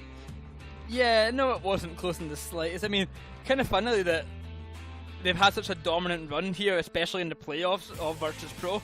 They have only dropped the one game all event, and that was to Jungle Juicers in the first round of the group stage. The only game they dropped to not have a perfect regional so far, but otherwise 3-1, 3-0, 4-0, and 4-0. I mean, they have been otherworldly today. Yeah, they have. I mean, not just today, right? And again, we need to think about this for Virtus Pro. They have been otherworldly since the start of this season, and we will be watching some highlights now from both of the teams in the grand final, and we're kicking things off with VP.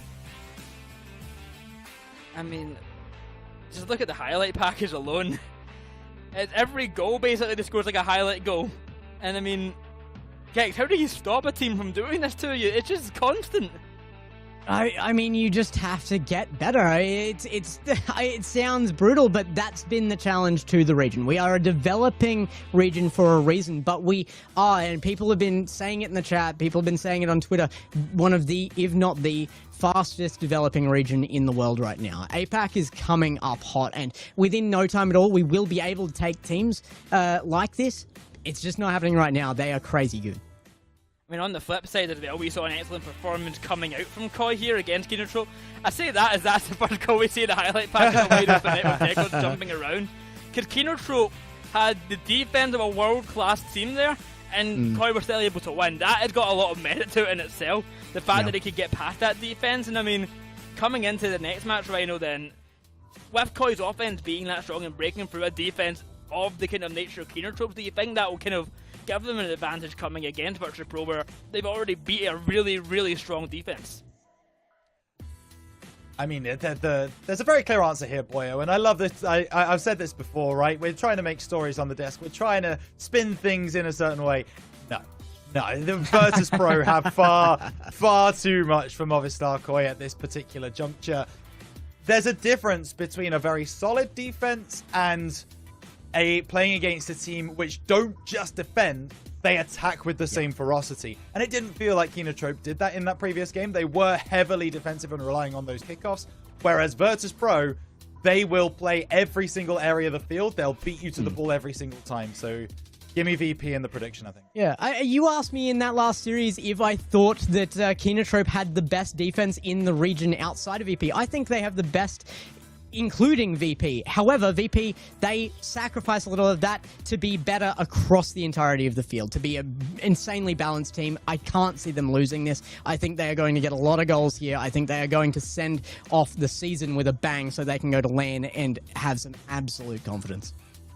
I am also going to go the way of Virtus Pro for this one, but before we go away for this one, and kind of we still have the highlighting of Koi, I do want to give huge shout-outs to all the Koi fans who came in to watch. The viewing part is getting run by many of the Koi broadcasters. The Spanish community has been going crazy, hating me and loving me at times as well. I'll take it, and for good reason from them, but the viewing parties in the Spanish streams have been absolutely insane, and if this is the last we see of Koi in this region, I want to say a huge props to all the fans. You guys have been awesome, and good luck to the team in the grand finals. We're all going Virtus Pro, and Gex and Rhino. I don't think it's right for me to cast Koi in the grand finals. I don't think the fans would be happy about it, so I'm going to go away. I'll let you guys have this one, and have a great grand finals, guys. Thank you all for watching, and we'll see you after the match. Good luck. See you, Boyo. Thank you very much. And I gotta say that the Koi fans aren't alone. We also hate Boyo sometimes. Yeah. But that's why we've dropped him off the grand final, right? Obviously. But no, he's not wrong. This one, the picks might be a sweep on the desk, but I don't feel like that's a result of bias here. It is proven result. It is just a team that is dominating right now, that is coming in. Virtus Pro is going to be hard to beat. It doesn't mean we're not looking forward to a close series if it can be made that, but I just don't see a world in which they're overcome right now by anyone in this region. No, absolutely not. And I think I'm doing the maths right when I say this. If there is an outcome that happens 6 times, no, in fact, it's 7 times out of 8, right? Across the period that we've had. No, 6 times out of 8, because Elevate beat them twice. Once in Swiss, once in GSL in Open 1. 6 times out of 8, right? 3/4 of the time, which feels weird to say, Virtus Pro have beaten Movistar Koi across this season. Not only that, they have also done so every single time we've been in this position. 5 times out of 5 in the grand final. Yeah. You cannot blame us for picking Virtus Pro in this situation, because the statistics alone tell you the story of a team that don't know how to be beaten in this region. Virtus Pro have never lost once they've entered the top 8, and it hasn't even really been close.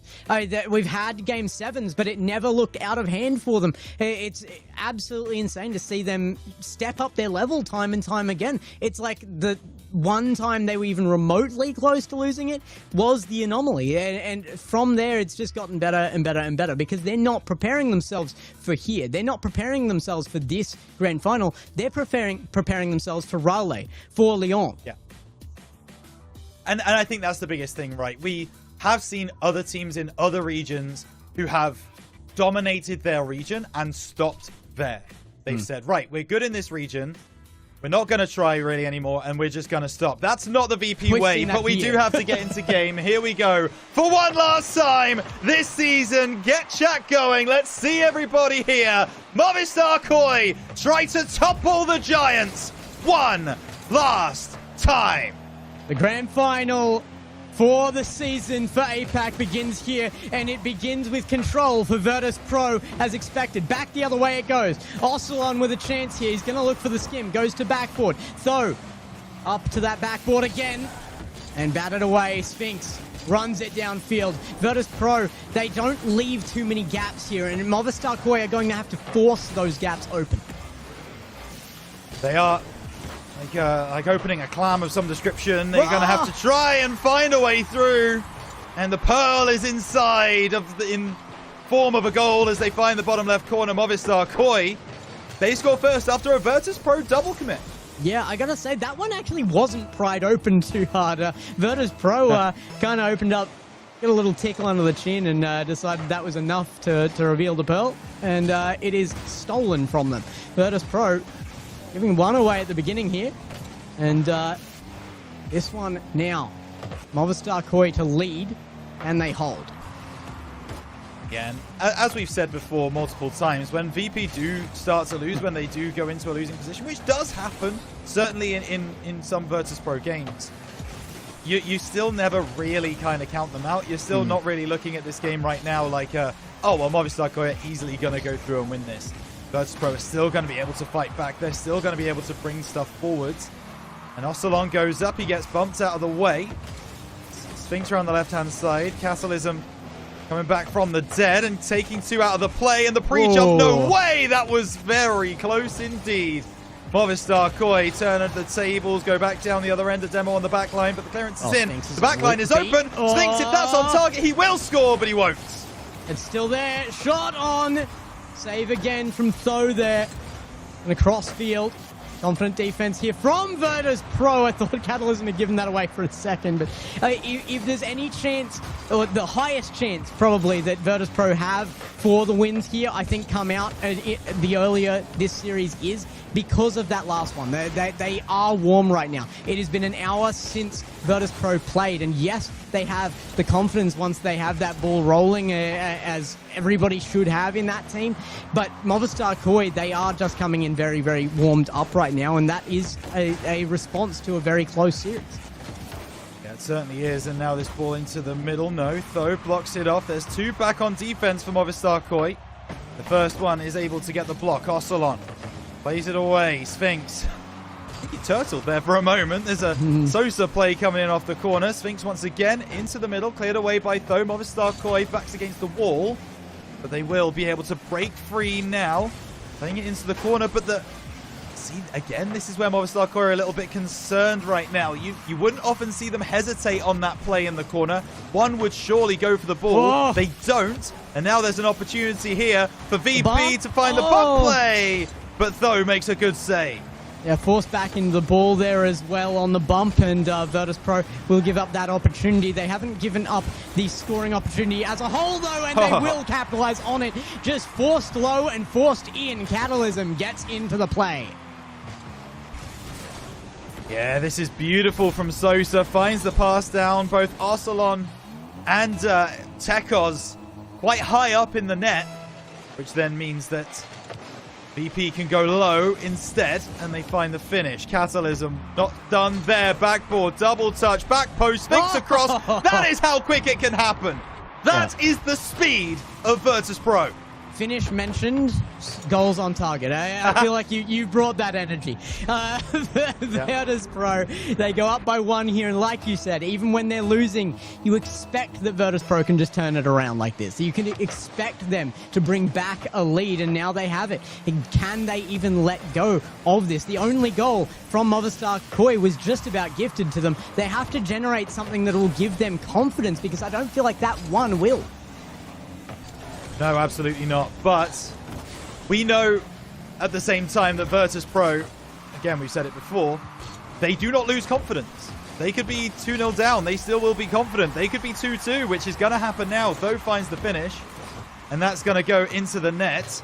I don't really know what Castleism was trying to do here, but whatever he tried to do, it didn't work. And Virtus.pro do fall to a leveler from Movistar Koi. But again, they are not going to be concerned by that in the slightest, Gex. They know that they're level, and they know they're confident. And again, it's issues from Virtus.pro that are giving these goals. They're not necessarily the big play from Movistar Koi to force that error. It's a better play than the first one. However, again, does it generate confidence for Movistar Koi? Maybe not the kind that a well-earned goal like that might have. That is so close and so well placed, it's barely off target. Barely off target, and we saw a few of those in the Movistar Koi versus Kenotrope matchup earlier, where Movistar Koi had a couple that just went by the wayside. The bump play from Sosa isn't going to find too much, but this is a lovely steal from Sphinx. Cleared away by Tekos. Demo downfield. Is there a man back? There is, and Tekos misses anyway. As now VP can turn the tides. Tho and Ocelon, the Dutch pairing, waiting, seeing what Sosa's doing, and again, just looking like two deers in headlights with Sosa in possession coming towards them. Though, he finds the top left corner.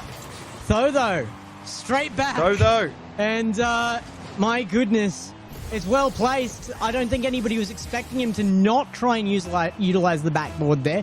But it's like we've been saying all day, when the pressure is on, when the speed of the game is this fast, sometimes it's the basics that need to lock in. You just have to put shots on target well.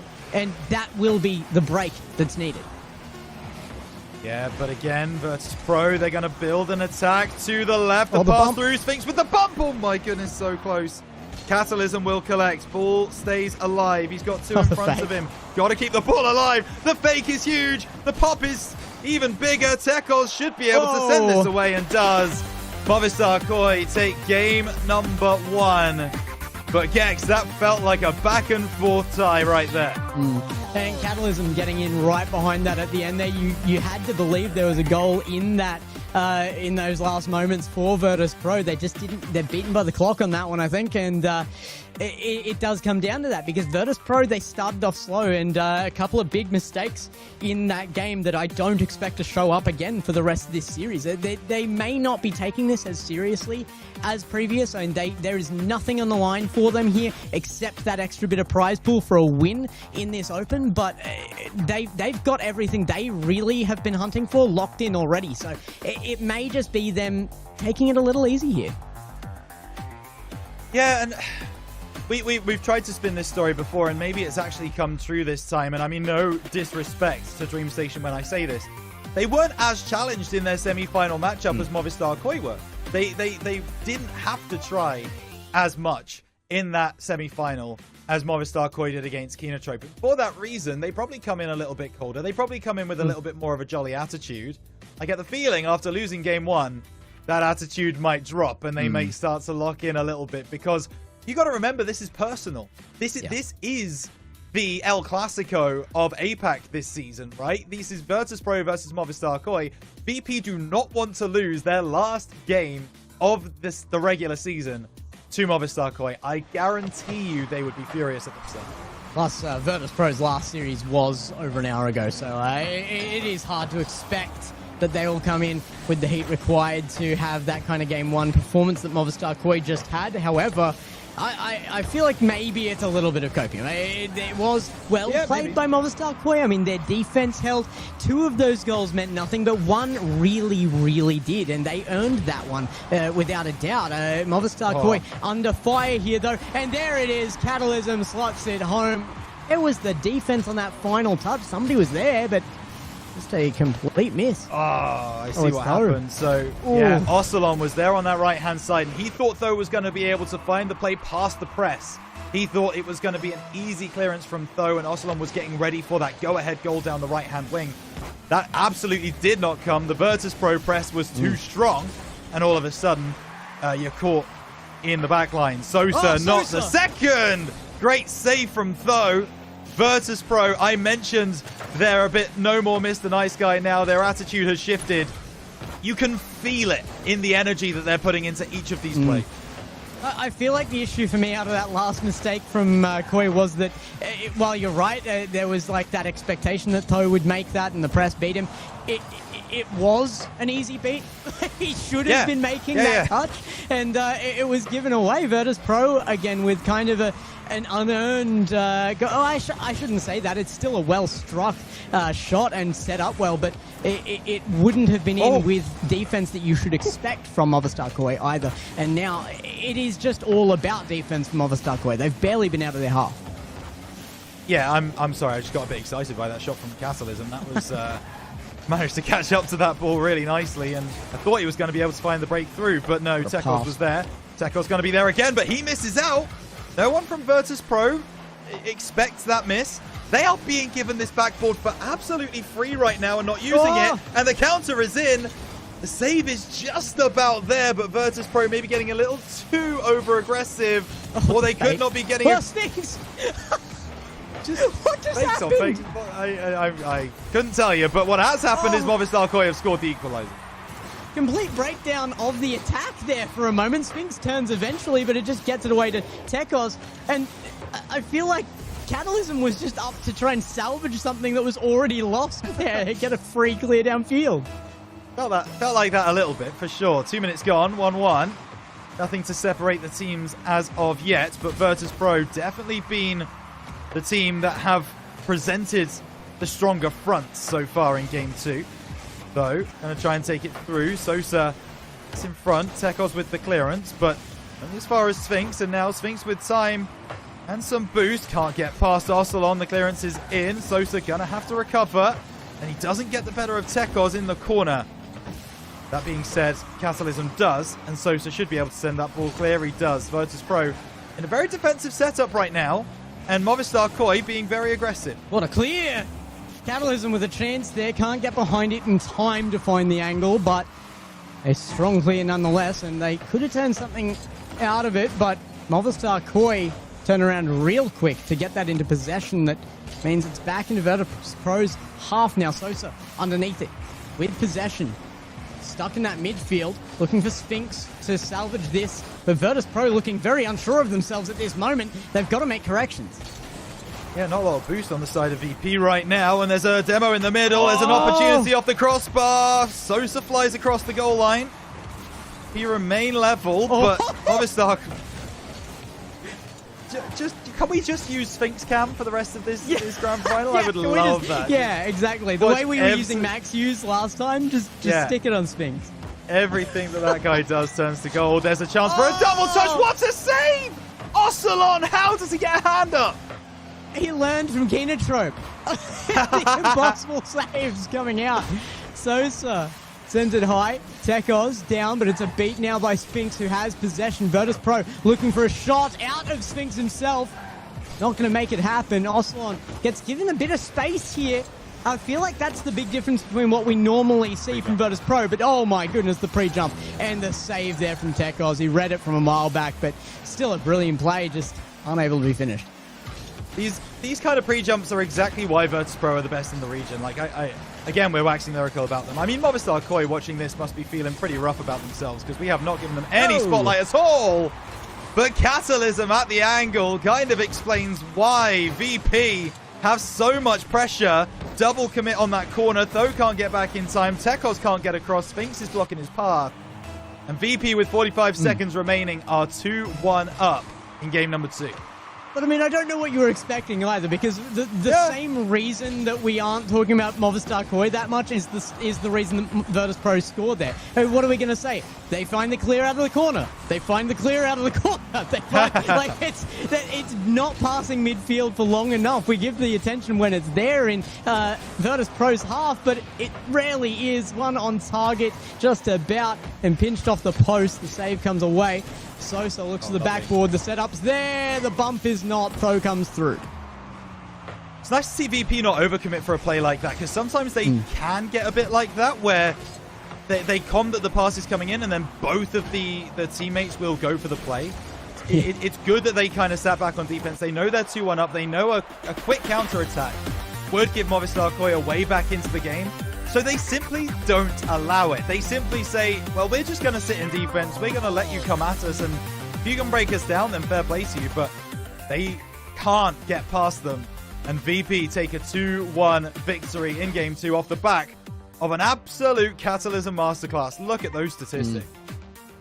Yeah, it seems like still to me, though, that this series, it's just that little bit more awkward than any other we've ever seen between Virtus.pro and Movistar Koi. I don't know where that's come from. I don't know if it's an answer from Virtus.pro to Koi's earliest awkward moments from this series, but it almost felt like Virtus.pro was the one to start awkward here, which is unexpected.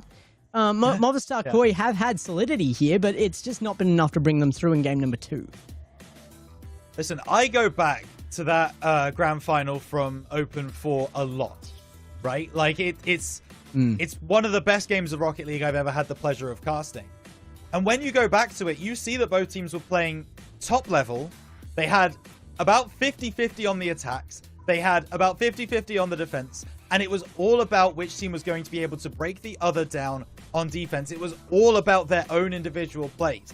Yeah, okay, there were some mistakes from both teams. There always are going to be. But it was 6 players in the lobby playing at the very, very top level. We have not had a Movistar Koi versus Virtus.pro game like that since then. Because it's always felt like the teams have been playing a little level below. And this does count for Virtus.pro as well, to some degree, although they did play excellent in Open Qualifier 5. It always feels like there's something missing. It feels like there's something not there for one of the teams. And at the moment, it's Movistar Koi. There's just something missing where they're not able to get those long periods of attack, those long periods of pressure that they were able to back in OQ. Sosa bringing it out from that backboard. And Tekos to challenge it. Catalysm again. The defense from Virtus.pro just seems like it's solid 50s right now is the strategy, and it's working. Sosa now to take control in the midfield, but he's out of boost. Sphinx might be beaten here as well. He needs a good read on Tekos. Oh, there's the chance. Ocelon drops it down. Sphinx again. Sosa collects. No, actually, that bounce is way too awkward. Yeah, sometimes the bounce when it comes off the corner just doesn't work your way, and that's exactly what happened there. It's a nice pass across. Sosa's not going to be able to catch up to it. Catalysm now needs to go back and get some boost. Arcelon will try and bring it away. Catalysm just immediately interacts with that one. Sorry, I think that was actually Sphinx who tried to get the dunk onto Tekos there. The clearance in from Sphinx. Catalysm, he's going to go through trying to get the 50. He was never going to get there, and now that leads to problems in the backlines, but once again a double commit. Tekos and Tho at fault this time. This is an interesting choice by Catalysm. He wants control himself. He gets it. A little bit of panic on the lines for Virtus.pro there, actually, for a moment. Great pass back. It's going to be left for Sphinx, who opts for boost first. Does get the win as well. Tekos now, the chance to solo, removed by Catalysm early. Yeah, and a good 100 pickup, but Tho, you don't know that he's not got any boost. Cleared away by Sosa. He's not quite got beyond Tekos, but he does get the bump, and that's going to allow Virtus.pro to come forwards. Ball going to waterfall down. Ocelon is there so quickly, right on the scene, to make sure that no one has any chance of following that ball through. And the clearance is in, the go-ahead is there, and Catalysm doing a great job of covering on defense. Off the backboard. Oh, looked for the pass down to Tekos. Would have been a guaranteed thing had they reached it, but it's back up the other end. Virtus.pro still holding the line. Sphinx now from the midfield, forming a new line. Gonna leave it for Catalysm. A little bit awkward there on the round reset. Was looking for a sting pop, I think, actually, of all things. Just trying things. Just trying different things. Exactly. Even in this moment, Virtus.pro, they feel like they can just just freestyle a bit. Feels like they're in practice. It's crazy to me that they have the confidence in such an important. I mean, it's not such an important game realistically at this point. I really thought Sosa had that himself. I really did. Sphinx coming off this side, getting the bumps, causing the problems, and then just plays it back to himself off the post. Unfortunate. But Catalysm's there to finish off the job. But this is the point that I'm making, right? It's a grand final of a regional. It's your opportunity to go unbeaten all season. And they are still just freestyling. That one is so close from Sphinx. It's have fun meta though, right? I mean, Virtus.pro are having fun, therefore, but logic says they can't lose. I don't know. I've kind of lost track of the have fun meta. Yeah. We do need to bring that back across the world, by the way, because not all of the teams in all of the regions are having the same level of fun in games like this that Virtus.pro are. They are certainly getting a little bit more stressed. But I mean, they're enjoying themselves. This might be my last cast for Rlcs this season, but I will be going over to watch some Europe later. Sosa is bringing a little bit of his own region here. What a shot on target.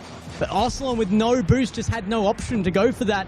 The second defender coming through is a little too late, and Virtus.pro open up a second goal. Okay, Gex, I've got to ask you. I've now got a little bit of a quiz question, a bit of prediction question for you. Oh no! And it's going to sound harsh. You know the quiz things aren't going well for me today. It's going to sound harsh, but I need to know, how many goals do Movistar Koi score in the rest of this whole series after this game? It's the right question. I don't have an answer for you directly, but I mean, certainly. I have to say not many. Unless they shock us with a blowout game, that would be like the comeback story for them, and they're capable of it. But if this sets the tone, not many. Yeah, not many, I think, is the right answer as well. Ball playing forwards, though. Blocked off by Sphinx. Drop down. There is an opportunity building here for Movistar Koi. The boost tallies are not huge on the side of Virtus.pro, but you've got to be hitting those kinds of shots, and Tho does. And with 20 seconds left, maybe that's the exact bit of impetus that Movistar Koi needed. It's Movistar Koi, even if that's not it, I now, without a lockout here, would change my answer to how many goals they would score for the rest of the series. I feel it's that lockout that really creates the mentality that's going to be hard to beat for Movistar Koi, and they've avoided that situation now. They've earned a goal well here. It wasn't off an unforced error. They got in between the defense of Virtus Pro, and they've proven to themselves that they can do that into the next game. It really is, until that moment of lockout, going to continue them being able to score. Whether they can win games or not is a different question. Yeah, for sure. And that is the question that's going to be answered. I mean, Virtus Pro, it looks pretty solid. It looks like they were not really going to lose that game until the final 30-40 seconds. And Virtus Pro looks like the better team across the game. You can see it there in front of you on the scoreboard as well. Certainly from a shots perspective, they were the more dominant team in this game 3, but as we've said, Movistar Koi, they were able to get a goal. They were able to find something to move forwards in the series with. Move forwards in the series with. And for that reason, I get the feeling you can't count them out yet. I get the feeling that they are still going to be able to come into game 4 with a bit of momentum. Exactly. I think they at least have the mentality to score. And goals mean wins, right? Like that's what it comes down to. Put the most goals in net. It's a simple question. Rocket League's just not that hard, guys. If you're at home, just put the goal in the net. What are you doing? Why aren't you here in RLCS? Why aren't you winning regionals? I'm reminded of a quote by the great Michael Owen: "The team that scores the more goals usually wins a game of football," and the same can be applied across to Rocket League. And so we are looking to see if that offense can come through from Movistar Koi. The problem is, the Virtus Pro offense has looked pretty prolific as well. So who is going to score the most goals in this one? Virtus Pro looking for series point. Movistar Koi trying to bring the series to a 2-2 standing. Whose resolve is stronger?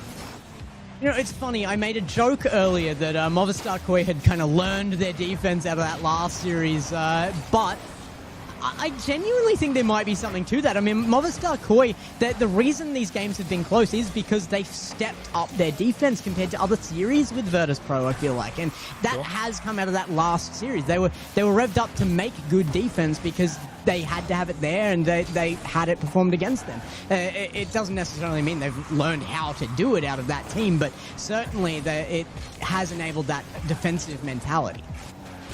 Yeah, it has. And this is the problem when you only play one game in an open that you actually have to do any defending in for Movistar Koi, which is you don't tend to practice your defensive positioning. So they have definitely built on that for sure. That, oh my goodness, shot at the angle, double commit, surely causing problems now, but somehow Tho makes another outrageous save. And they actually have learned a lot from Kenotrope. Make those last-ditch saves. Don't give up on a play. And that's exactly what they've done there. Great work from Movistar Koi to keep the score level. Maybe going to get an opener. No, Catalysm comes down from above. Though getting another opportunity. And this time he makes no mistake. This is not human. This placement. The read of the pass, the bang on net, and right below crossbar, just in front of the nose of the last defender. Absolutely crazy from Movistar Koi, and they put themselves back in this. I just want to go back to that. And that's right, you just heard it. The full import team is learning things from Apac, not the other way around.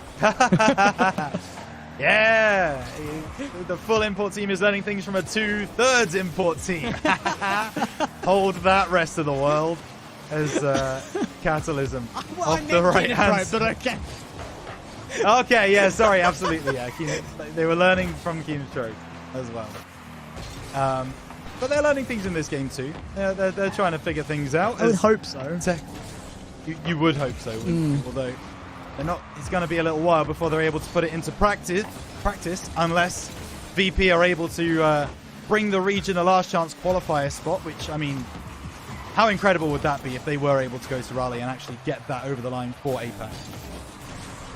Another touch here to go long for Virtus Pro. Chances 50 doesn't go well. Very not well, actually. Tekos, he's got it slotted. Another one, and Movistar Koi lead 2-0. We still have a series on our hands, people. This is winning territory for Movistar Koi. It really is. This is suddenly making everybody kind of sit up in their chairs and pay attention. Movistar Koi 2-0 up with half the game played. Virtus Pro beaten in 250s back-to-back there. That doesn't happen very often. Castleism backboard, given the backboard for free again. Our Virtus Pro. Movistar Koi needs to be very careful about that, because if they continue to, eventually VP, they're gonna punish them. It's a good save at the last moment. And the clearance in from Tho. Virtus Pro, they've overcommitted. They're having to run backwards. And they do manage to make the block. Sphinx now trying to clear it down the line, but he's got no boost. And that means he can't trigger the counter-attack. Movistar Koi doing a good job of boost-starving VP, keeping them back in their heart. It's so hard not to expect that response from Virtus Pro. Like you said, they're due a punishment now, Movistar Koi, and it's so hard to think that there won't be any answer here, but the clock continues to tick away. Another shot on target is a little bit of a giveaway there for the save, but it keeps them in defense a little longer. Can they recover this? Catalysm upfield. Sphinx looking to intercept Tho, and he does. It's right in front of net and a little awkward here. And a great challenge on the line. Tho can beat. Sphinx is the last back, and we'll have a clear line at that ball. A wonderful catch there from Sphinx, just not stressing. You know, he saw that he was in a 1v3 moment there with Movistar Koi barreling down towards net, and no panic, no stress, just catch the ball, play it into the corner, get some room for your teammates to get back, and Sphinx makes another incredible block there. He is really turning on the flare for this game against Movistar Koi, for this game 4. Ball finds middle. Sosa into the corner, following through his Sphinx. He gets enough on it. It was on target. Tekos makes a save, moves downfield. Could be 3-0 here if that's on target. Of course it is. And suddenly, VP are getting blown out here. And we said that last goal in that last game would earn Movistar Koi the mentality to be able to score here. Did I expect 3-0 in the next game? Not a chance. Virtus Pro, I thought a minute left, 2 goals, very doable. 3 now. This is too much of an ask. I feel like Movistar Koi have really locked in this game, and it's needed to be a answer from Virtus Pro that they're just not finding. Another unbelievable goal here. And what is this? I don't understand Sphinx there, but Tho still had to get in on that play, and it's a crazy read. He did, and I mean, this is going to send all of the talent predictions kind of out the water. We all kind of predicted either 4-0 or 4-1, just based on what we've seen so far today. And I tell you something, Movistar Koi are showing us something in this game that we've not seen today. They are playing incredibly, incredibly well. And they're working very well with their 4th man as well, the post. And that's keeping Virtus Pro out for the moment. They have been completely locked out of game 4. And these are the counter-attacks that Movistar Koi have really found a lot of impressive work with. Eventually, they do get it cleared away this time, Virtus Pro. But that is by far the best that Movistar Koi have played against Virtus Pro, arguably this season as a whole. Still up here. They're looking for one for the road. Virtus Pro. The difference between these two teams is I don't think it matters whether they score here. I don't think that Virtus Pro are going to be in any mental deficit here, even being held to 0. This series is kind of additional to everything. It would be the cherry on top for sure, but a game here to Movistar Koi here and there, even being tied up 2-2, Virtus Pro may feel comfortability still in these standings. Yeah, you would think they do. Listen, this game is so different to most of the other games that we play here in Apac, and the reason for that is history. Virtus Pro and Movistar Koi have so much history. There is no game state. Even if Virtus Pro were 3-0 down in the series, there is no game state that exists where VP would be like, yeah, we're going to lose this one. Like, it just does not exist at this point in the season. So even as they lose 4-0 here, that is more beneficial to Movistar Koi for their own mental than it is beneficial for them kind of getting VP out of their rhythm, because they are simply not going to do that. You're right. I mean, when the history comes into it, and the mentality is probably there for Virtus Pro from the last time these guys faced up. You look at the last 8 games that was played, 6 of them were in their favor still at this point. It's so hard to overcome the mentality of, well, we just we won enough to basically guarantee ourselves here as well. Yeah, absolutely. I mean, it's you kind of are just sat here just wondering where this goes next, right? Because I am fascinated to see it, and I didn't think there was going to be too many question marks over the Virtus.pro eventual victory here of this series. There are starting to become those questions coming in based on the way that Movistar KOI are playing, which is much better as a team, much fewer mistakes in defense, much fewer mistakes in offense. Oof. No double commits almost ever. I don't think I've seen a single one in the games that they've, certainly in the games that they've won. And they're doing a great job. So, and there we go. Our stat man behind the scenes, Boyo, has just come through. That was the biggest loss Virtus.pro have ever had in a game in Apac.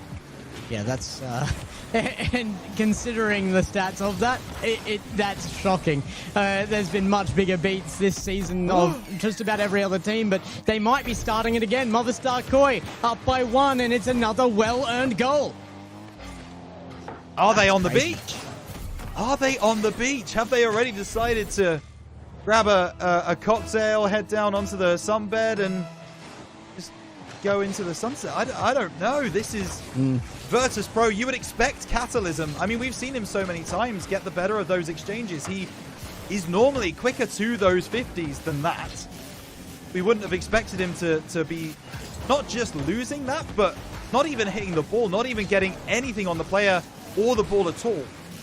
That is a very, very big rarity from the side of VP. So Movistar KOI, they have something to hold on to now. They're the team looking for series points suddenly. Movistar KOI, yeah, they're going to be saying, let's go to the beach, and let them say what they're going to say. And we're just about being silenced at this point. Virtus.pro had come into this with Movistar KOI as their dramatic underdogs, and it doesn't feel that way anymore. Aslan with another one. Movistar KOI, they are in this for the win. Yeah, but I don't think VP are. Like, no, Sphinx goes for the pre-challenge here. That's perfectly fine, but where is Catalysm? I think he just expected Sphinx to get that they were just going to transition upfield because it's kind of that easy. Like, but that mentality needs to change immediately if they've got a chance. It does. Needs to change very, very quick indeed. Sphinx looking to change that mentality for them, but it's not happening yet. Ball into the middle. Sphinx with a big challenge. Sosa takes a bit of a while to turn on that ball. He's going to still look for an opportunity. Big 50 played. Water falling down. Awkward there. Sphinx able to get something on it. Sosa's going for an early challenge. He's third man. What is he doing? Virtus.pro making so many mistakes that we wouldn't expect them to make before this point. Are they scared of Movistar KOI? Are they concerned? Like, where is their mentality like it's coming right now? out of fear. Like, these aren't mistakes that are being pushed out of pressure. They're True. not crumbling under that. They're just making mistakes because they're not bothering to think things through right now, it feels like. And again, There's another one. Just stuck under the ball, not really playing this out as Rocket League. They're just chasing this. I don't understand this mentality from Virtus.pro. Well, we were about ready before a ball was kicked in this grand final to roll out the red carpet, send them off on their merry way with a huge victory over a team that they've not necessarily struggled with, but certainly has been their biggest adversary this season. Movistar KOI are spoiling the party. They're putting the champagne on ice right now. This is unlike any Virtus.pro performance we've seen so far. Admittedly, yes, it's not important. They've already qualified, but surely you would want as much of a high-level experience to take through into Raleigh as possible. Right now, they're not giving themselves the chance to grow and learn. I don't. Yeah. Don't get it. They're also denying it from Movistar KOI as well, though, because I don't think this is them peaking. I don't think this is them under pressure. They're not being disallowed anything. They've been gifted every single thing that they've gone for, and then Virtus.pro is still expected to come out on top. That's not going to happen. Sphinx underneath the ball, shot on target, another one, and it's just barely saved away. Sphinx gets in front of the second attempt, almost miraculously there. And the transition upfield. Catalysm trying to turn this around. Put one on target. It's in front of net. No shot to come from Virtus.pro. That's more like it from VP. The swift counter-attack, but again, the third man presses in. Catalysm over to that left side. He'll get something on that ball, and now Sphinx has time. Gets the reset. Catalysm has demoed Sphinx. Just wants to try and keep possession. Does find Sosa. Ball off the backboard, though. And look for a Psycho touch, I thought. As this one over the top. Catalysm dropping it down. These are the team plays that we expect from Virtus Pro. And maybe they heard us. Maybe they heard the disappointment in our voices. Because that is classic VP. What do you reckon? They've just gone, all right, that's the handicap given. We turn it on now. Yeah, we start playing. Yeah. I don't know. You've given a lot of leeway here to Movistar Koi, a team that can take you to Game 7 even on good matches. But the last event was a huge step up from Virtus Pro. I don't think I've ever seen any team in Apac play close to that good before. This isn't the same thing, and unless they can do that from here on out, I still have worries that they actually win this series. Yeah, absolutely. Like, nothing is guaranteed. And I mentioned before, when we were kind of like in a 1-0 situation, that Virtus Pro at no standpoint in this series would they ever think that they might lose the series to Movistar Koi. The way that this game has gone and the way that these two teams are playing, I do wonder if those doubts are going to start filling their minds. Because for me, that is a save. I mean, the 3-man passing play from VP, they have definitely found that again. But even so, they lose game number 5. Movistar Koi now have series point. And you've got to win both Neo Tokyo and Champions Field in order to win this series. I'm finding it very hard to form anything to say about this right now because it's out of sorts. There's nothing about our expectations that are being displayed. There's nothing about the history between these teams, nothing in the stats that would suggest this, and nothing in my personal opinion that would support what is happening in this series right now. It's just Virtus Pro throwing. They have to step up from here on out. I know they probably don't care deeply about this grand final because it is irrelevant to their appearance elsewhere in RLCS and their focus is there, but you've got to still make your last appearance your best. You would think so. You certainly would think so, and it wouldn't surprise me if they gave a chance for Mektos to get on the mic here and just remind them of exactly what is at stake here. They are 3-2 down. They are struggling in the series.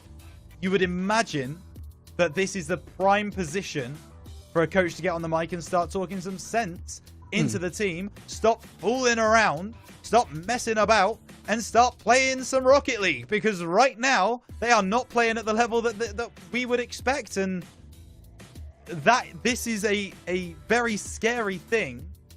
Because we want to see them have as good a performance at Raleigh as possible. Sending away on a performance like this is not going to fill us with confidence. Okay, maybe it's time for us to take that break, though, as well. Maybe Coach Gex coming in here. Let's reset our mental for a second. Okay, sure. You take a breath, and right now, from this moment forward, if we started again, 2 games are all that is required for a win from Virtus Pro. They have to make those 2. Do they do it? If we started from fresh here, I would say yes. 9 times out of 10. Yeah, I think that's the point. If we started from fresh, if we'd not seen the games that we've seen so far, the answer is yes. The answer is absolutely they would win those 2 games, and I would have no problems, saying giving high percentage chance to that. Yeah, absolutely. Problem is, we've seen what we've seen. Exactly. More the problem is that they've seen what we've seen. Yeah, absolutely. So that means that, you can't just kind of take it on face value that it's a Virtus Pro team have to win 2 back-to-back in order to win the series. That's not, that is the case, but at the same time, it's a Virtus Pro who have looked half, I would argue, the team that they have done before this point. Absolutely. I would thoroughly back that half seems right. It's, but half the team doesn't beat Koi. Half the team definitely does not beat Koi, and they've just proven that 2 games back to back. This one, it has to be a recovery of normality. It has to be a recovery of confidence. It has to be a recovery of the series if VP are to make this a Game 7 and possibly win the grand final for the last event in Open 6 of Apac Rlcs.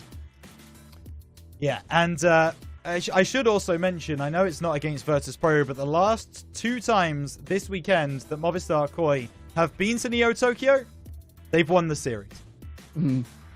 So maybe history is starting to favor the imports. Maybe it's starting to favor the Europeans. Maybe Movistar Koi feel very, very comfortable on Neo Tokyo, and they are going to be able to provide something that Virtus.pro can't stand up against. I hope that's not the case. I'd love to see this game go to Game 7. It would be fantastic for the program, but you just never know. Can I get a little bit of whatever the copium is that you've got? Because saying that the imports are now coming up above, that's a new take to me. Certainly the one Apac player left in this is going to be looking to come out of this well. Sphinx has to stand up, and I feel like Sphinx has been the player to step back the most in this series. Sphinx has allowed the ball past, has really been playing with this too much. It is certainly a lax attitude, not a fear, not anything else. Sphinx has just not been playing here, and he will have to get in and get his head right on this. He will. And again, it is, I would imagine, it is partially the fact that Sphinx is a younger player, and goodness gracious, Catalyst. But, you know, he knows this game doesn't really matter. Like, he wants to play a loose and free style of Rocket League, but you are facing a loss. The ball comes loose and the goal is free. Sosa passes down to Ocelon. This is a terrible choice, Sosa. That's a terrible choice. Movistar Koi were not ready for that one, and the defense is not into safety of corner. They just aren't giving respect right now to Movistar Koi. Yeah, for sure. And now off the left-hand side, looking for the pass into the middle. I am liking the defense that I'm seeing from Movistar Koi. We talked about it a little bit before already. Oh my goodness, Catalysm. He seems to be the man with the power. Oh, no way. No. Oh, my brain is on fire. I can't witness that again.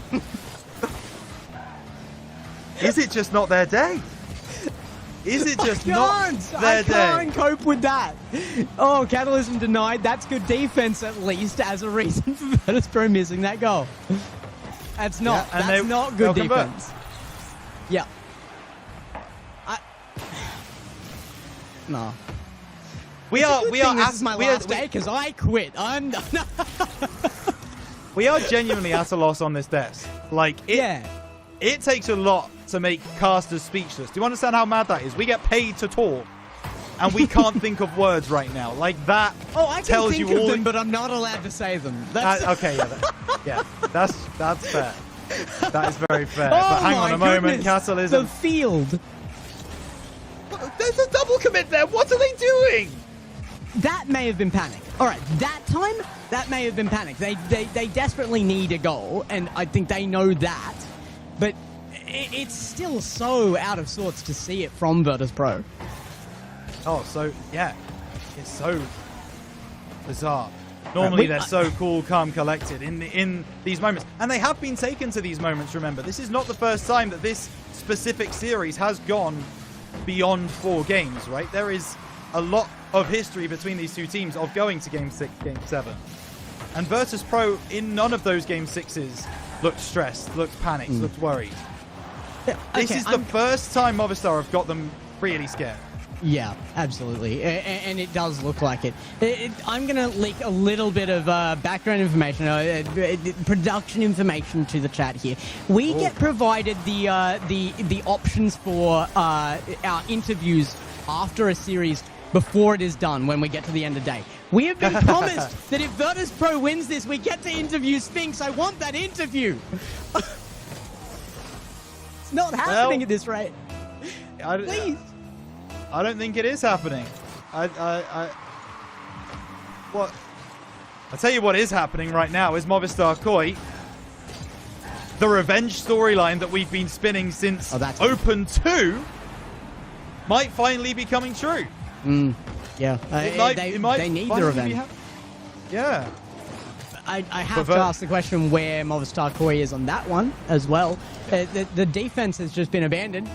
Virtus Pro allowed back in, and getting a goal here could change things. 2 in half a game is pretty easy for Virtus Pro when they're playing well, and that could change the tide of things here. If Virtus Pro start to feel like they can score, they will score. Yes, absolutely, and there is something to be said for that for sure. Like, if they start to feel that confidence get back, and they start to feel the rhythm again. Oh! It's off the crossbar. Lucky. Now Ocelon puts it down, but you are absolutely right. Virtus Pro with in flow state, scarier than anything else that we've got, and maybe they're starting to feel it. What a ball pass. Across should be the finish. Sphinx finds the top right corner. Now we've got a grand final, Gex. Now they're starting to switch on. It only took 3 goals from Movistar Koi, but they're finally finding their feet. Yeah, and that goal there, I mean, the first one was a given, but that second one, it felt like they had 4 players on field. I don't know how they make that passing play across net, not once but twice there, and then slot it top corner like they were just ready for that from the beginning. And Sosa! Virtus Pro have just decided to win! It's over! Send Movistar Koi home! They're done! Virtus Pro are on it again! What is this? Virtus Pro in flow state are the scariest thing in this region. I'm telling you. This is exactly what we expect to see from VP. Catalysm over the top. They've turned the whole game around. Movistar Koi have capitulated. They are confounded. They have absolutely no idea what day of the week it is. This is so cruel. Dangled it in front of Movistar Koi. The victory is right here. Look, boys, you can take an open. We'll let you have it. Yoinking it away. This is just brutal. I have no understanding of what is happening in front of me. I'm just enjoying it. I'm just a passenger at this point. We're just spectators to the show. Catalysm down the left, looking for the 50, wins it too, pass middle, cleared away. But there's now a Virtus Pro player there to follow up, and that is something that has not been the case for a majority of this series. The clearance does come through. Catalysm down the right-hand side, winning a couple of 50s. Once again, the confidence showing. They are challenging things, but once again, they've left the back door open. Ocelon into the middle, cleared away by Sosa. Could it be 5? It's gonna be 5. Virtus Pro are gonna bring us to Game 7. Right about now, I feel like Trill is just doing the Homer Simpson meme, out of the bush and then straight back in again. He's poked his head out. He's like, "Ooh, time for an interview. We get this one." Nah, I'm sorry, man. Virtus Pro have decided that they want the win. Yeah, I think so. And oh no way, that's off the backboard. If that comes through as an assist, I mean that would have been ridiculous. Not going to happen. Catalysm over onto the right-hand side. Will be Sosa. Wanted either the bump or... Yep. All right. That's straight. No. Straight in again. No. Yeah. Okay. I thought Ocelon had that. Clearly not. No, I would say that the fact it was a goal is why clearly not. yeah, that does lend itself to the fact that it wasn't. What is happening right now?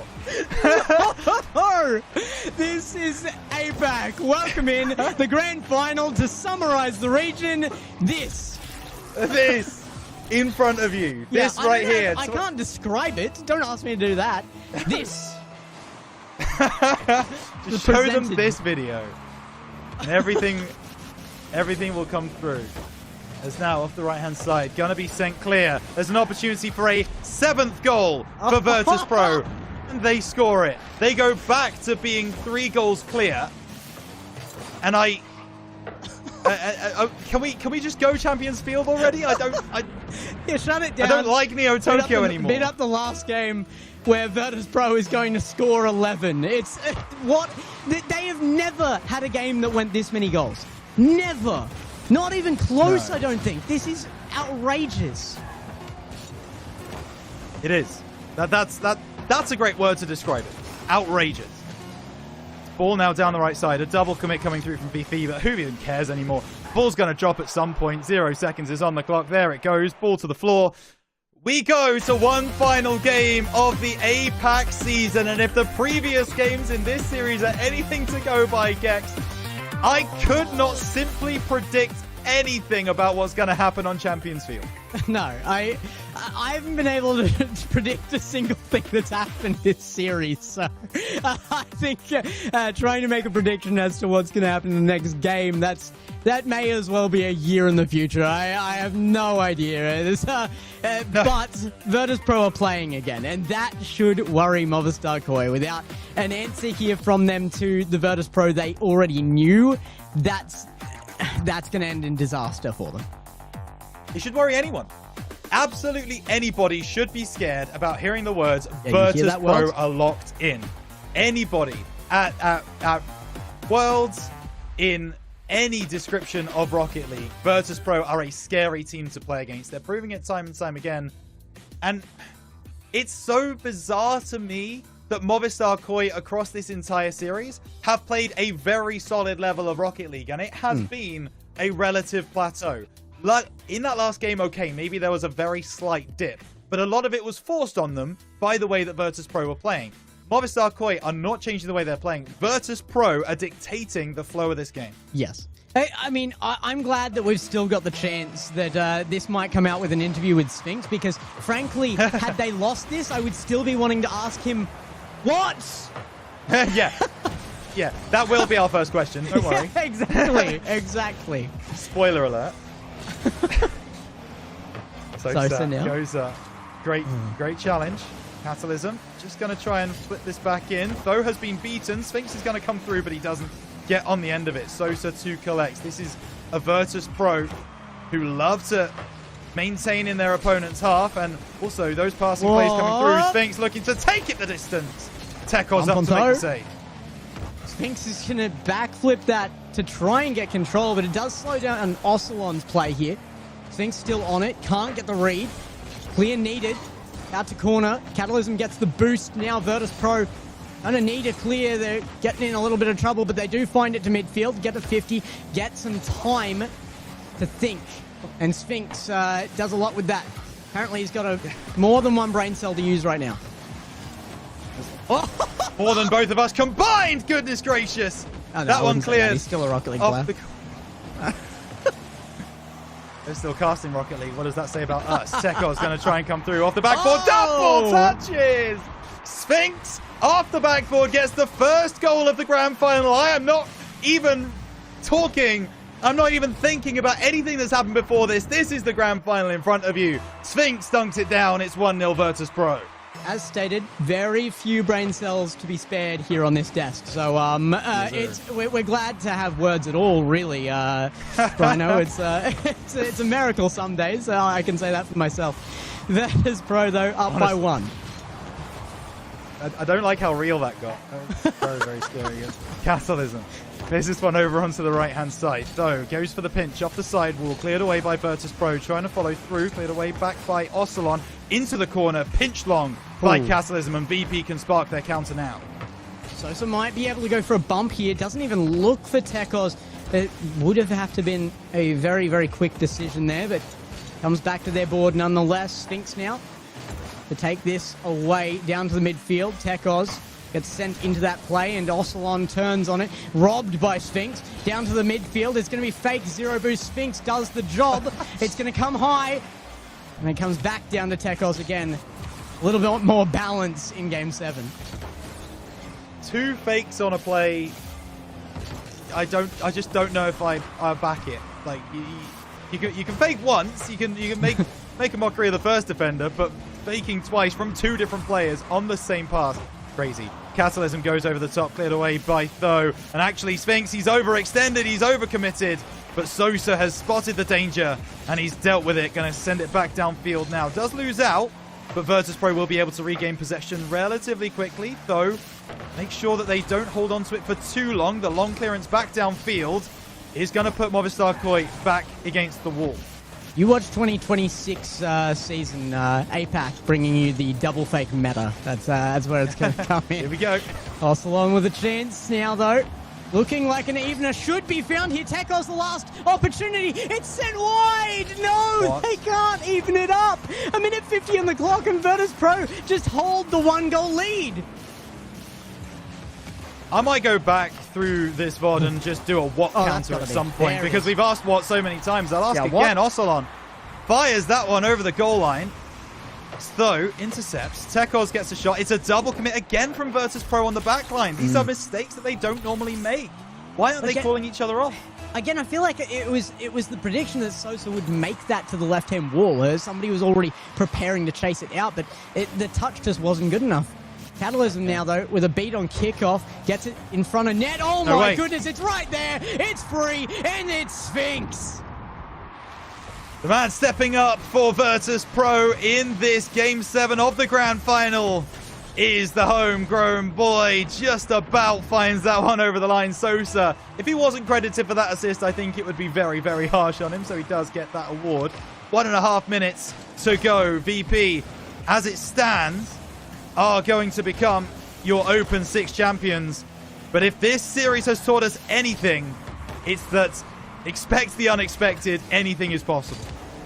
I mean, they could be the unbeaten Apac champs here in the top 8. And Sphinx is making it look likely. It had to be the Apac player to lead it out. He's going to be in our ear in a minute. I'm predicting it now. A minute 12. 2 for Movistar Koi, with Virtus.pro now actually defending is feeling unlikely. Really likes that replay we got of the goal as well. That was cinematic.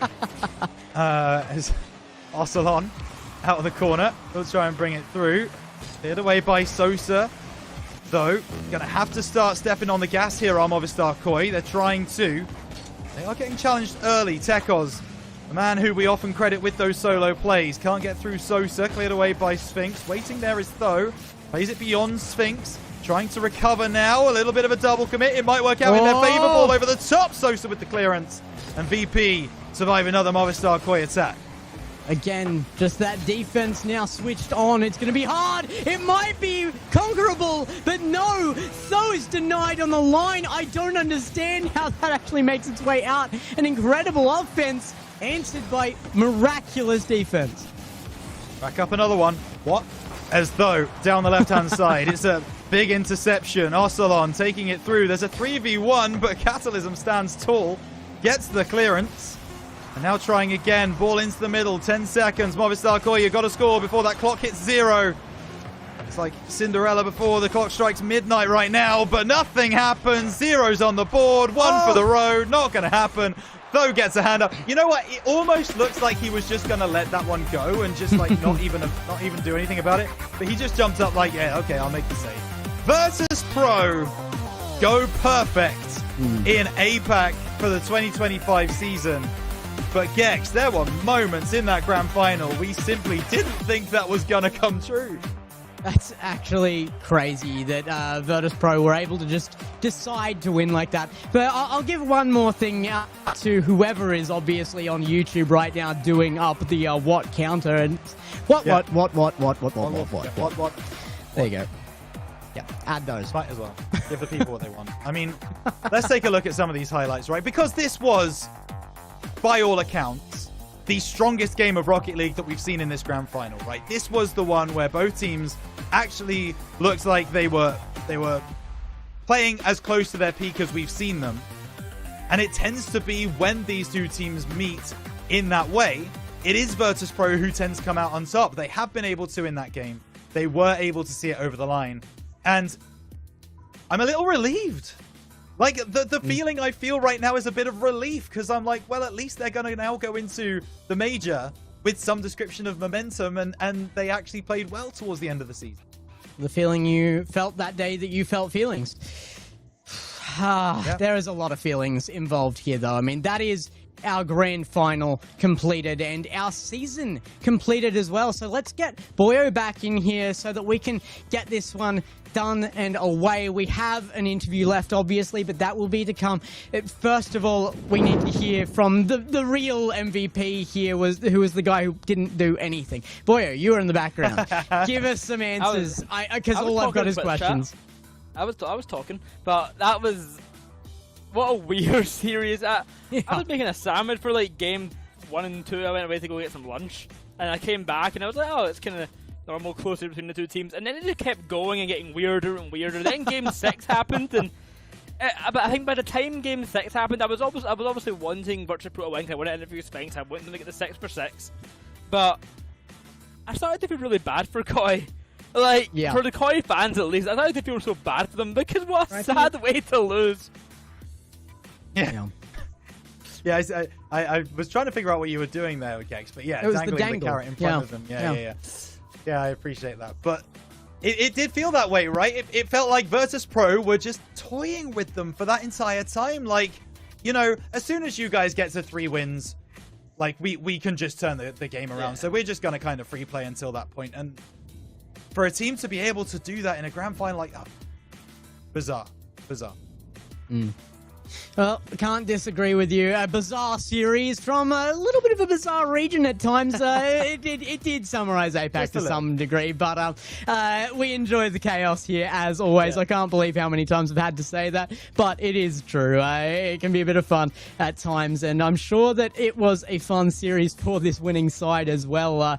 Koi are going to have to go back to the drawing board for next season if they are going to stick around at all, and you got to say, Virtus Pro, I can't see them budging. This is a region that is theirs currently. It is a region they are going to go to every LAN this year to represent, and you know what? They better do it well. I'm putting that on them. They better do it well. There is your weekend, though, your final weekend, and look at the tear that Virtus Pro went on. Look at the Apac representation as well, though. Kenotrope, you have to respect them.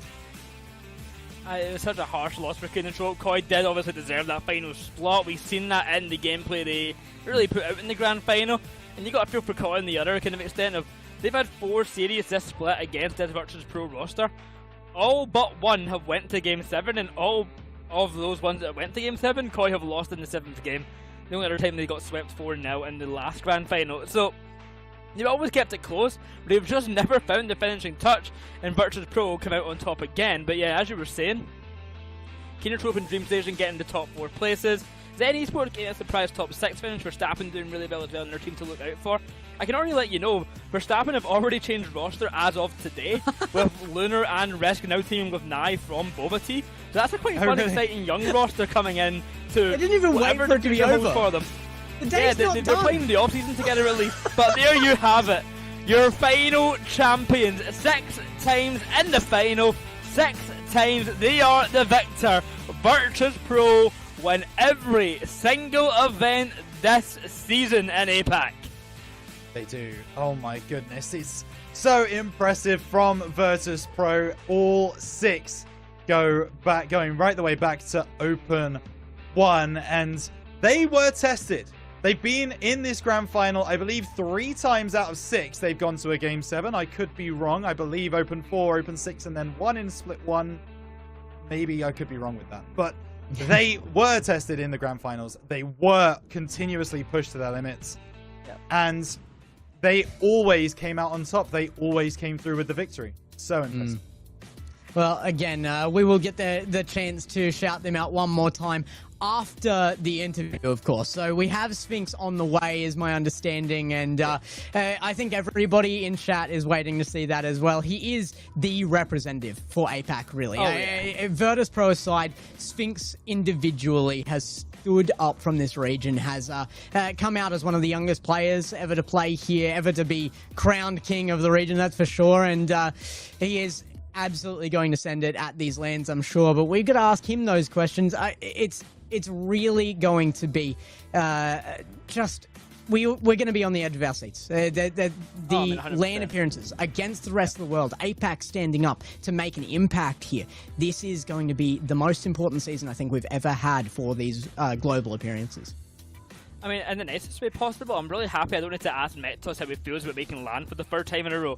Because, like, I mean, I've run out of things to ask the guy. We've talked to him so many times, so I'm happy we're going to get Sphinx in for an interview instead here to get some different insight. And as you said, being this APAC representative of the team, being the APAC player to break through the mold and get even higher heights and really get kind of to a global level where everyone's looking at him going, this guy is insane. A player who people like Matt Shu and Realize, LCT Ball, Reese Kevin, they're all looking up to Furlash as well. And then you've got the younger ones, you've got your Nyes and your Risks and these other developing players like Peachy and I could go on forever, like naming more and more, like Stakey as well, and all these young players in APAC who are looking at Sphinx going like, this is the guy who I want to get as good as, and he is really a driving force for APAC as a whole. And I think because of that and because of the success that he's had, we're going to see the younger generation of APAC players really start to rise to the top and take out some of these old guys like Realize and Matt Shu. These guys are getting old. They Realize is like 23 now. That's old in Rocket League terms, and I think this is really going to be where the young guys start to grow. Boy, are you of all people calling for people to take down Realize? Am I in a different dimension? What is no. This is more insane than that last series for me. I'm just saying the young guys are going to start growing to the top here. That's all I'm saying. Oh, wow. We are going to have a discussion with Sphinx in just a moment, but yeah, I mean, you've got to remember as well, he's still improving, he's still growing. Can't wait to be. Well, here he comes. There he is. It's Sphinx. We've had you here before, buddy, but it's never been in this scenario before. It's never been sending you to Worlds before like this. So congratulations. And yeah, I mean, first of all, how do you feel making the casters lose their minds in that last series? I felt like I was going insane. I mean, I think the stakes have never been this high for me. Like, I think this is like the most hype I've ever been since like the first time we beat Tho like last season in Split 2 when we beat them with ZPS 4-0. I think that was the most hype I've ever been. But like after that, I think this meant the most to me, like this victory. And in Game 6, when Neo Tokyo, when we were down 0-3, well, I honestly, I thought we were gonna lose. But then I think Big Man Sosa, I don't know why, he suddenly became like a motivational speaker somehow. His second job, he hyped us all up. Like he actually hyped us all up so hard. Like he was the only one who wasn't like, oh man, unlucky. He was like, no, we got this, guys. Yeah, like he's been such a big help, honestly. I got asked a question from the Japanese casters to pass on to you basically, and it's the rise of the Japanese players. Like we had Blue Torch in previous events, and we've had Kenotrope, of course, doing really, really well. How do you think like Japan as a nation in APAC is really holding up, considering they were the top for so long and maybe struggling recently, but starting to get back in the groove of things? I mean, they used to dominate before, like when APAC South and APAC North were a thing. But like now, they've, I think they're slowly coming back, even with the imports. Like especially with Kenotrope, like the front runner. But like I've been seeing all these random Japanese teams, like not random, but like the Japanese teams I haven't heard of. Like they are suddenly making like good results, like getting top 16, and like sometimes they even like when we go against them in the Swiss matches, like they almost take a game off us. So like it's actually interesting to see how the Japanese region is like actually developing at a crazy rate. Love to hear that. I mean, we're talking about developing. I want to talk about your personal development, Sphinx, because we've been obviously watching you since the very start of your career, and it's been fantastic. How do you feel like you have improved as an individual player from the start of this season specifically? From the start of the season, actually, like I've actually watched replays of myself play, like in the first regional versus Elevate at the time, and the difference was crazy, man. Like I sucked so badly, like before I got all the help from my teammates and Sosa, Cadlemism especially. Like after playing with them, like the difference is actually like insane, and it's like it's one of a lifetime experience playing with two top level players from a developed region. So like as you can see, like it's clearly helped me develop as a player also. So I take full use of this opportunity given to me. Well, you are going to be going to LANs, of course, so let's switch our focus for a second. Obviously, Apac has been a big thing for you to come up the way you have to get the kind of conquering mentality out of the team and everything, but now you have to move on to the rest of the world, and like, you've come in so confident here, obviously, but what kind of confidence do you have there? Where are you rating yourself among the teams making Raleigh, making Worlds? I mean, we've always been confident in ourselves. Like, even last time at Birmingham, when we had no international experience, we still thought we could make the top 8. But like, now, after we've actually experienced the major regions and how they play, we're even more confident in getting top 8, especially like after how we changed our play style a bit and we looked at our replays even more and practice more. And we're looking to bootcamp also, so that will also help us. So in Raleigh and Leon, you can expect us to make some big upsets. Ooh, Well, I'm I like that excited one. to see it. I mean, from the beginning of your career, kind of playing professionally in APAC, I think the whole time we were talking about you and Croado, namely, as being the future of APAC before you were playing, and I think everyone on the desk at the time on APAC was saying when Sphinx comes in, he's going to really change the region. Do you think that you felt maybe a lot of pressure because of the high expectations always put on you in APAC, and then going into the major and going internationally, you are always being touted as the guy for APAC? Is that a lot of pressure for you, or do you think you can handle it quite well? When I debuted, like with Elevate and Lewis and Christian and Kevin, I think I didn't feel the pressure. I actually, like, when people talked about me, I actually thought of it as like a boost and motivation, and like it gives me like an ego boost. So I actually play better when people like talk to me like the being next up, you know. So like, instead of me being pressured and performing worse, I think it boosts my ego and my my confidence, and I play better actually because of it. Absolutely. Well, let's hope you can take that confidence in live when you get to those scenarios. But I suppose the next time we see you will be there. So I hope that all the pre-show recordings and all the stuff that comes before these appearances is a lot of fun for you and generates the right mentality for you. And of course, that your results are brilliant. Any last shout-outs before we send you off, Sphinx?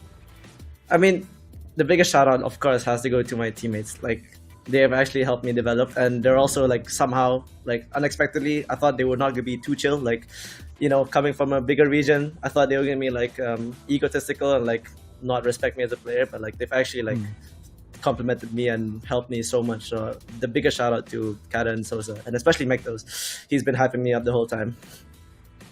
All right, thank you very much for coming in, Sphinx. Yeah, We'll leave the interview there, and we will see you at Worlds. All right, thank you so much. Bye bye.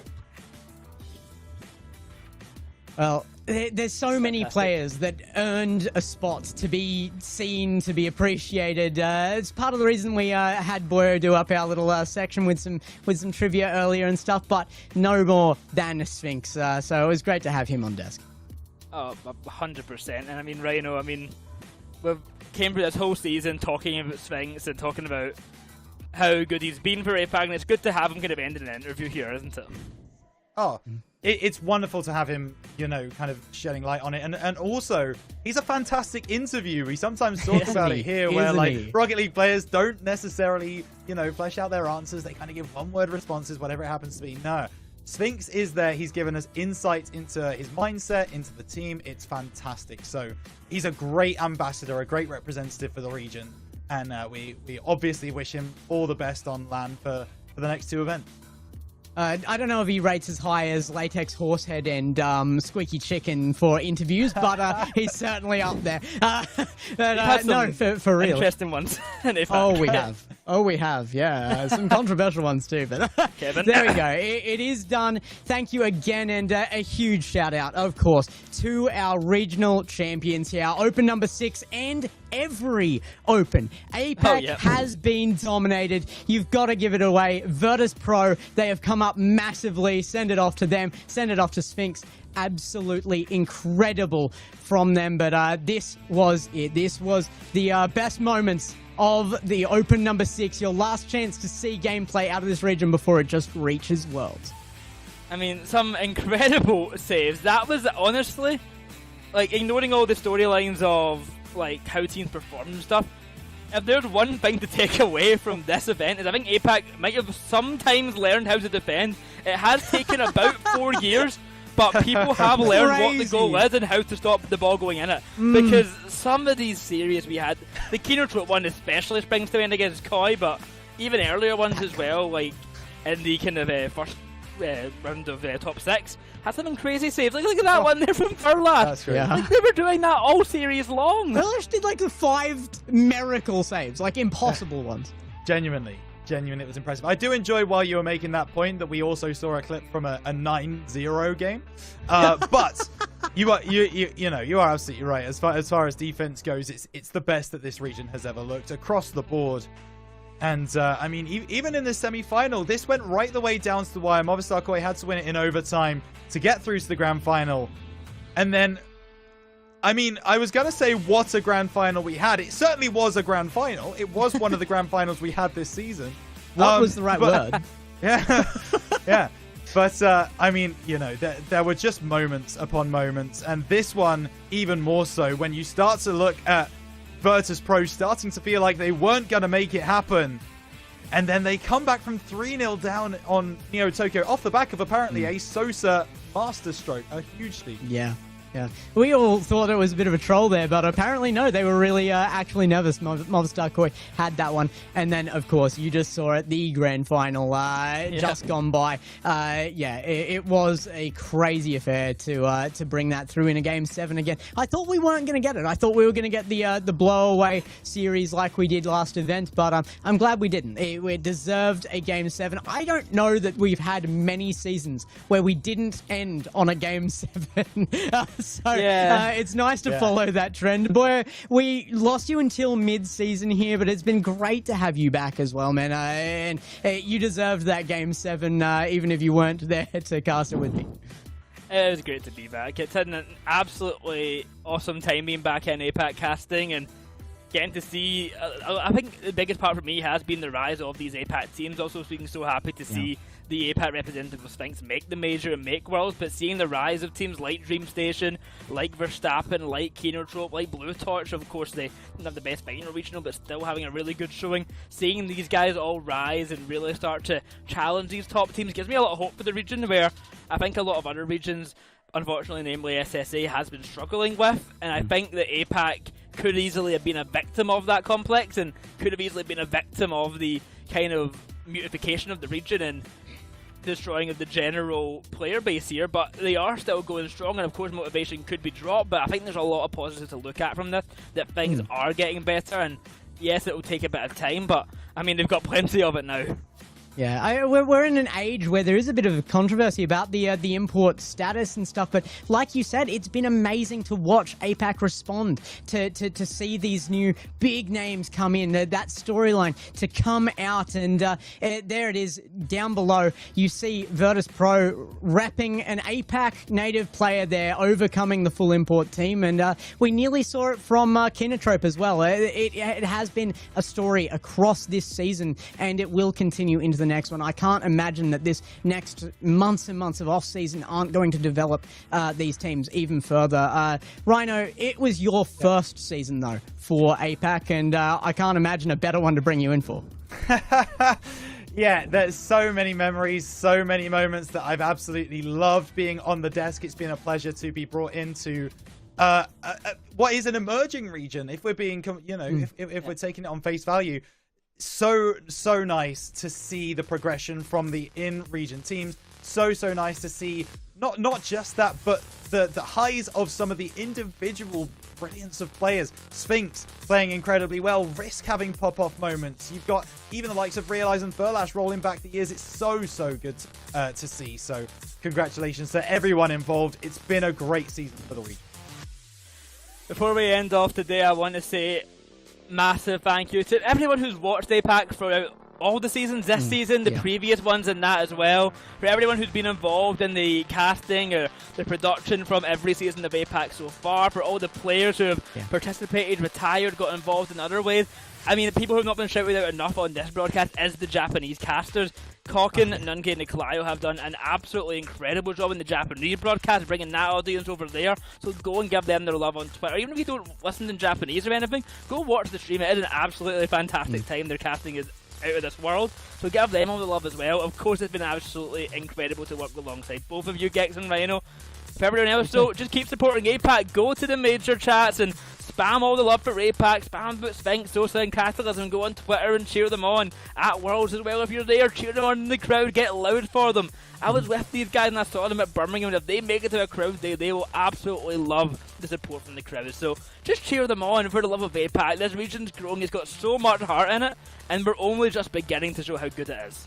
Yeah, absolutely right. I think Boyo has summed up a lot of what was left to say for this region as we close this one out. It will be the last time you see us for quite some time, but we will be back. Apac has its loyalties, and we are some of that for sure. Like you said, so many names to shout out.